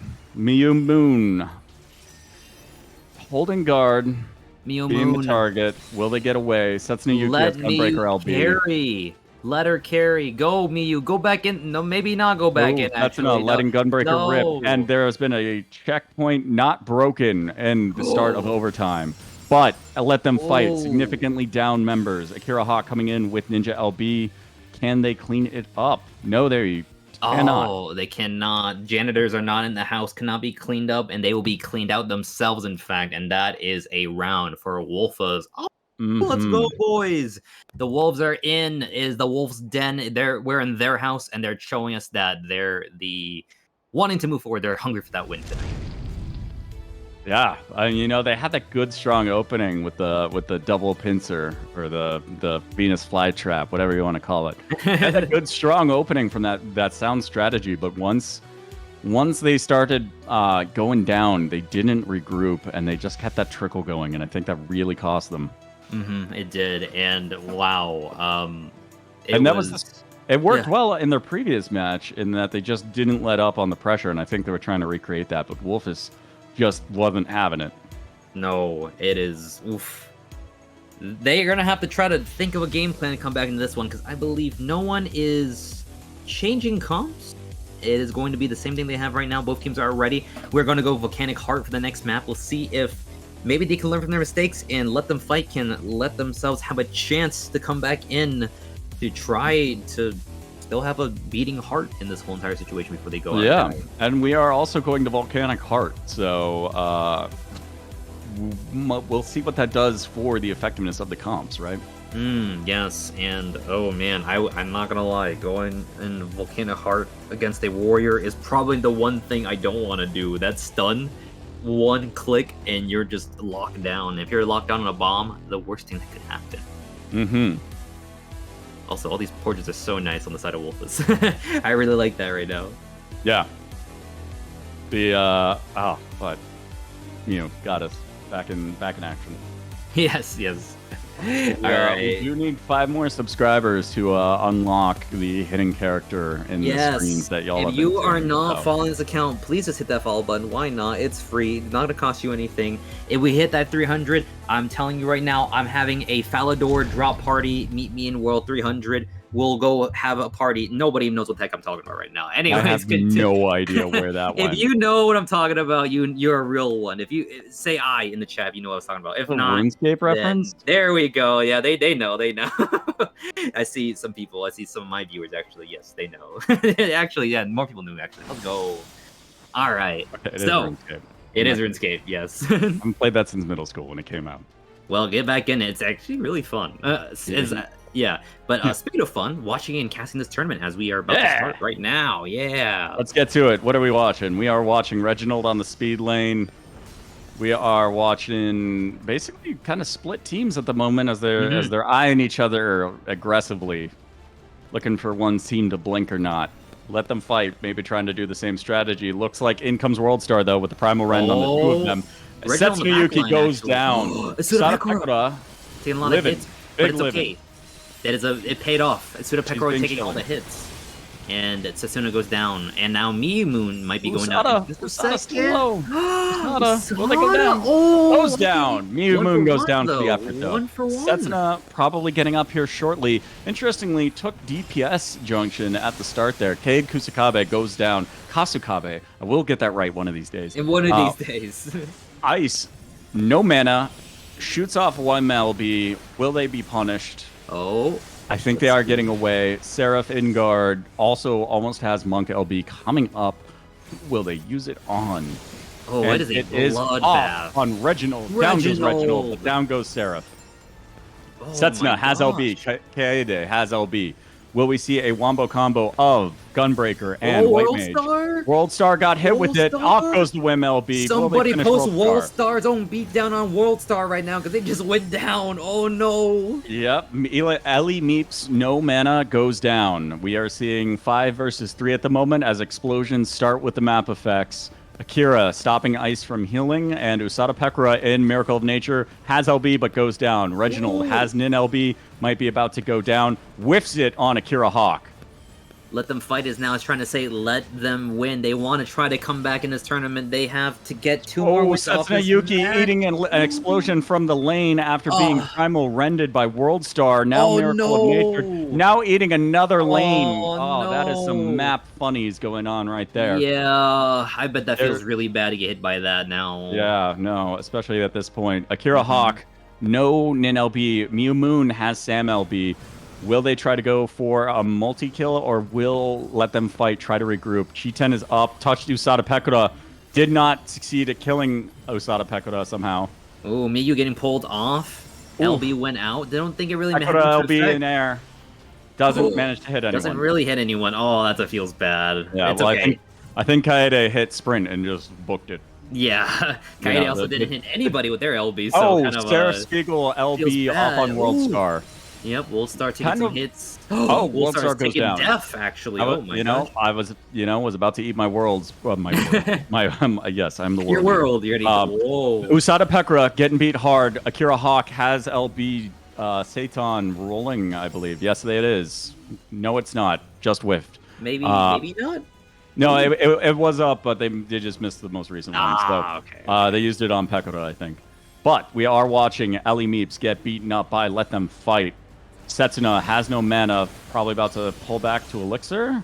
Or are they going for it? We'll going for it, though. He's pushing. He's trying to push. He's Reginald deep in the lines, trying to stop Setsunuyuki from getting that Elixir off. And he does manage to succeed. Setsuna said, screw it, I'm coming back in. Coming in hot. We're doing it live. Worldstar getting low. Down goes Akira Hawk, though. Big Primal Rend onto the entirety Primal Rend. of No, bomb. I see a lot of people on the bomb site. Setsuna goes down. They're planning at B. Oh, no. Yeah. Oh, that Primal Rend was mean. Yeah, that was dirty. Everyone was unfortunately clustered to eat that one. And it looks like they will be making it, Wolfus will be making it to checkpoint probably during this. They're just going to eat that explosion, I guess. They don't care. They do not care. They want the progress. They do, and I don't blame them because there's no resistance right now. Yeah. Yeah, they touch 50. Well, Let Them Fight is at 49.2%. That is 0.8% from being equal, and there's not much of a chance they're going to get that 0.8 before. Oh yeah, 30 seconds left on the clock. It's looking very, very grim for the side. Usadapekura in the air. Sarah Spiegel hit by White Mage LB before he's able to get that Monk LB off. Down goes Pekura to no real effect. That's an Ayuki. Letting it rip, though, and gets ripped in turn. Yeah, that's unfortunate. They got returned back. All the damage that could have been done is not done at all. In fact, done on them. Ooh. Miyumoon holding that guard. gonna go down before they get LB back up. Reginald cleaning house. The frog himself. Seraph coming back up. Kaede holding point. Akira going down. This is looking like a win for Wolfus at this moment, unless Let Them Fight is able to pull themselves out of this tailspin. Come on, let them fight. Get in there. Oh, maybe not. Seraph is trying to hold the line as hard as he can. That guard cannot hold coming back in. Satsuna's in. Satsuna's in. Full Seraph's HP not able to get out. Full tank. Mew full Moon HP coming back. Satsuna. Will we see some sort of miracle 5 Suzushi combo? That would be quite. Setsuna gets a ground pod, still living, still living. Mew on the point. Mew on the point. Mew pushing. This is what Mew pushing. Let Them Fight needed. Wise manning it just a little bit. Wait, get on that point, Mew. You gotta get on that point. What are you doing? Oh my gosh. Mew's on the point. Down goes Worldstar with Akira Hawks. Ninja LB. Oh. Out goes White Mage LB on Mew Moon, stopping them before they're able to get Cheaton and get any sort of traction with their LB. Akira Hawk getting beat up. Someone has to get on that point. No one on it. Kaede on it. Kaede on it. Kaede has White Mage LB coming up too. Kaede switching off, getting the ground pot that saves their life. Out goes Wim LB onto ice, killing the Wim. Counter Wim play. Reginald getting beat up. Goes down. Kaede goes down. Seraph holding guard. Usada has LB. Will they be able to use it? It is on. Usada in guard. Let them fight. Not letting this be over just yet. They are still in it to win it. On to Usada Pekora, who is backflipping out of there. Oh my God. With the double kill. They are putting down the dogs and Wolfus right now. Wolfus is taking a lot of hits. This could be the comeback. They could Ellie holding it. Ellie holding it, but will they be allowed to? Ice back up. Reginald back up. Reginald has that Nin LB, and it looks like Wolfus is trying to pull back, get some leeway. Oh, but are they going to catch Ice out here? Break it. 8. Oh, this is so close. They need as many people. They don't want to be stacked on the point, but they need to break it. In comes Pekora. Down goes Reginald. Ice almost down. Ice goes down. Pekora, Worldstar, Ellie on point. Setsuna Yuki, no mana. Setsuna Mew grabs ground pot. Is able to possibly get an elixir off here, or are they going to go back in? Akira Hawk with the LB. The point is moving. Seraph Spiegel, low health, but has more recuperate. Ellie just got LB'd. Oh, Usada Pekora, Worldstar holding down the point. Mew Moon back on the point. Seraph Spiegel running for that elixir, going to get it off. Mew Moon going down. Akira Hawk trying to hold the point with the last 2 seconds. No. Can Seraph get back? No. Can Seraph get back? No. Yes! Seraph makes it. Seraph holding. Seraph covered with Aqua Veil. Just burned every recuperate. I don't think. And he has guard. He's going for the ground pot. Will they be able to keep holding it? Setsuna Yuki back on point. No LBs. Kaede. LB coming up. No. Will they live? Will they live? Kaede and guard. Kaede and guard casting those cures. Not letting rip the LB. Probably would have died in an animation lock. Mew Moon positioning to come back in. Down goes Ice. No. Setsuna Yuki almost having that Gunbreaker LB coming back up. Could be huge on point. Setsuna Yuki taking a lot of damage. Might be running for that ground pot, and they get it. They're coming back in. They got that LB. Here it goes. God. Will they be able to get some picks out of it? Pekora eating it in guard. No picks. Worldstar low. Worldstar down. Usada in the air with Life of the Dragon. This could hurt. It hurts Seraph, but he lives with Riddle. Big Riddle going out. Reginald goes down. LB advantage. Kaede coming back in. Let's it rip. Out goes the laser. Setsuna Yuki almost down though. Let them fight. Needs to get Ice off that point. Ellie out. Can they? EN. They're on Usada Pekora. There are 2 remaining for Wolfus. LB from Ice. Out goes LB from Ice. Down goes Usada. It's only Ice and Worldstar on point. Worldstar has that LB. Lets it rip. He hits 3 members of Let Them Fight. Ice, 2,000 health, goes down. Worldstar, the next kill target. Not CCable at the moment. Mew Moon lets the stove rip. Reginald coming up with LB. Holding guard.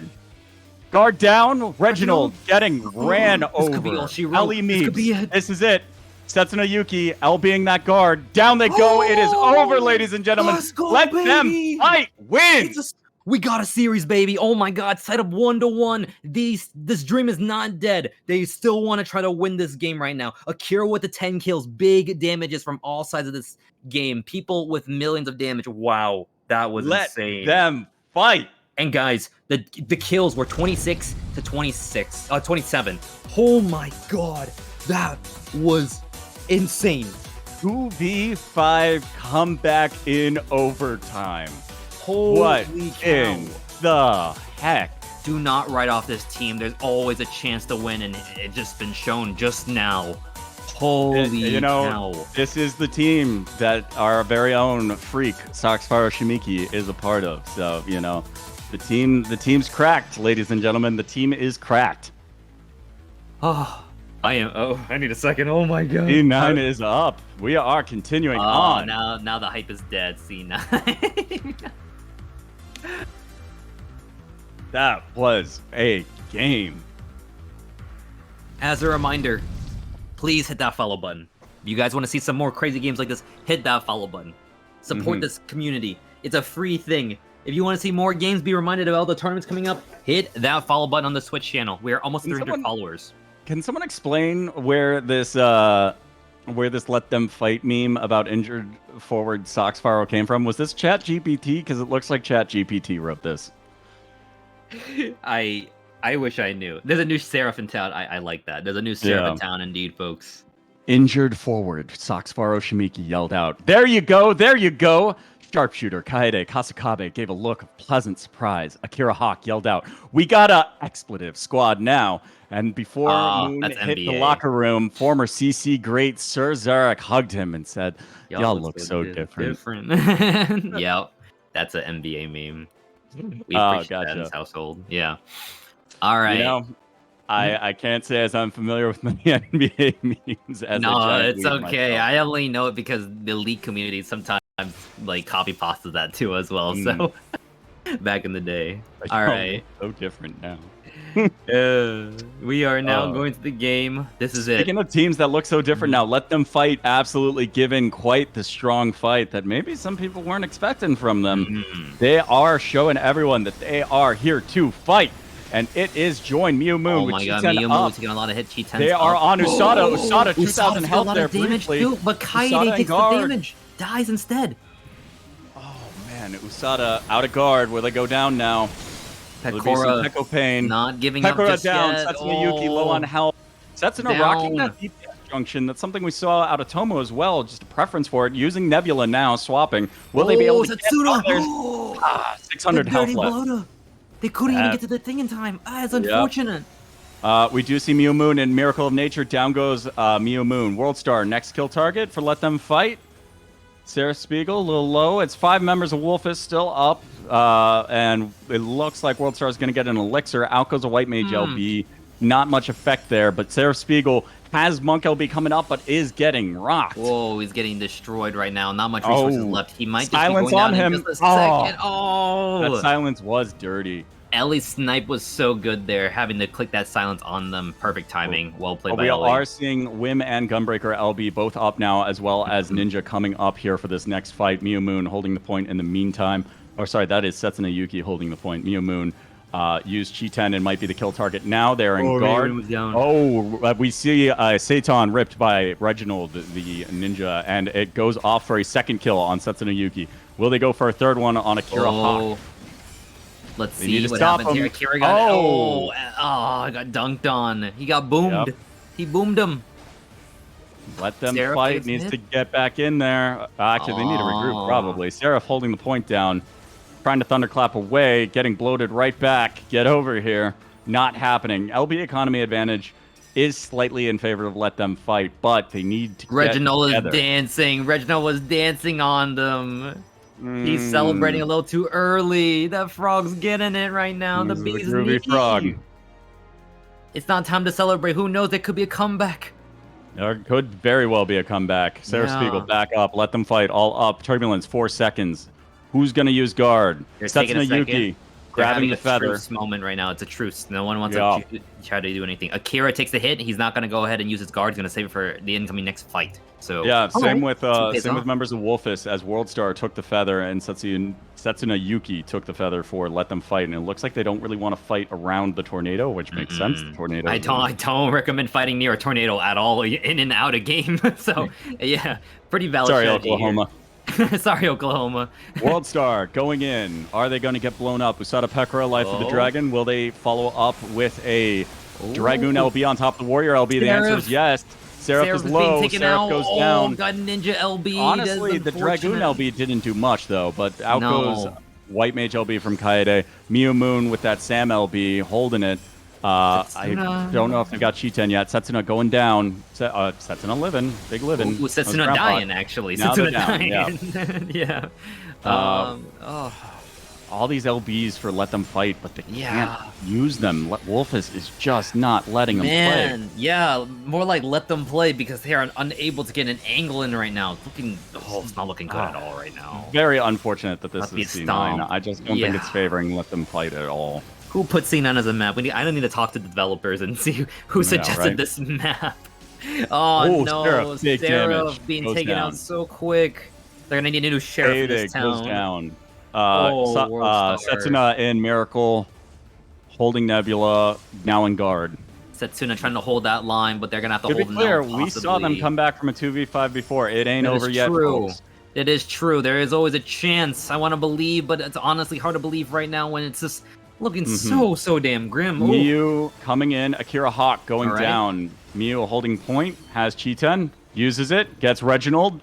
They do not go for the single kill on Reginald. It was clearly a bait. They had Aquaveil on top of them. Usada goes down. Usada goes down. All right. That was Seraph's Monk LB onto Usada. That's what did that. All right. Kaede getting chased down. There are 20 seconds left. Ice is holding down the point as is. Setsuna Yuki and Seraph Spiegel. Let them fight. Getting run down in the back, though, as two of their members try to hold down the point. Oh. Will they be able to pick Ice off? Setsuna being stunned. 4 seconds left. Is there going to be a bloater scam here or some sort of any scam? Setsuna still on the point. Let them fight. Starting overtime. Here we go. Is this the comeback? Ladies and gentlemen, let's watch. Let's see it happen. Akira Hawk getting blown up at the moment. Are they going to survive? They're going around the corner. I think Akira's safe. They're Shikuchiing away, but Reginald is chasing. Out goes Neo Moon's LB to no LB. Oh, hit. That is unfortunate. And 2 people are down. Didn't you get Kaede? Damn, get out of here. They bloated Kaede. Kaede got back on it. Miracle of Nature on Kaede. Kaede might be about to rip that Wim LB. There it is. Mostly roll for the regen. Gold Star low. Out goes Kaede. It's gonna be okay. Low. Setsuna Yuki holding the point down. Akira Hawk trying to do their best to get a kill, but not succeeding. No one's on the point. It is over. No. Let them fight. More like let them rest because their journey ends here, unfortunately. Wolfa takes the win moving forward, and that is game for the Let Them Fight team. Can we get a big F in the chat? Good tries. It was a good attempt, but unfortunately, it just, when it comes to C9, it gives us and it takes us away it. And that's just what happened just now. So that is GG. Not best of 5 for that match. That is not a best of 5. That is the best of 3s, and that is the final best of 3 match. In fact, we are now heading into the losers finals. This is the final arc of the tournament, guys. This and then the finals. And that should be about it. And with that, we're going to take a break in just a minute. And in fact, I think this is my last casting for the night. So I will be taking off. Soul, it has been a pleasure meeting you, not playing, but, casting with you. And we'll be turning it over to, I believe, Vivian in a bit. So everyone, thank you for listening. Please follow as my last final message. And it has been a fun time casting this tournament. Yeah, thanks for coming, Kogan. I speak for, probably most of the viewers when I say that thank you for all you did. And the people who are not thanking you for coming here might be cat girls who had some issues with your plans for Sox tomorrow, but it's okay. Guys, please, no. No. All right, but once again, guys, take care. I'll see you guys later. Stick around because I'm sure we have some spicy matches coming up. So, we absolutely have some spice coming up. All right, thank you, Kogan.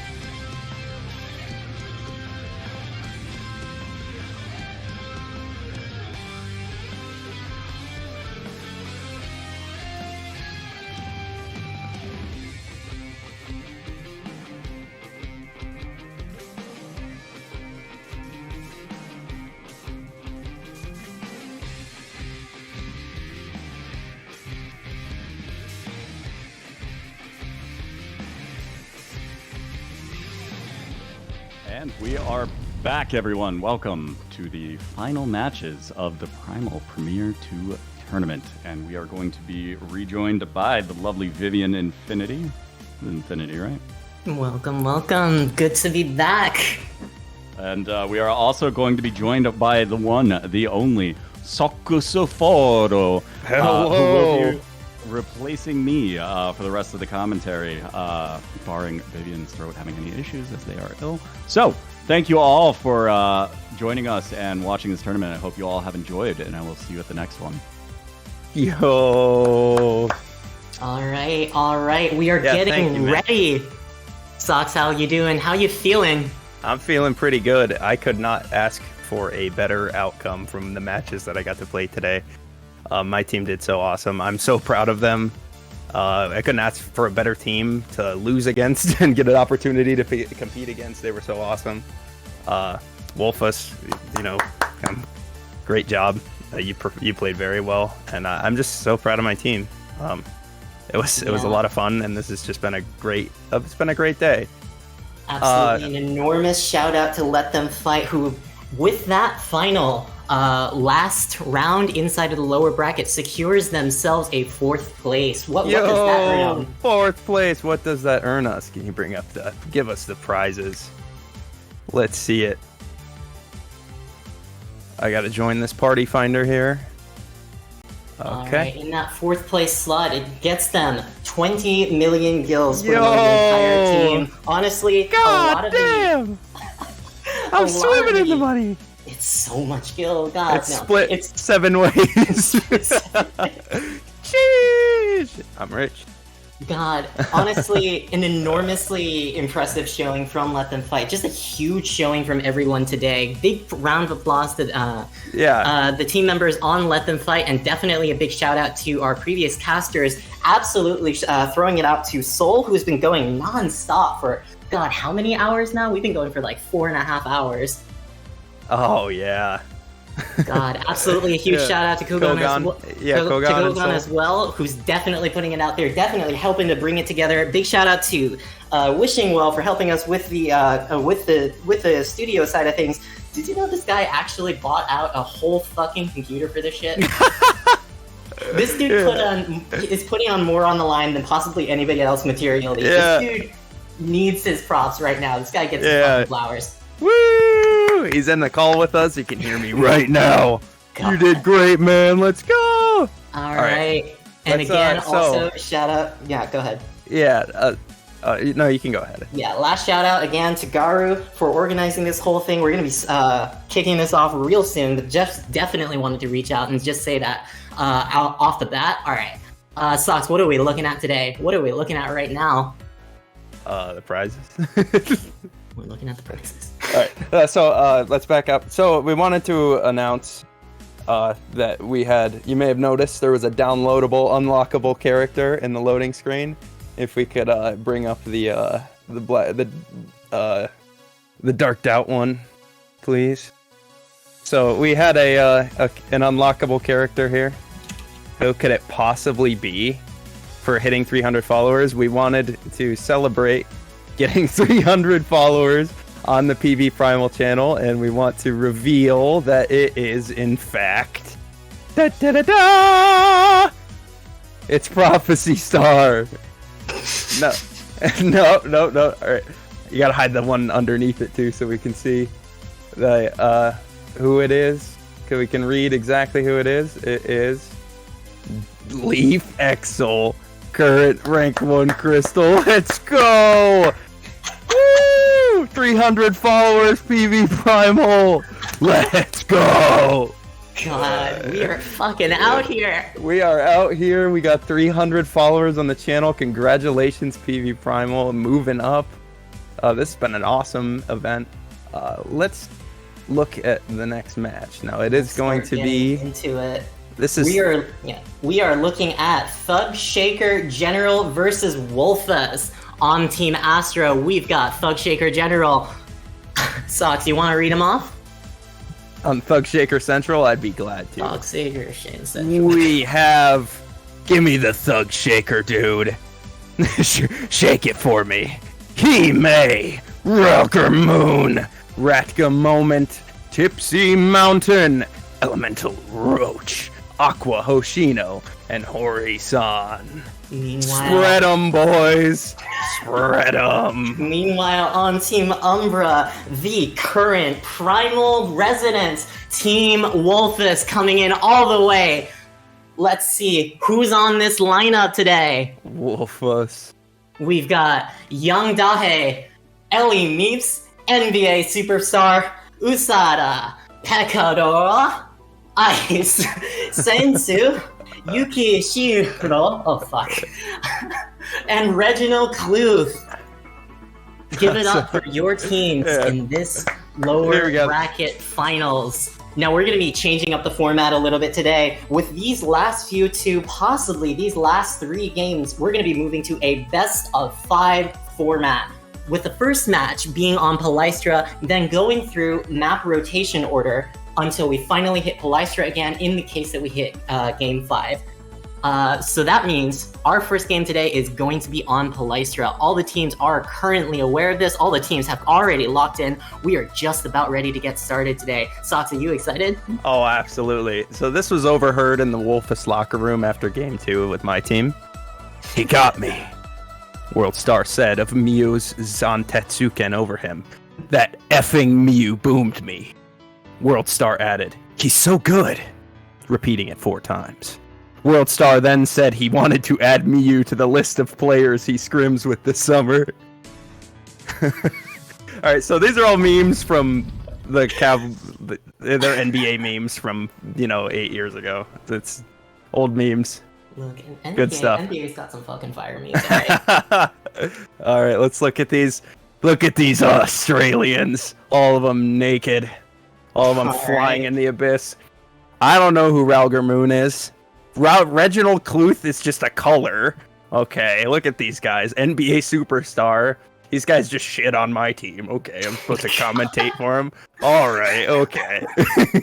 We're going in here. All right, fellas. All right, let's start let's get it started. Start talking about that. It's team compositions. On Team Astro, we've got the Australians going in with what I believe is pretty much the same comp that they started with yesterday. Their signature JP styles compositions with the 2 tanks, specifically the Paladin and the Warriors, trying to make it so that they can live as long as possible while still having that burst damage, especially on the Bard, the Summoner, and the Ninja. Meanwhile, Team Umbra, we've got their signature comps mostly oriented around that warrior pick as well, and the white mage here, trying to get as much burst damage as possible with Usade Pekora on that fucking on that dragoon. On the Slagoon, like he's ready to get a kill here. We're looking at this initial engagement. They go in on Hori-san. They're looking to cut him in half and kill him dead. They're not able to, though. The Australian ping has given them a bit of an advantage here. The cover goes out from Ratgamoon. Is looking to keep someone alive there. Ratka Moment, rather. Reginald, they go in on Reginald. Oh my god, the Australians are so good at turning on people. My god. You get a counter pick, even with that cover, to deny that initial burst, starting with that first pick onto the Ninja to reduce the amount of time there's going to get that LB off, that ever important limit break off. Get 3 solid picks with absolutely no deaths, forcing Team Umbra to start moving backwards and giving them solid control of the checkpoint. They might be able to get it all the way to the 50, get this touch right off the bat in the first minute of the game. I just don't understand how the Australians have such a dominant presence in these fights. They come forward and they just demolish. After that initial engagement, they just went 1, 2, 3. It happens again when a team plays against them. Ellie Meeps goes down. As the fight continues, a white mage LB comes out to kill Shiki.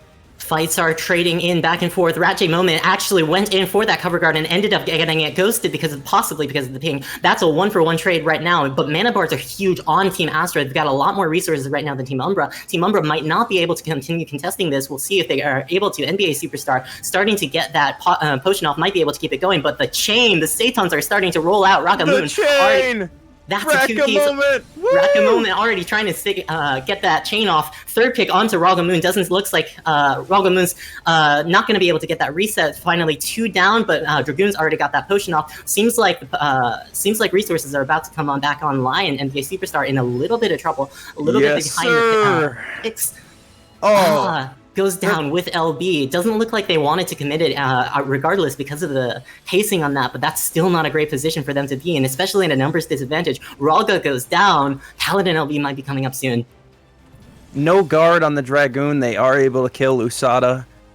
They're just continuing this pressure. They're trading kills back and forth, but they're just continuing this pressure and just keeping them moving back and having to re-up on their mana. It looks like all 5 LBs are going to be up on the side of Wolfos. Oh, that's not looking great, and especially considering that they've got multiple numbers down. Even with all 5 LBs, if they're not able to group up, they're not going to be able to use it as effectively. NBA Superstar, currently the target, has to burn Purify, goes down! Wolfos has not been able to regroup since almost the beginning of the game. A dominant 3 minutes of performance from the Australians, even facing down this many limit breaks, even with Bard LB popped preemptively to try to get ready for that fight. They might be looking at an uphill battle. NBA Superstar still respawning, and they're looking at a Paladin LB. That's a lot of time to be respawning there. It feels so bad. I'm sure NBA Superstar wants to get back in there and get back into this fight. There's a Dragoon LB out. Oh my god! It's a 3-piece. Everybody died! What the oh my god, all the Australians are dead! Quick, They're here to play the play. Australian national anthem! Oh my god, that's full team wipe! A full team wipe on Team Umbra, even with a checkpoint broken. They only had to commit 2 limit breaks in order to get that done. They still got the Warrior. They still got the Ninja LB. They still got resources for this next checkpoint fight. But they're facing down another 3 limit breaks, even with that Ghosted Summoner burn. Even with the fact that they ended up having to use the Summoner commit. That's still Ninja. That's still Paladin LB going in. Bard's possibly going to be getting it soon. That's a checkpoint. Oh no, 0.8% off of the checkpoint touch. Whoa, Rekka stopped it right before they could get it. It looks like the Warrior LB and the Paladin LB are both out. There's very little damage that can be done. Oh no, they do not want this Warrior to play or use his LB. That's 2 deaths where he hasn't been able to use his LB. They go right for the Ninja, knowing he has his limit break available. Moving on to the Dragoon, they don't want to deal with all the damage that could come out from there. Let's look over here. Ellie Meeps! No! NBA memes make NBA dreams. Enormous plays from the Australians in order to finally clean that up. Oh my god. Team Umbra still had limit break. Oh no! White Mage Laser? Ice had to use that to live. It looks like they're going to be able to live, but that still is a bit catastrophic, just not being able to get any value out of that. We got 10 seconds till overtime. There is still time to recover. So the Australians have already broken checkpoints, so it's not actually that big of a deal, or at least that doesn't really change the situation that they haven't touched, but that's still so much that they gotta go through. They have to go through, touch all the way to the enemy checkpoint, and then break it, then keep going for another 22%. It's a huge uphill battle for Team Wolfos. NBA Superstar yelling so loud that people can't guard. Imagine how loud that would be, holy shit. A Dragoon LB comes out, it is able to pick up 1 kill. That 1 kill might be all they need, with a 1 death and then another one staggered off. It seems like NBA Superstars team finally might be able to get control of the point. They're chasing in onto Ratchet Moment. Yeah, they're going to be able to push here. Meanwhile, on the point. Ooh, Cheeky fighting Ellie Meeps. Ellie Meeps holding it down. The comeback? Could this be a comeback? They are going to have to fight against this Paladin LB and this Ninja LB on the side of the Australians. The Australians almost have that Warrior LB, and it gets immediately ripped on cooldown too. Oh my god, Paladin goes down without being able to rip that LB. It's a 1-for-1 trade, but... Paladin dead, unable to use LB. Most of Wolfos doesn't have their ability to guard. Usage goes down to the Deathlinker. They're going to get the second chain off. They're going to continue. On the point, they got to fight through this point. They got to keep people on here. Last cannot second. step off.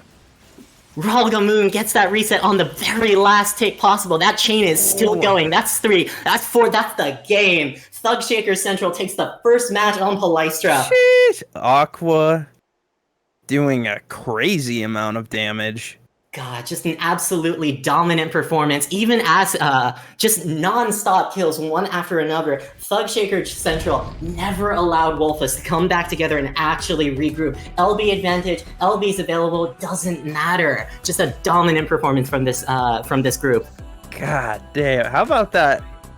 I mean, the Australians played very well, but that Dragoon LB combo was awesome. The Warrior Stream combo is really good. Just everybody died. That's like the best play you could possibly ask for. It was incredible. So much going on there. Whew. It looks like Wolfus will be swapping. All right. Our next match, as a reminder to the audience, is gonna be on the Volcanic Heart. And while we're waiting on the teams to do their swaps, it seems like Thug Shakers. Dr. Seuss. Like this team is going to be sticking with their 2 tank comps, and so we're going to be seeing exactly what it is that Wolfus can pull out, and especially considering that this is again one of those tighter corridor matches where melee champions tend to be a lot more able to do their work. It's going to be interesting to see what it is they. Looks like we're readied up, and we're going to be going in just a little bit. Definitely excited to see what it is they bring out, how it is they try to adapt to the situation. It's just so the pressure that Australia puts out. It's like, oh no, so much pressure, mate. I'm gonna say the C word.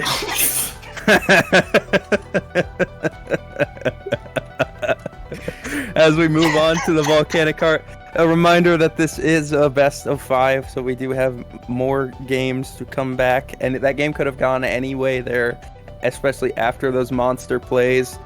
It was crazy. So against my team, we noticed that Wolfus was waiting to use the Dragoon LB to stack it with the Warrior LB to pull away the guards off of everyone. So all of our guards would be gone, and then they would pull out the Dragoon LB, so there'd be no way we could get away from it. Mm-hmm. It's been so just witnessing it again. I think that's what they were going for there, because they did have the Warrior LB and the Dragoon LB there at the same time. It was that's what I expected, but they did it without the Warrior LB, so that was kind of cool to see that they got a full team wipe with, like, that's the max value you could possibly get out of a Dragoon LB, killing literally everyone. Just a raw combo with the White Mage LB, using that stun, using the positioning, just really good reaction times. And notice that they are in a great position for that Dragoon combo. That's definitely a planned thing too. Reginald Cluth is now a green block. Ice is a mugshot. So you see how Ice has the sunglasses on their hair? Whenever you do that, it like gets your hair like juices all over the sunglasses, so when you pull them down, they're all fogged up and shit. God. It sucks. But I mean, it looks good. I like it. It's just if you try to do that in real life. Look at Reginald's. It's that double down. All right, Team Wolfus has changed a lot about their composition. They got the Warrior out for the Gunbreaker. It seems like they've got the Dancer now too. They didn't have a Dancer before, did they? No, NBA Superstar was the Warrior. They do have a lot of players that can play a lot of different jobs very, very well. So I'm interested to see how they employ this. It looks like they're going to go for some burst on Ellie over here in the speed lane, but they're going to get away. A little bit of tickling, some fighting going on. Yeah, it looks like people are trying to get ready in order to go in for the opening exchange. Ellie's got that burst arrow ready. Burst is going out. Burst is going out. Horisan goes down. Reginald Cluth goes down. 1-for-1 trade immediately. And Purifies are forced to be burned. Shiki's running out of mana. Looks like Ellie Meets is also the next target. Managed to get the guard off, but dies inside of the guard. That's a huge pick for Team Astra. Looks like they're going to be able to possibly get control of the point with the 2 numbers advantage, and the fact that their Warrior is going to be able to get that potion off. Meanwhile, on the point, NBA Superstar is going down. God, just yeah, they kept him there. He didn't have Purify, so he was stuck there, and they knew that. They took note, and they kept the NBA Superstar locked down there in that corner, chopped him down. It looks like they're going to continue to trade and wait for this next burst. It looks like the burst is going to be continuing onto the Dragoon. As they turn on Shiki, they kill him. They counter bursted and blew him apart. Oh my god! Incredibly deep to try to finally secure that Dragoon. Doesn't actually end up paying out, despite the fact that they managed to burn all their mana, and now that Dragoon is going to be coming in with a full mana bar probably, and then also the limit breaks. Meanwhile, Gunbreaker LB is about to be going off. Looks like has it available. Dragoon LB is going off. Gunbreaker LB is charging out. 2 kills off of the bat. They continue to push here. It looks like this change of comp, adding in the Dancer, adding in the Gunbreaker here, it looks like it's really paying off here. They have so much damage to continue this fight. It looks like the Dragoon's back here getting ratted, but that's not going to make much of a difference. He is going to be coming back. It is a 5v3 still. Yeah, an especially explosive group. The changes to their composition really... Oh my god, I'm never allowed to speak. We've got 2 more kills off. Dragoon's going off. Dragoon LB's going off. Ralgamoon rips the LB, but doesn't seem to be able to get through. Oh, gets a reset off of it. 2 down on Team Umbra's side. Looks like they might be trying to go for the 4th. Raga puts the LB onto Usada pushing the point 1v4. Is able to continue getting progress. Wise Man pushes Crystal, and just like that, they get another, 10% off of that? Losing a fight and still managing to get additional checkpoint progress, an additional percentage off of that. Huge heads up play for Team Umbra. And they have LB advantage here. They are going to be able to pick up some of these LB circles, whatever you want to call them. Some people refer to them as Skittles, but that's trademarked, and you may get sued for it. All right. So let's see how they play around. They pop the Astro LB. It looks like they're going to go in and engage. It doesn't look like they clipped anyone on the enemy team, so that enemy damage is totally the same. They're just using it for their own damage. NBA Superstar almost going down. Warrior LP clips Hem and Hem alone. Almost down. Looks like Shiki goes down as well. Warrior's going down. It seems like health bars are decreasing pretty rapidly. Raptor Moment actually gets a cover off onto the bar, but that doesn't end up... Maybe that's not going to matter. Usage finally stunned outside of the guard. No Purify? Black flips out, finally gets a return kill, but just like that, for their troubles, they get the enemy bard. Ratchet Moment forced onto the point alone in guard. Might be going down after this. So you see a lot of these teams where they'll be down 1 or 2 or even 3 people, and they'll still be able to continue to get these kills and like continue to kill anybody. You really only need 2 people to secure a kill, and we are seeing that as it'll be like a 3v5, and people are just dying. It looks like Rauger Moon is going to die with LB. That sucks. Gunbreaker LB comes out from Wolfus. Every opening is always return. Original also goes down. It's still a 1-for-1. Every fight so far has just been opening like this. Ratchet Moment is currently the target. Already silenced, running out of mana, 30,000 life. Seems like it manages to get out and get that potion off. Meanwhile, on the point, Shiki's the Dragoon LB is out. Dragoon LB sits on top of Shiki, gets that warrior kill. Seems like Team Umbra's finally potentially able to gain control at this point, and that's really bad news for Team Astra. Really bad news for the Australians, who haven't even managed to touch the checkpoint yet. Yeah, they've got 30 seconds left in this match. There's really only time for 1 fight before overtime, 1 more opportunity. They need to stay alive to get their LBs back. They don't want to be staggered here. If Raka Moment dies here, it could be a bit catastrophic. It might be a bit catastrophic. He's not allowed to get his resources back, almost out of mana before this fight even begins. And that point is in the center of the checkpoint. Is anyone going to be able to touch it? 5 seconds. It seems like Shiki's on the point. Shiki on the point. Wait, stay. No. 1 second. All right, we are in overtime. Dancer LB is ripped. Paladin LB's ripped. Goes out. Seitan Chain is rolling. We got 1 for 2 right now. Seitan Chain is still going. 4 seconds left. See if they can get another health bar down to 50%. Seems like that Seitan's not going to get another piece of value out of it. Summoner LB's used almost out of desperation. Goes down. Ragamoon immediately the next target. 6,000 life. Goes down right before they try to get the potion. It's just Ratchet Moment on the point now. How long can he stall? It's up to Ratga Moment. Start playing the Australian national anthem. He can do it. Wait, it's going to be an Australian funeral. Oh, but it seems like Shiki's about to go back onto the point. Got the Warrior LB only onto the Gunbreaker. Oh, Dragoon LB's going out. Dragoon LB's goes down. Shiki goes down as well. And just like that, Team Wolfus takes game 2. We're tied up here 1-1. People were dying so goddamn fast. We couldn't even keep up with it. So in comms, for people who don't know, everybody's in a Discord call and they're counting down 3, 2, 1. And then everyone throws their ability on whatever target was picked. So you have a target that you're bursting and a target that you're just attacking. So when you burst someone, they die instantly. You're using their biggest damage ability from 5 people. So they just explode. as we are seeing, that's what's happening. You're going there's a 3-2-1 call. Both teams are doing that, and then someone dies. And either team.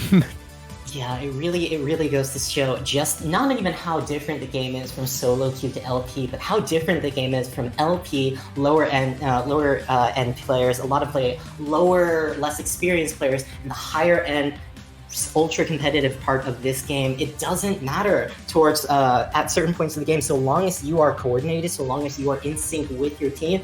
Doesn't matter how far down you are, you might be able to get that counter kill, you might be able to bring it back. God, definitely want to point out just how interesting it is that Wolfus brought out that Dancer here, especially considering just how much Dancer does in terms of damage, and also just how surprisingly tanky there are, especially given that Curing Wolves got buffed to, what, 10,000 HP?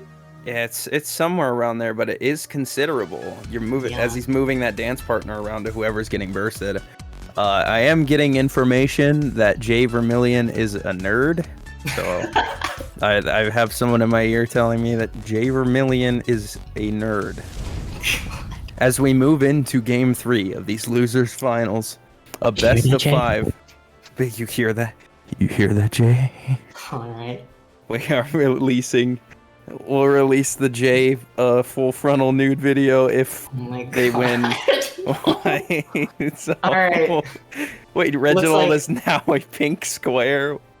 God, it looks like there are no changes on any side. I think the comps are actually the exact same as the last match, and that's definitely interesting considering how different Volcanic Heart and C9 are as maps. You know, Volcanic Heart really just heavily, like I said, heavily emphasizes that tight corridors, those melee range champions, but like this wide open space, especially in the middle, is definitely going to be something that like really often singularly decides the pace of the game. If you are able to dive in fast enough and get these matches off, you know, you're feeling great for the rest of the match, and especially on Team Wolfus' side, who's mostly been showing like just really dominant performances when they gain control of that tempo, just never letting that go. Right. Yeah, it's so I wanted to point out Australia has, I believe they've been getting the first kill in every initial engagement. Let's see if that continues here.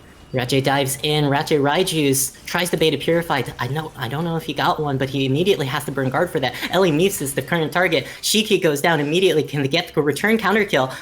The Bard is able to live. Yeah, they're going onto the Bard.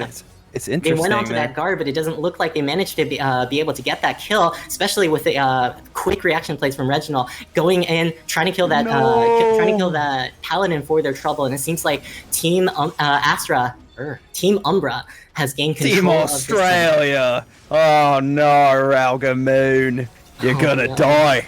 You're gonna fucking die. It's not looking good. The deaths keep coming. They don't die together, and it seems they get the counter kill onto the Dragoon. Can they maybe use this to turn something around? Still solid control from Team Umbra's side onto the point. Dumbreaker LB is going out, sitting on top of guard. Doesn't look like it's going to get that much damage off. Current target is on the summoner, and they managed to get that summoner down. They're trading kills back and forth. It's non-stop. We could try to tell you everything that's happening, but there's a lot of shit happening. It's non-stop, but with LBs coming up, Team Umbra might be able to gain control of this. With the Dancer LB coming up, with the fact that they managed to get kills on most of Team Umbra's side, they still have a solid, small little window in which they have a pretty conclusive advantage. Counter pig onto the Bard, onto the point, left alone onto the point. It looks like they are going in, finally get that Paladin off. How do they get this Paladin? Yeah, they're so... See, they were down a person. Insane. Yeah, they were down a person. They still managed to get that kill. The Dancer LB does come out right before Turbulence. Ralga Moon. NBA Superstar. Reginald. Ralga. All of them hit the floor. Is Ralga going to go down after? It seems like Ralga's down. Reginald maybe the target after. Can they get the return kill? Can they stop this bleeding? But it seems like no, he's managed to able to get this guard off. It's going to be a deep dive and might get punished for it. Shiki's going down. Shiki got that cover. Shiki might be able to... Shiki's getting that potion off, and probably going to be able to come in full resources. Burn that burn that LB, but it seems like Summoner LB's going out. We're going to try to see if they can get that Burst Sync off with the LB flips. Not able to get the... are they able to get this Gunbreaker? He's getting back. He died behind 5 walls. Australia strikes again! Just barely, with 4,000 health relating, almost able to get those counter kills, but it seems like Shiki's going to go down for the trouble. Usage down too. It's a non-stop bloodbath as the Seitan chain starts rolling out. Satan rips. Satan gets the reset onto NBA Superstar, and that's possibly control of the point. They are. The Crystal's just kind of sitting here next to NBA Superstar's dead body. They are going to chase Reginald. Reginald's running for the point. He does have 710 health. He explodes and dies. It looks like Australia is finally going to get an answer. I know you can shake it.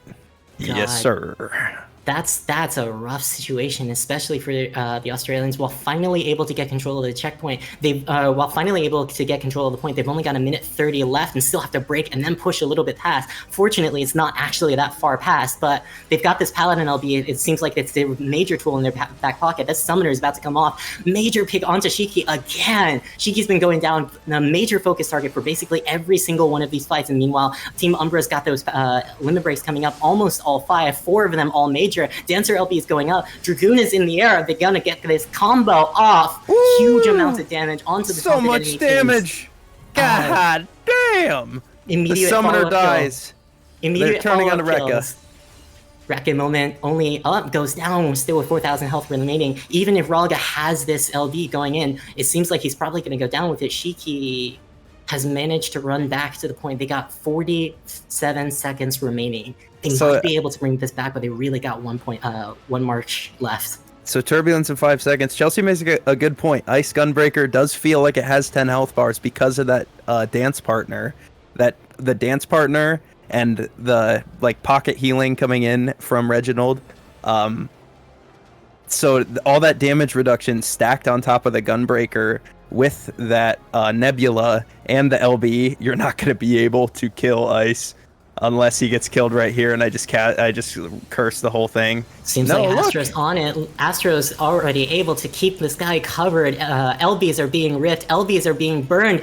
3, 4 members almost down. Covers goes down onto Shiki, but it looking like the last gap as we go into overtime. Shiki's the only one left on the point. Has to stay alive for a respawn. It's looking like a sealed deal. Team Wolfus takes game 3. USADA once again with these crazy Dragoon LBs. Where the hell was he hiding? God, I was zoomed out. I had no idea where the Dragoon was hiding to come from. He fooled me. Look at that. So much. God. It says a lot about the coordination. Just really, really well played from Team Wolfus' side. Just a dominant performance, and just really speaks to their ability to keep that damage synced and also keep that Gunbreaker up. So much of their comp is oriented around being able to keep that Gunbreaker up and trying to put as much damage as possible to be mitigated. And major props to that Astro. Major props to Reginald for being able to keep just quick reactions on any of the burst targets. Yeah, I just wanted to read this copy pasta here in the chat. All right. I think it's hilarious. You kids talking shit about Primal. You wouldn't say this shit to him at FanFest. He's jacked. Not only that, but he has the freshest win trades, queues at the chillest Wolves Den, and hangs out with the hottest Finches. and Primal always remembers. Y'all are pathetic. Lol. All right, seems like both teams are ready, and we're about to go back in onto Clocktown for Game 4. Yep, looks like it's going to be Clocktown for our Game 4. It doesn't seem like there are any changes on any of the compositions, but again, moving from such tight open spaces to relatively smaller corridors is going to be interesting to see, especially given the fact that the Australian team, especially given that Fluxshakers, have this warrior to help make use of that those tatamis, make use of those what's it called? Those fuck. the terrain.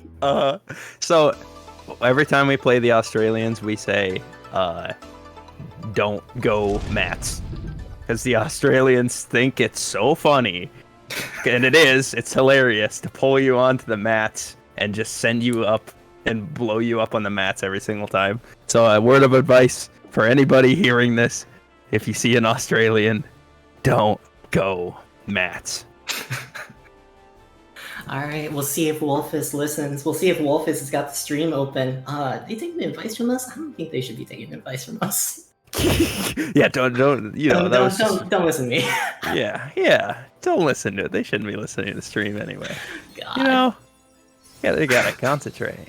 These polls, like the polls, Yeah, so they got the pole on this warrior here on Shiki, and then that bind as the binds as well from the summoner and the bard and the stuns. Like they have so much CC on Thug Shaker Central. That's a hilarious name. Yeah, This match could go either way. There's Wolfus gonna has been be- showing up. There might be solid moments where we see the map environments possibly going out for Australia. Oh, Oh my god, Going- they're gonna. looks like they're taking the front door. Looks like the Aussies take the front door in order to try to meet the Team Wolfus off on taking the left door. Seems like the immediate skirmish is going off of Team Wolfus' side. NBA Superstar might be going down, traded 1-for-1 again. Hori-san going down for the Dancer's Trouble. Seems like without that damage mitigation, can they maybe turn that into a second kill, or at least on the Australian side? Rache Moment, possibly next target, already half down. Usage goes down as well. Immediate picks onto the Gunbreaker, who I think possibly has Burn Purify, is getting CC locked, might be able to get this final secure as well. It's a stun, it's a stun, it's a bind, let it's him a move. silence. He's not allowed to move, Ice and move, he's let him going move. down. Let my man go. Let Ice go.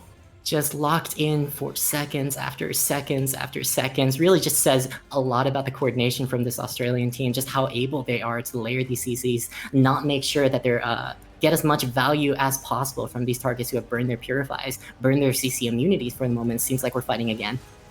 Oh, they're going in hard on Reginald, purifying, checking Reginald to see if he's gonna burn that purify and make him an easy target. Oh god, everyone's on the mats. Everybody's gonna get sent up into heaven. Wreck a moment goes flying. Who else? Nar. Again, it's a 1-for-1 Hori-san for NBA Superstar. It feels like we've been seeing this exact trade over and over. Summoner LB goes out. Warrior LB goes out to strip those guards. It seems like they managed to get the counter pick onto the Dragoon. It feels like we're seeing a replay. Literally a replay. They're going back onto ice. The Ninja LB comes out.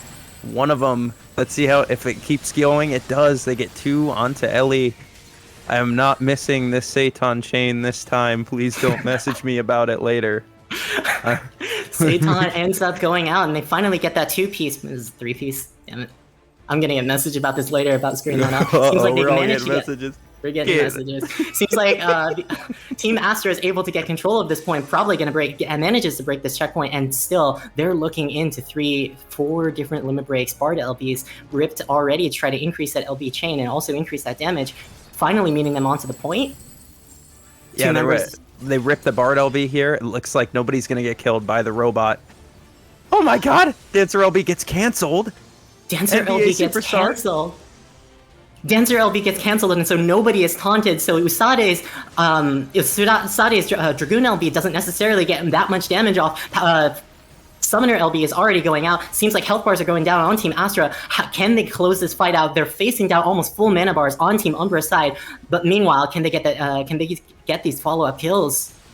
Yeah. That's a chain. We're going Satan chains once again. That's one. my God. That's 2. They might be able to push this into the win. 2 minutes left on this match. They might not be able to. They might want to close this out before overtime. But it seems like Blue Team is finally moving back to give them more space. Meanwhile, on the point. Meanwhile, on the point. It is a split match. LBs have all been used. Exhaustion takes hold. There's no more resources on either side, and we're going to see who gets these respawn advantages. Team Umbra is closer to this point, and it looks like the Team Astra is trying to escape. Seems like they might be okay. Oh no, they get a kill onto the Gunbreaker. It looks like Wolfus is going to bait them into a double envelop, pulling them back here into their base. They are pushing the point up to this corner, a very double enveloping corner here. Big picks. Oh, they're so close. Oh, they're so close. They get a 3rd pick. That's a huge stagger. Again, with a minute left, they need to. Team Umbra is facing an uphill battle, and it looks like we might be going to a game 5, possibly. Looks like we got the reset. Ella Meeps again. Target just not letting this Bard play the game. Usage possibly going down to dies with the LB available. Definitely couldn't have ripped it, or otherwise it probably would have ghosted. Eyes going down as well. 1 member left and 40 seconds remaining. Can Team Thugshakers finally close out this match? Wolfus trying to keep it alive. Reginald in there. Reginald is the final lifeline. He's not able to live. Closes out the match, and as it hits that Paladin LB, ends the match with that. We are into a game 5, 2-2. Utter domination, that match. They just pushed so hard. They killed the dancer 5 times. Let's see how they adjust, because I know for a fact this Primal team knows a lot of different jobs. I wonder if they're going to make an adjustment here, because they see that their dancer is just getting attacked every single time. This battle of these titans, these kangaroos versus wolves. God, it's the zoo in here. And we're going to a game 5 right back onto Palestra. It's true. So Wookie won in the chat. That's Nishi, by the way. He said Cocktown is Aussie territory, and I agree. It's true. They looked unstoppable on that match. Even with back and forth, even with LB Sinks on the Wolf's side, Australia manages to pull through on what's basically their home turf map. God, really big contrast, especially considering how it feels like they got absolutely. It feels like it was a much closer game, or at least a much more favored game on the side of Team Wolfus, especially on that Cloud9 as we go into our game 5. Oh my God, this is game 5. This is hype. This is game 5 of the loser finals. Remember, folks, whoever goes on to win this match secures at least 2nd place and then faces off Skill Issue in the upper bracket finals, possibly ending up in a bracket reset. We are in for a series, folks. We're in Palestra. It's not located in Australia. This is probably somewhere in Switzerland or like Ohio. I feel like maybe. It's Greece. No, Cloud9 is Ohio, right? So this one, it'll it's located. Reginald is now a white square. Ice has still got that mugshot. Is he sending us codes? Do the colors mean anything? The colors, Manson, what do they mean? So like, there's plants like all over this place, right? Who's watering these plants? You know, like, look at where the crystal is, and there's just some fucking grass here. It's me. Like, who's watering that grass? And like, look at how big this like grate is next to the grass. You could trip it and snap your ankle. Jesus, who designed this blade? It's a dangerous job. Anyway, this is game 5. Wolfus versus Thug Shaker Central. Primal versus Australia. Yeah, this could go anyway. Who's gonna take this? It's just so hard to tell. No idea. I want to root for Australia, but I'm not going to. Okay. I'll root for Primal. I want to be a Primal. I respect the self-control. All right, looks like we're starting to get underway. Medius, a couple of shurikens being thrown onto the Gunbreaker. Gunbreaker forced to guard immediately, counter guard immediately as well. Looks like, are they going to be able to get the NBA Superstar? Are we going to see this again? No, NBA get out of there. Superstar actually manages to get out this time. It seems like the Summoner is going to be able to get out as well. Paladin covers onto the Bard in order to keep that Bard from blowing up as well. Seems like people are just basically staying alive while mana bars are going down on Team Astra's side. Team Astra is slowly starting to run out of resources. Slight advantages looking out for Team Umbra as Team Astra tries to get those health bar advantages again. NBA Superstar goes back in. NBA's target? NBA, they're turning on this dancer every single time he comes in. He's just not allowed to play the game. Yeah, they're not letting him. A guard, they're hovering him. They want to get this kill immediately after. And Hori's also getting that cover. Gets the stun, no more purifies the burn. 4,000 health, down. With only one, looks like the immediate counter kill is onto the Paladin. Seems like Paladin didn't have to use their guard during the cover guard. So it seems like he still has that resource in order to go in. Ellie Maves is the next target, forced to burn guard. Usagi has to burn through defenses. It seems like Umbra's on the back foot, but for how long LA immediately bursted after that guard as well, purified down, but LBs are starting to come up again. Team Umbra looking like they're on the back foot. That's all 5 LBs coming up for the Australians. That's a scary situation to be in for Wolfus. They do have the crystal advantage right now, but I'm not sure how long it's going to last. They're looking to get this dancer LB out. Ice passes away. Chain is rolling. 3 seconds left on the chain. Can they get the reset? It seems they got to kill a little too early, so they're not going to get that reset. Seems like they've already gotten 2. Usade is going down 2. Oh my god. 3 LBs available and still a solid wipe. While Team Astra Thug Shakers managed to get control of this point, go all the way to this checkpoint, but have to use 4 different limit breaks for it. It looks like they might be on an uphill battle. Can this get flipped?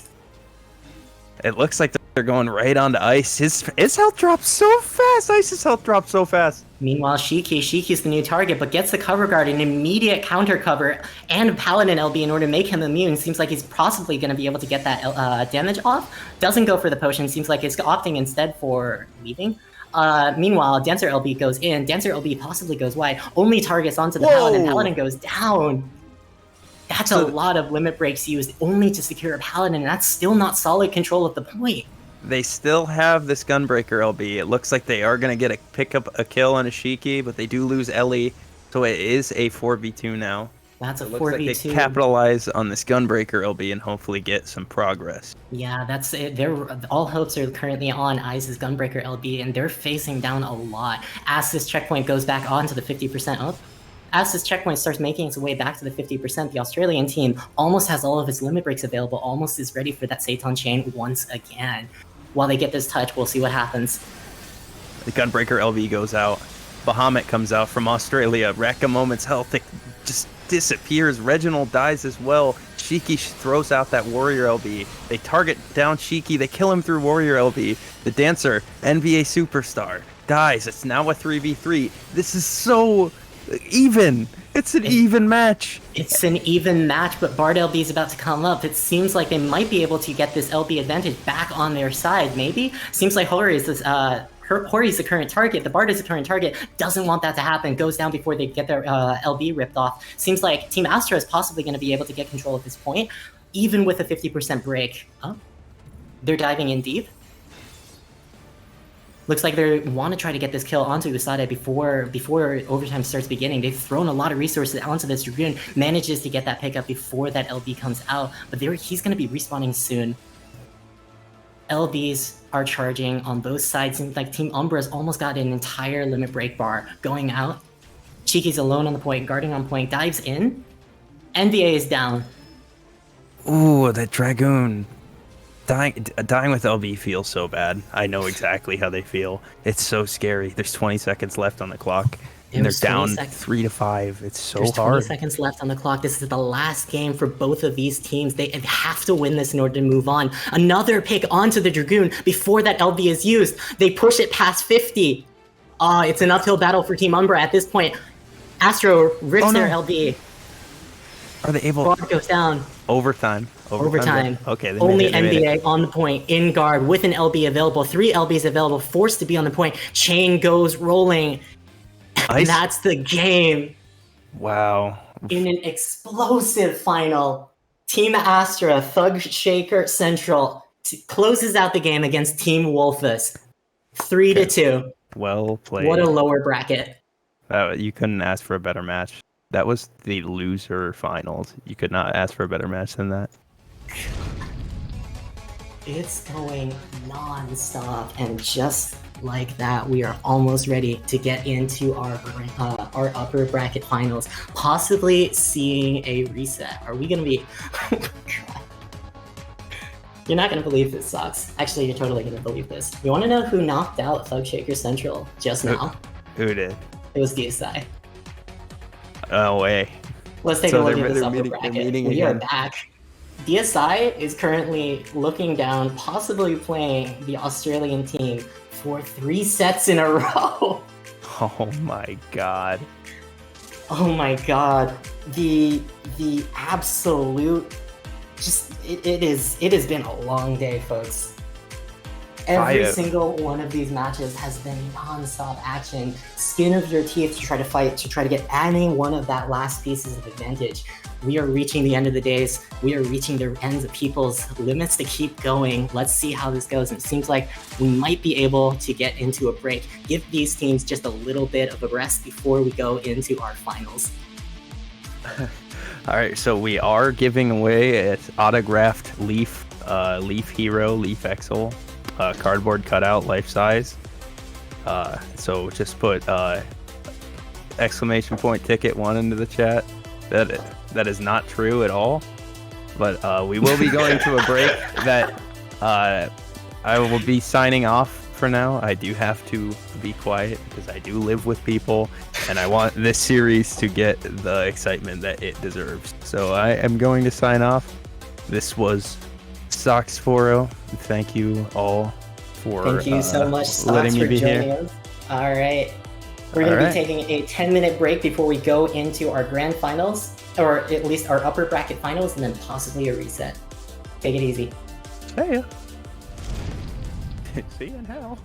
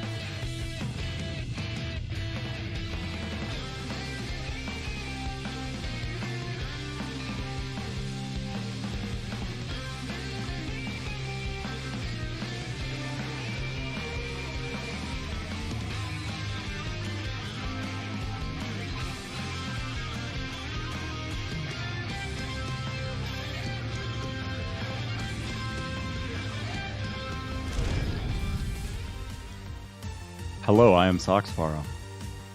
Hello, I am also Soxfaro. We are all Soxfaro at heart. Today, we are both Soxfaro. All right, friends, let's get ready to rumble. We are going into our grand finals. DSI versus Thug Shaker Central. It's been a long day today. How are you feeling? Tell me You've been twice. for most of it. Don't got to tell me twice.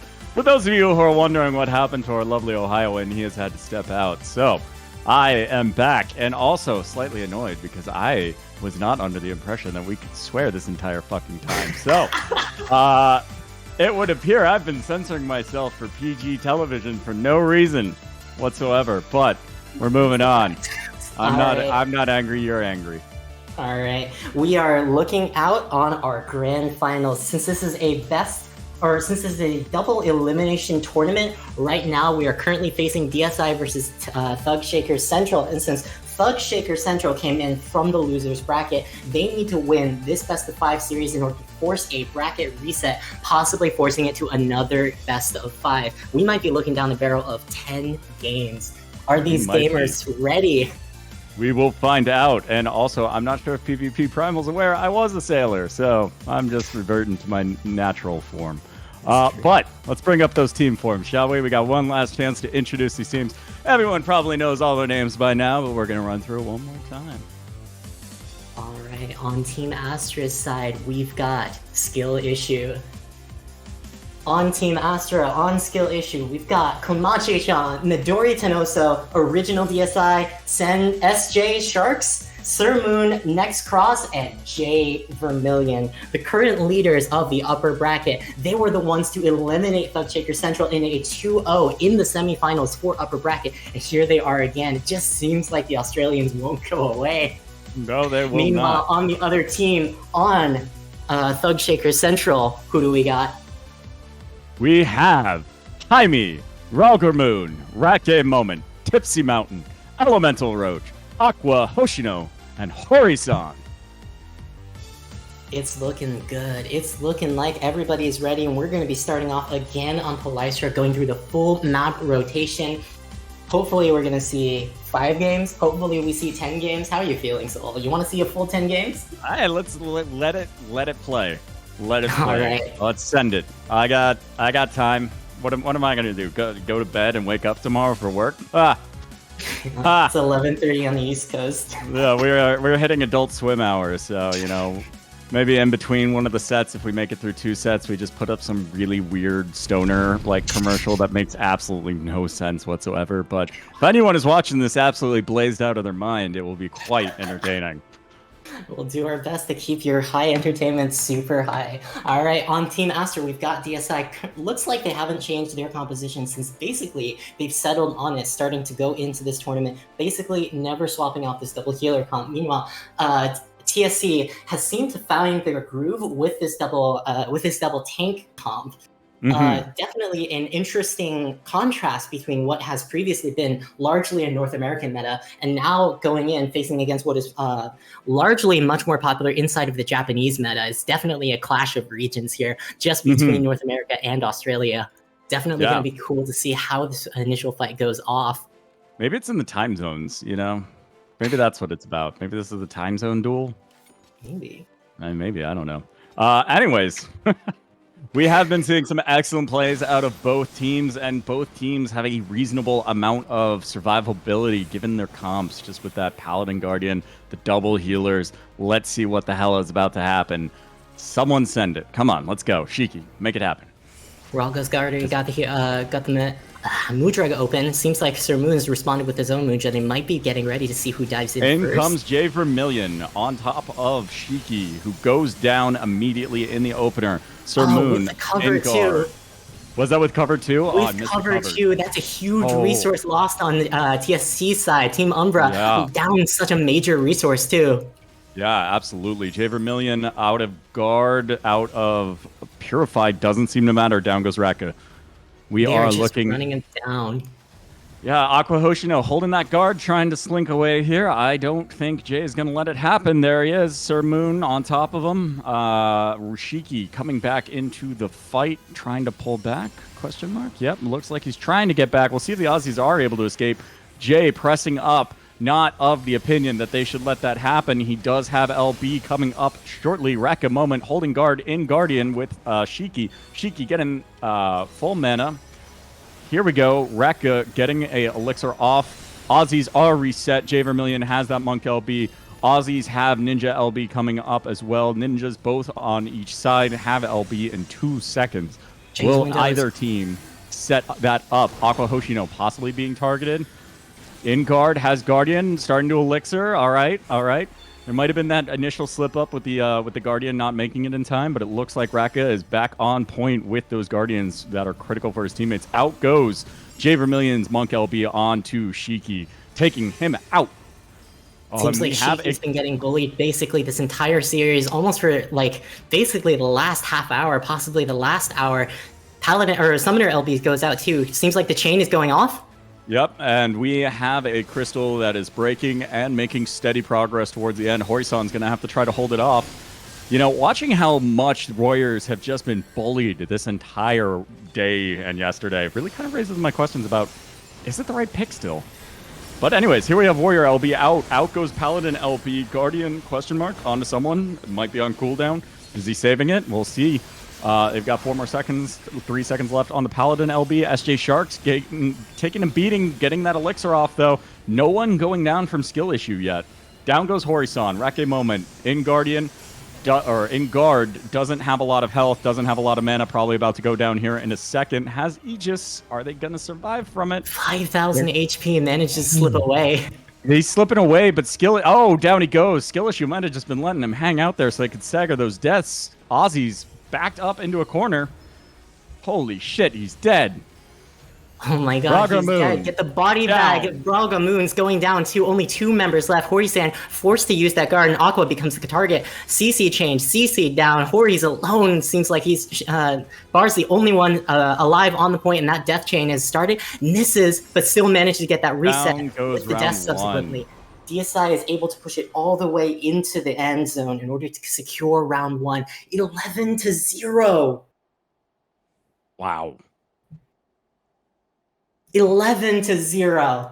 We have DSI, to be seeing a comp switch after this.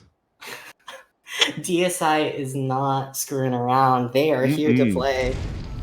And no comp change out of DSI. DSI likes what they're working with, and they're just going to keep cooking. They're cooking with Crisco. God, it just keeps going from that initial pick onto the enemy warrior, even through the cover, making sure they don't get that value off of the paladin. They're just non-stop trying to get these chains, trying to get these picks, and gotta give an extra shout out to especially Jay Vermillion, specifically his meteor dive, setting up a lot of these kills as we go into the volcanic heart. And, you know, but to my point, so I know Warrior has all sorts of utility. It is great. Its CCs are fantastic. But just watching it get bullied every match, no matter what team they're on, it seems like Warriors just go down. And it's especially within, like, animation lock. So it's in part because Warrior spends so much time in that animation lock for just about everything they use. Primal Rend, it's like, what? It, like, feels like eternity before you actually hit the target and can move again. Of course, it's probably like 1 second or 2 seconds, but that's certainly enough time that good teams just murder you. Yeah, it's really rough out here, especially if you're the particular focus target to properly respond in time, especially given that these Australian players are playing from Australia. Right. Definitely currently sitting at a slight ping disadvantage. So if they are not super on it, if they're not predicting that they're going to be the ones on that focus target, if they're not guarding before they even see the damage come out, it's already possibly too late. Yeah, that ping diff might be hard in favor of DSI. Well, I mean, of course it is. The Aussies are playing from Australia, but props to them for making it this far. You know, what's everyone else's shows a lot about just how strong these players are, how good their coordination is. Seems like a balance is drawn. We're going in. Yep, Jay Vermillion hiding behind. Looks like Horizon trying to poke, and we got some speed lane action going here. Is Horizon trying to bait? Probably is. Out goes Rekka Moment's guard for some particular reason. That is unclear to me. Out goes Sir Moon's guard. A lot of guards just being burnt. Horizon going down after that initial early guard. Yeah, but it seems like 3 different Purifies on the Team Masters team has been used as well. It seems like they might be able to try to get a subsequent pick if they have the CC. CC starts going onto SJ. Can they get this kill? And they indeed. Down goes Shiki. Doesn't look like they're able to get this kill. Ralgar Moon SJ. next. Ralgar Moon burning currently Purify target. and Guardian trying to pull back. Ralgar's He is possibly going able to to get make out. it- Looks like he's able to get out, but that's still a solid control on behalf of DSI. Currently almost pushed all the way to the checkpoint. Currently 42%. Orisan going for a... Nope, they're coming back around. Racket Moment taking heavy damage. Down goes DSI. I didn't even see how that happened. Racket Moment going down in return, though. J Vermillion's LB now coming online. Out goes a Whim LB. SJ going down. J Vermillion has Monk LB. Sir Moon has Ninja LB. Ninja LB coming up on Ralgar Moon. Kiki Ryogi still a little bit away, and Aqua Hoshino Summoner LB coming online. We have a lot of LBs that might be about to shake this up, but Jay looks like he's probably trying to hold it because he's probably not feeling safe. And for good reason, down he goes. Horisan holding point in guard. Sir Moon now holding point in guard. Aussie's about to probably beat up Sir Moon. It's Battle of the Moons. Will Ralgar win? Will Sir Moon win? Any Moon might win. Oh, out goes a Nin LB on Shiki. Sir Moon taking Shiki with him down to the grave, but the Aussies still have a slight edge here into this 4v4, I would say.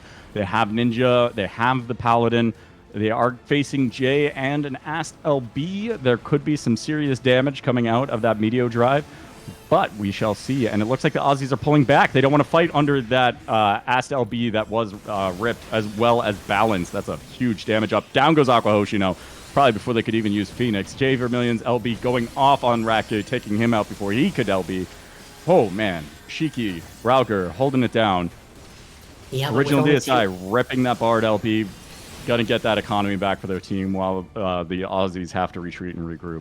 Yeah, it's a real uphill battle for the Aussies, even with this many LBs available. Just the pure power of this sync, just the ability to make sure that anyone is dying as fast as possible, and the fact that they are now staggered, facing what looks like it's going to be a checkpoint touch. Even if they have these LBs available, they're in a really rough position to actually utilize them. Interesting, the Aussies did not wait in spawn. They jumped down and they are going for it. They are not going to try to let DSI break point, but Rakke goes down before the Paladin LB goes off. Shiki in trouble, ripping the Warrior LB for a single target on Sir Moon. Original DSI going down. J Vermillion quite low. Might be a second pick here. We'll see. Ralgar Moon still has that Nin LB. Could shake things up. Sir Moon has their Nin LB coming back up. It could be a battle of Nin LBs and who is able to get that Seitan rolling.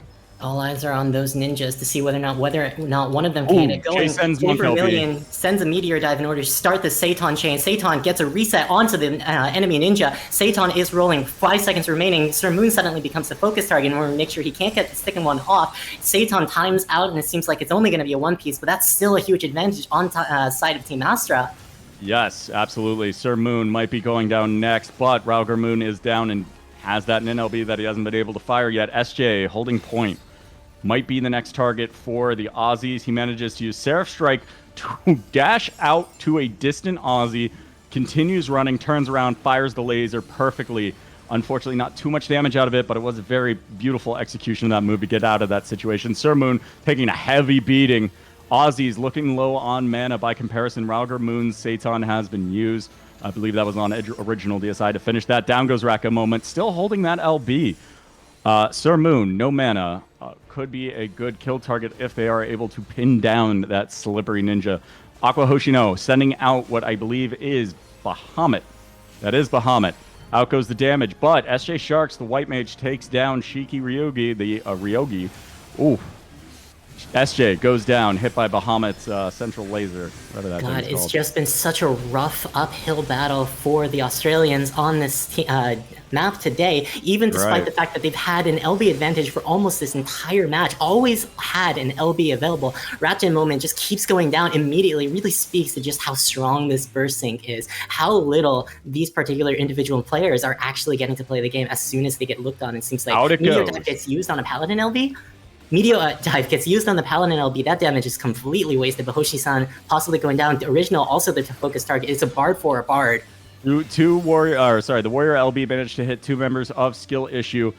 SJ also being run down in the back, but the Aussies are struggling because they have to hold that point, of course, and they don't want to leave one person because Jay Vermillion might pull a funny with the Enlightenment knockback. Ratke getting run down, might be about to go down. Yes, they will. Rauger still has that Nin LB, but he needs damage from his team to set him up. And they've had a hard time. Good luck getting someone below 50 with a White Mage and an Ass just pumping every AoE heal they have. Eyes, once again, all eyes are on these Ninja to see whether or not they can actually get this reset going, try to get this advantage. Rauger goes down. That is his fifth death. It's just not been allowed to play the game. Exactly. That is the problem with Ninja and LP. You just can't set yourself up against a team with a lot of mana. And it feels bad because you're just holding it. And down goes Shiki as well. Jay Vermillion has Monk LB. Will they be able to just get a pick on someone like Aqua here, who's alone on point? Or actually, it looks like Jay is going to stop and Elixir. Out goes White Mage LB from SJ. SJ being targeted quite heavily. Will they go down?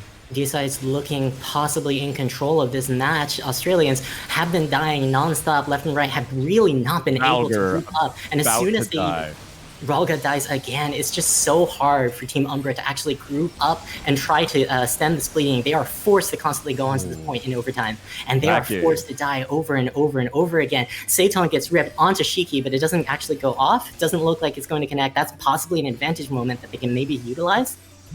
Yep, absolutely. They do have Warrior LB. They do have Bard LB. They're just not getting opportunities to let them rip. Let them cook. Let the Aussies cook. Let them fight indeed. It seems like the Shikis goes down again, even with the Warrior LB. Still they managed to get a lot of checkpoint progress, almost getting that touch on. We are watching a Bard Rat. They go down, but they bought a lot of time for their teammates. We do see Ratke moment coming back in. I wonder if they'll actually get a second Paladin LB out of this. Oh, Rauger goes down.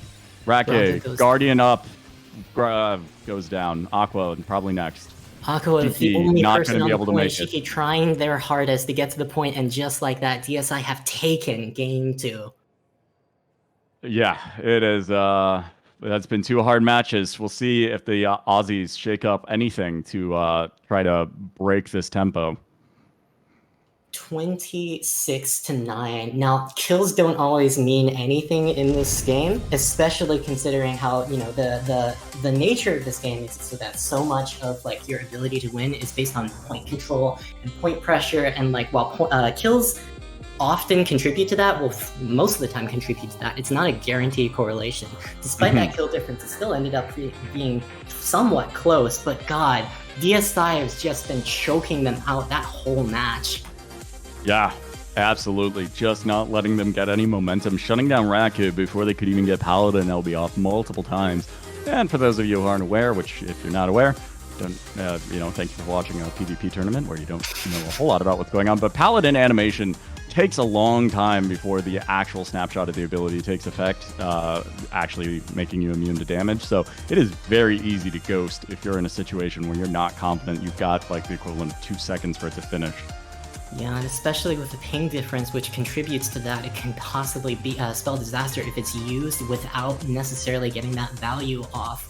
It's going to be an uphill battle, though. Australia is currently facing with their backs to the wall. 2 games down in a best-of-5 series. They need to get this reverse sweep, and then they need to win the subsequent best-of-5. Let's see if they're able to do it. Let's see if they are able to win the next 3 matches in order to go to a second series, all with work in about 30 minutes for, the Aussies, for whom it is Monday. God, it's real rough. It's okay. So the Australian team, DSI, it seems like is not going to be changing their composition, but Thugshaker General, Thugshaker Central, tongue twister of a name. Looks like they're going to be doing some changes. We'll let you know as soon as we're about ready. Yeah, we'll let you know when they're about ready to go. We'll see what they bring on to Cloud9, our next map. Indeed, which is talk about a unfun map to have your final potential match on, right? It's definitely one of the maps of all time. To have to win this, like to know that this is the map that you have to win right now, and then have to go another 2, it's uphill. It is uphill indeed, and we are deciding between first and second place with this match. So first place, as a reminder, to first place goes 100 million gil per team, and for second place goes 50 million gil per team. But I think we all know the most important takeaway for the winner, of course, is, as always, bragging rights. And especially with CCRC coming up, in which the Aussies, unfortunately, will not be able to participate, there's something to be said if they manage to pull away the win here so that they can say they beat whoever makes it to the NA CCRC and feel pretty damn good about themselves. Yeah, we're also looking into that commission. Just really, really good art. Looks like the Australian team has... Looks like everybody is ready and we are about to go in. I'm actually being told Leaf Exel might be on the line as well as a reward for the winning team. I'm not sure how this negotiation was gone about or in what manner of ownership one may take of their very own private Leaf Exel. But you know what? Wishing well, we'll hit you with the details. All right, seems like both teams are ready and we are about to go into Cloud9.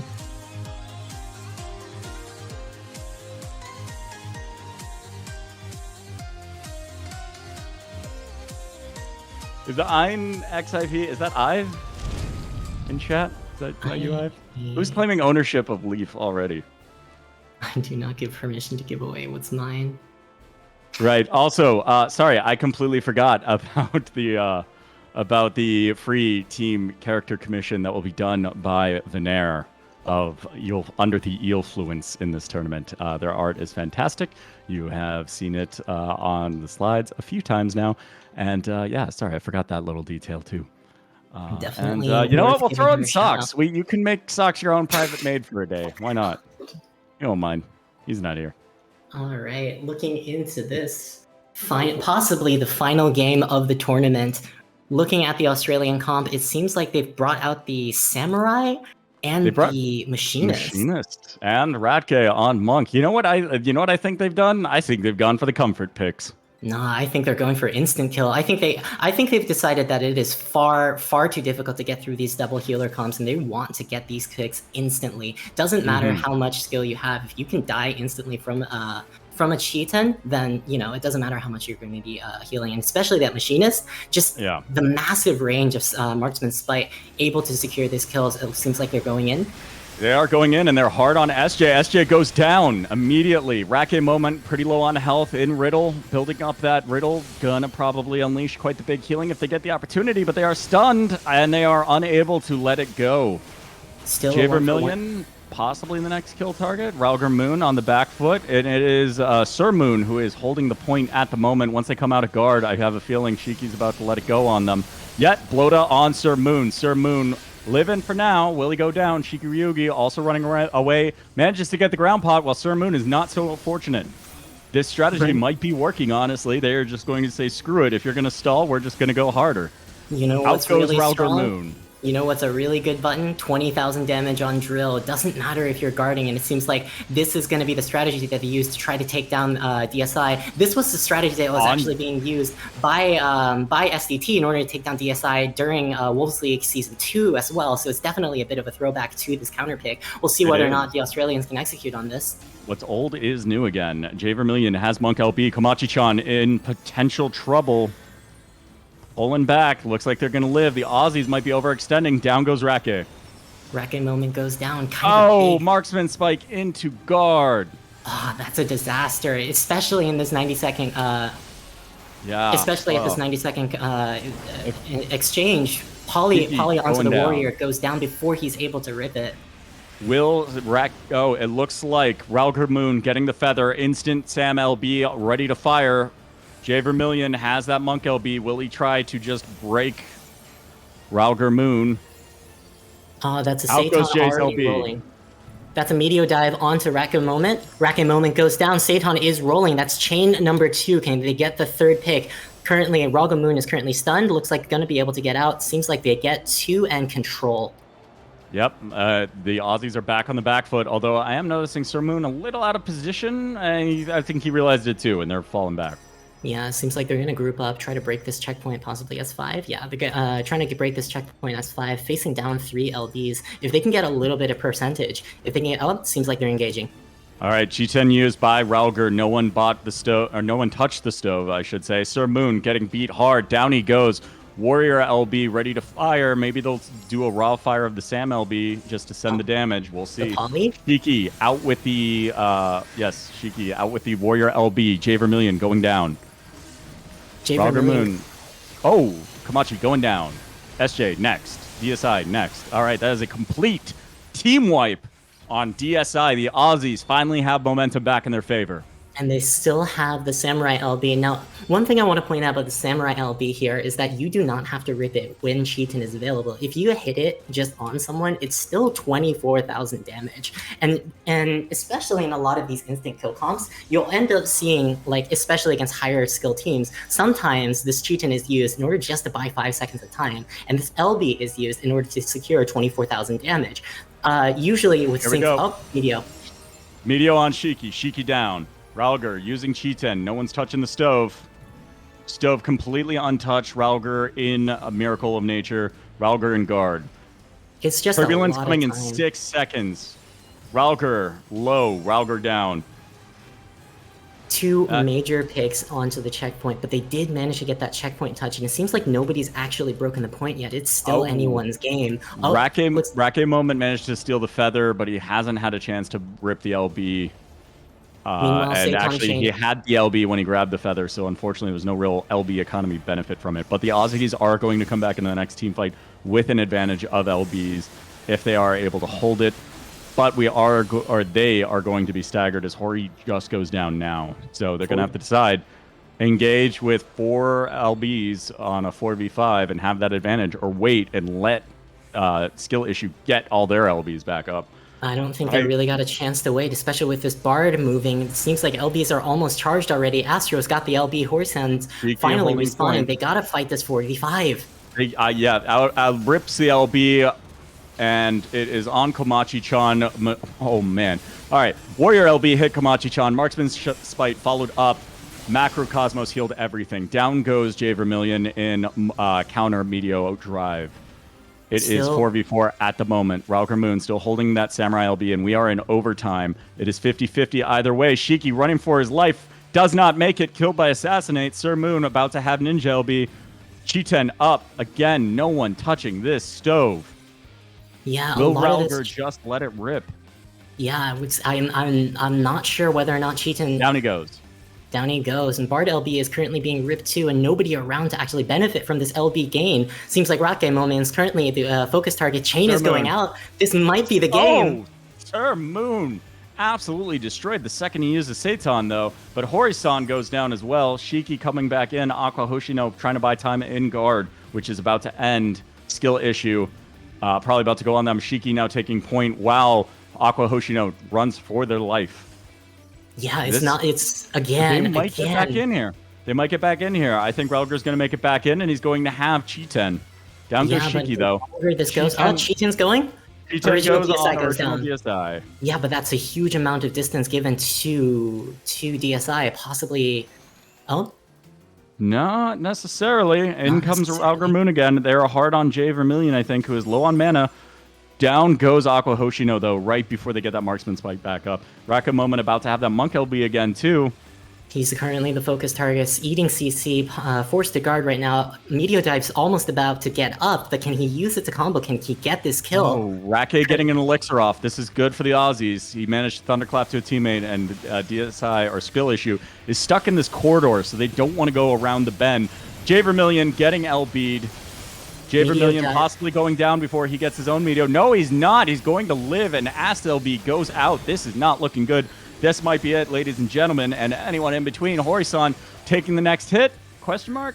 2 members, down. 1 member left. Aqua Hoshino uses the LB out of desperation, doesn't end up getting any kills with it. In guard, alone on the point with no more defenses up. Sir Moon finally ends up getting the secure, and they break the checkpoint and win the series. A 3-0. Clean win from Skill Issue.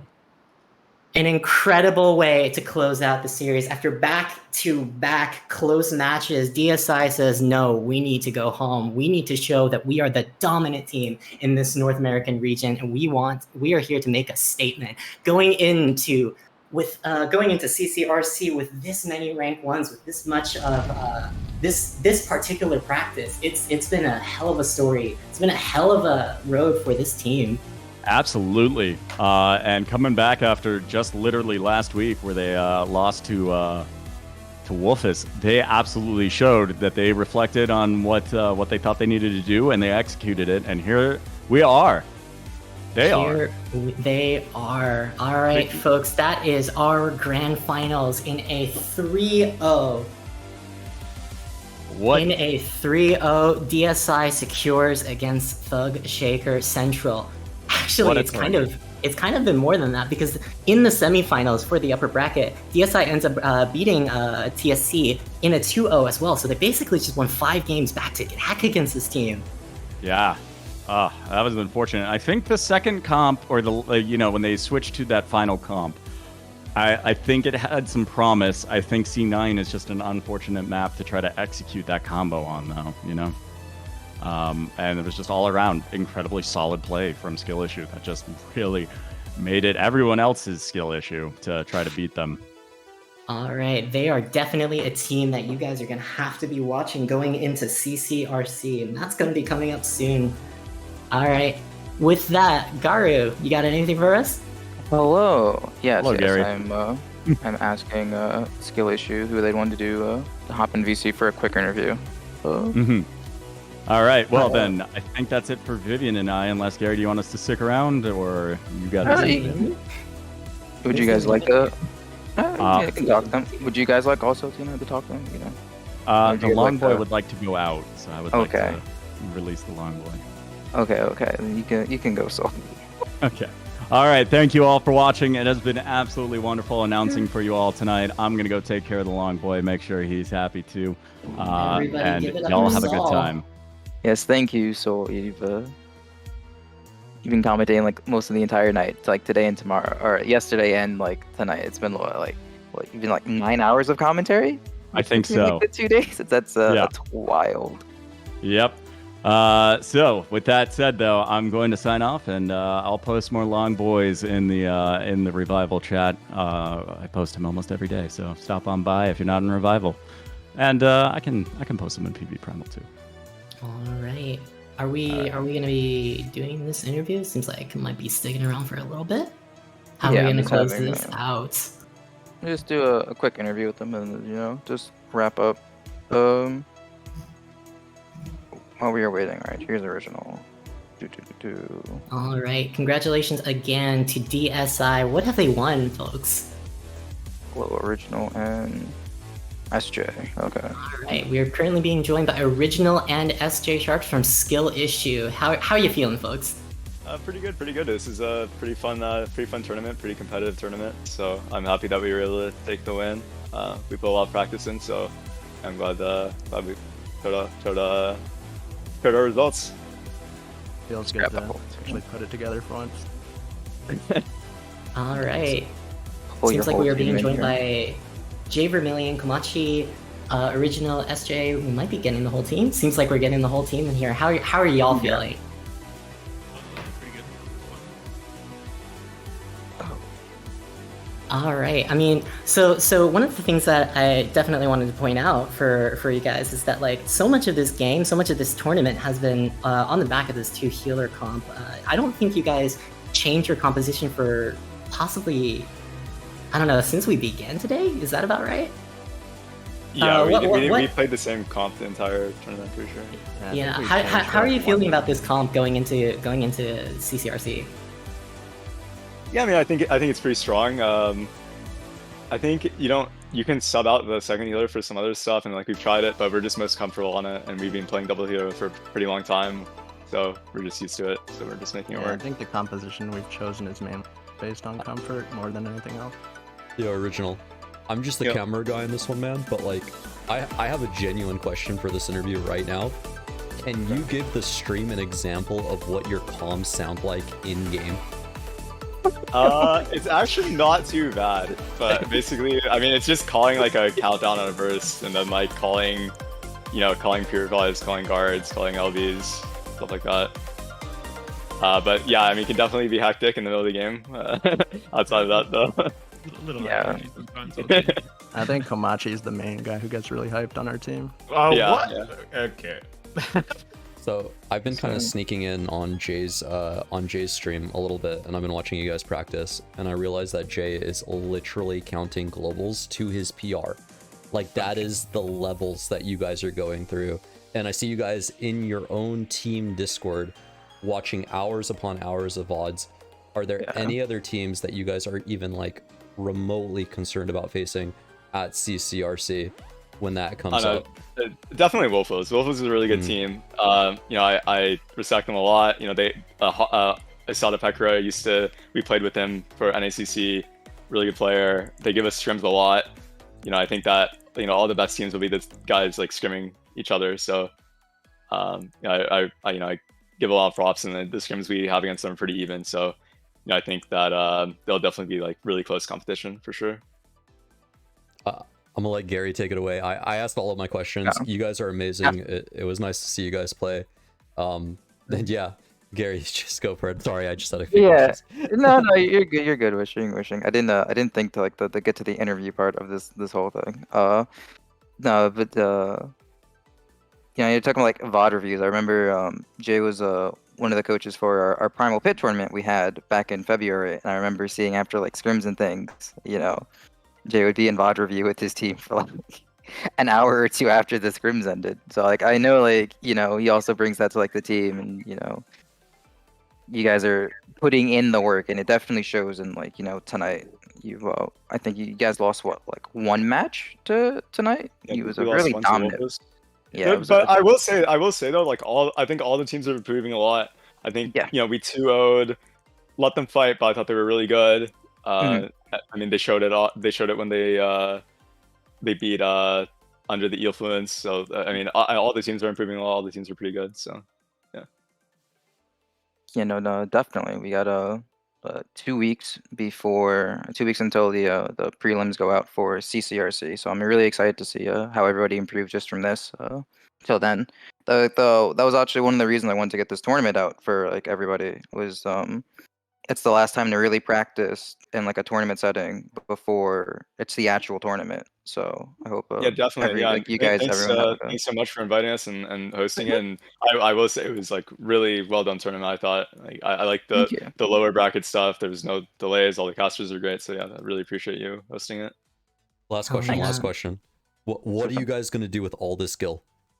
That's a great question. We're gonna take Komachi to an RP club. Is it like a quick sales thing, or buy a house thing? Like what?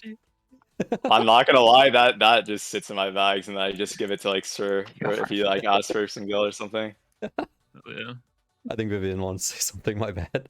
I think closing it out. You guys got any shout outs? Anything you guys want to say to this stream? I mean, actually, shout out Wolfos for actually scrimming us like a lot. It was they give us a lot of really good practice. It was super good practice. Really appreciated. They're really good. Yeah, we're always open for scrims too. Just one of us. We're always down to set something up. Yeah, bro. Send VODs, please. I need to send you VODs. Yeah, send VODs. Oh, and shout out Amamiya from JP.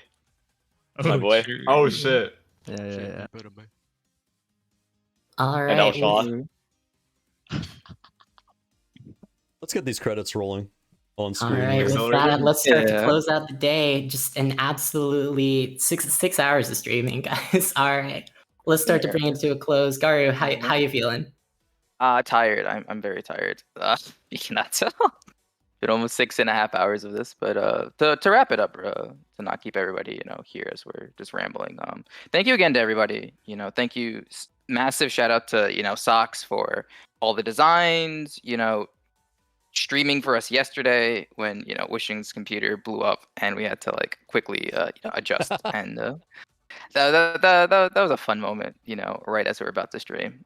But yeah, like everybody on the stream, like you can see right now, you know, the FCs, you know, Watermelon, that's like Lolly's FC, you know, Cater FC, Thespian Boutique. Shout out to all the Discords and communities that pitched in, you know, helping us with like gil and donations for this, you know, Ria Cafe, CC Madness, Revival, Argo, Paws and Claws, you know, Wishing, well, is, you know, one of the leaders of Paws and Claws, and, you know, they were shooting for us today, shooting for went out and bought a whole like brand new computer to make sure they can make today because Sox couldn't stream because they were also playing in the tournament. You know, yeah, shout out to Jackie for the party finder. Shout out, you know, Cinna, Ningo, Revna, Alana, Camby, Nancy, Q, Zaf, Chloe, Bal, Celine, all for like shipping and donating Gil when we needed it last week because we did not have the prize money in time. And then everybody on the right side, you know, Ryler, Audrey, Isabel, Grizz, Wonton, Lolly again, Kaleshi, Ali, Momo, Cass, Nika, Alora, Raven, and Tape. That was everybody who helped with doing maps. Like, you know, I said yesterday because we were trying to do maps to try and fund this, and that was not working out. Did not make all the gil for it, but it was still fun week in, week out. So thank you again to everybody. We have like commands for everyone too. You know, Argo, CC Madness. Please join everyone's Discord. It's really nice that we were able to have a night like this where everyone was just here for the community. There wasn't really like any drama or anything else like that. Everyone's just here to support the players tonight and the teams. It was a nice moment. So I'm glad everything worked out and we were able to do this. So that's all I really have to say for tonight. Let me raid somebody who is live and take us home. That, it seems like we are going to be done for the day. Who are we going to be raiding, Guard? You know, Frosty rated us way back in February, you know, Mog Talk, when we did the first day of the Primal Pit, and this follower. Okay. Before you do that, just a quick shout out to Gary and PvPrimal crew, Frisky's gang, for putting this one up. I was completely immersed by these matches the entire time. Like, these were really great games. Incredible performances on the production side. Big shout outs to Gary for organizing everything. Absolutely. Thank you so much, PvPrimal. We appreciate you guys. Thank you. But it's really everybody else you came in and helped pitched in. It was just trying to coordinate everything so no one could see how much of a mess it was at the time.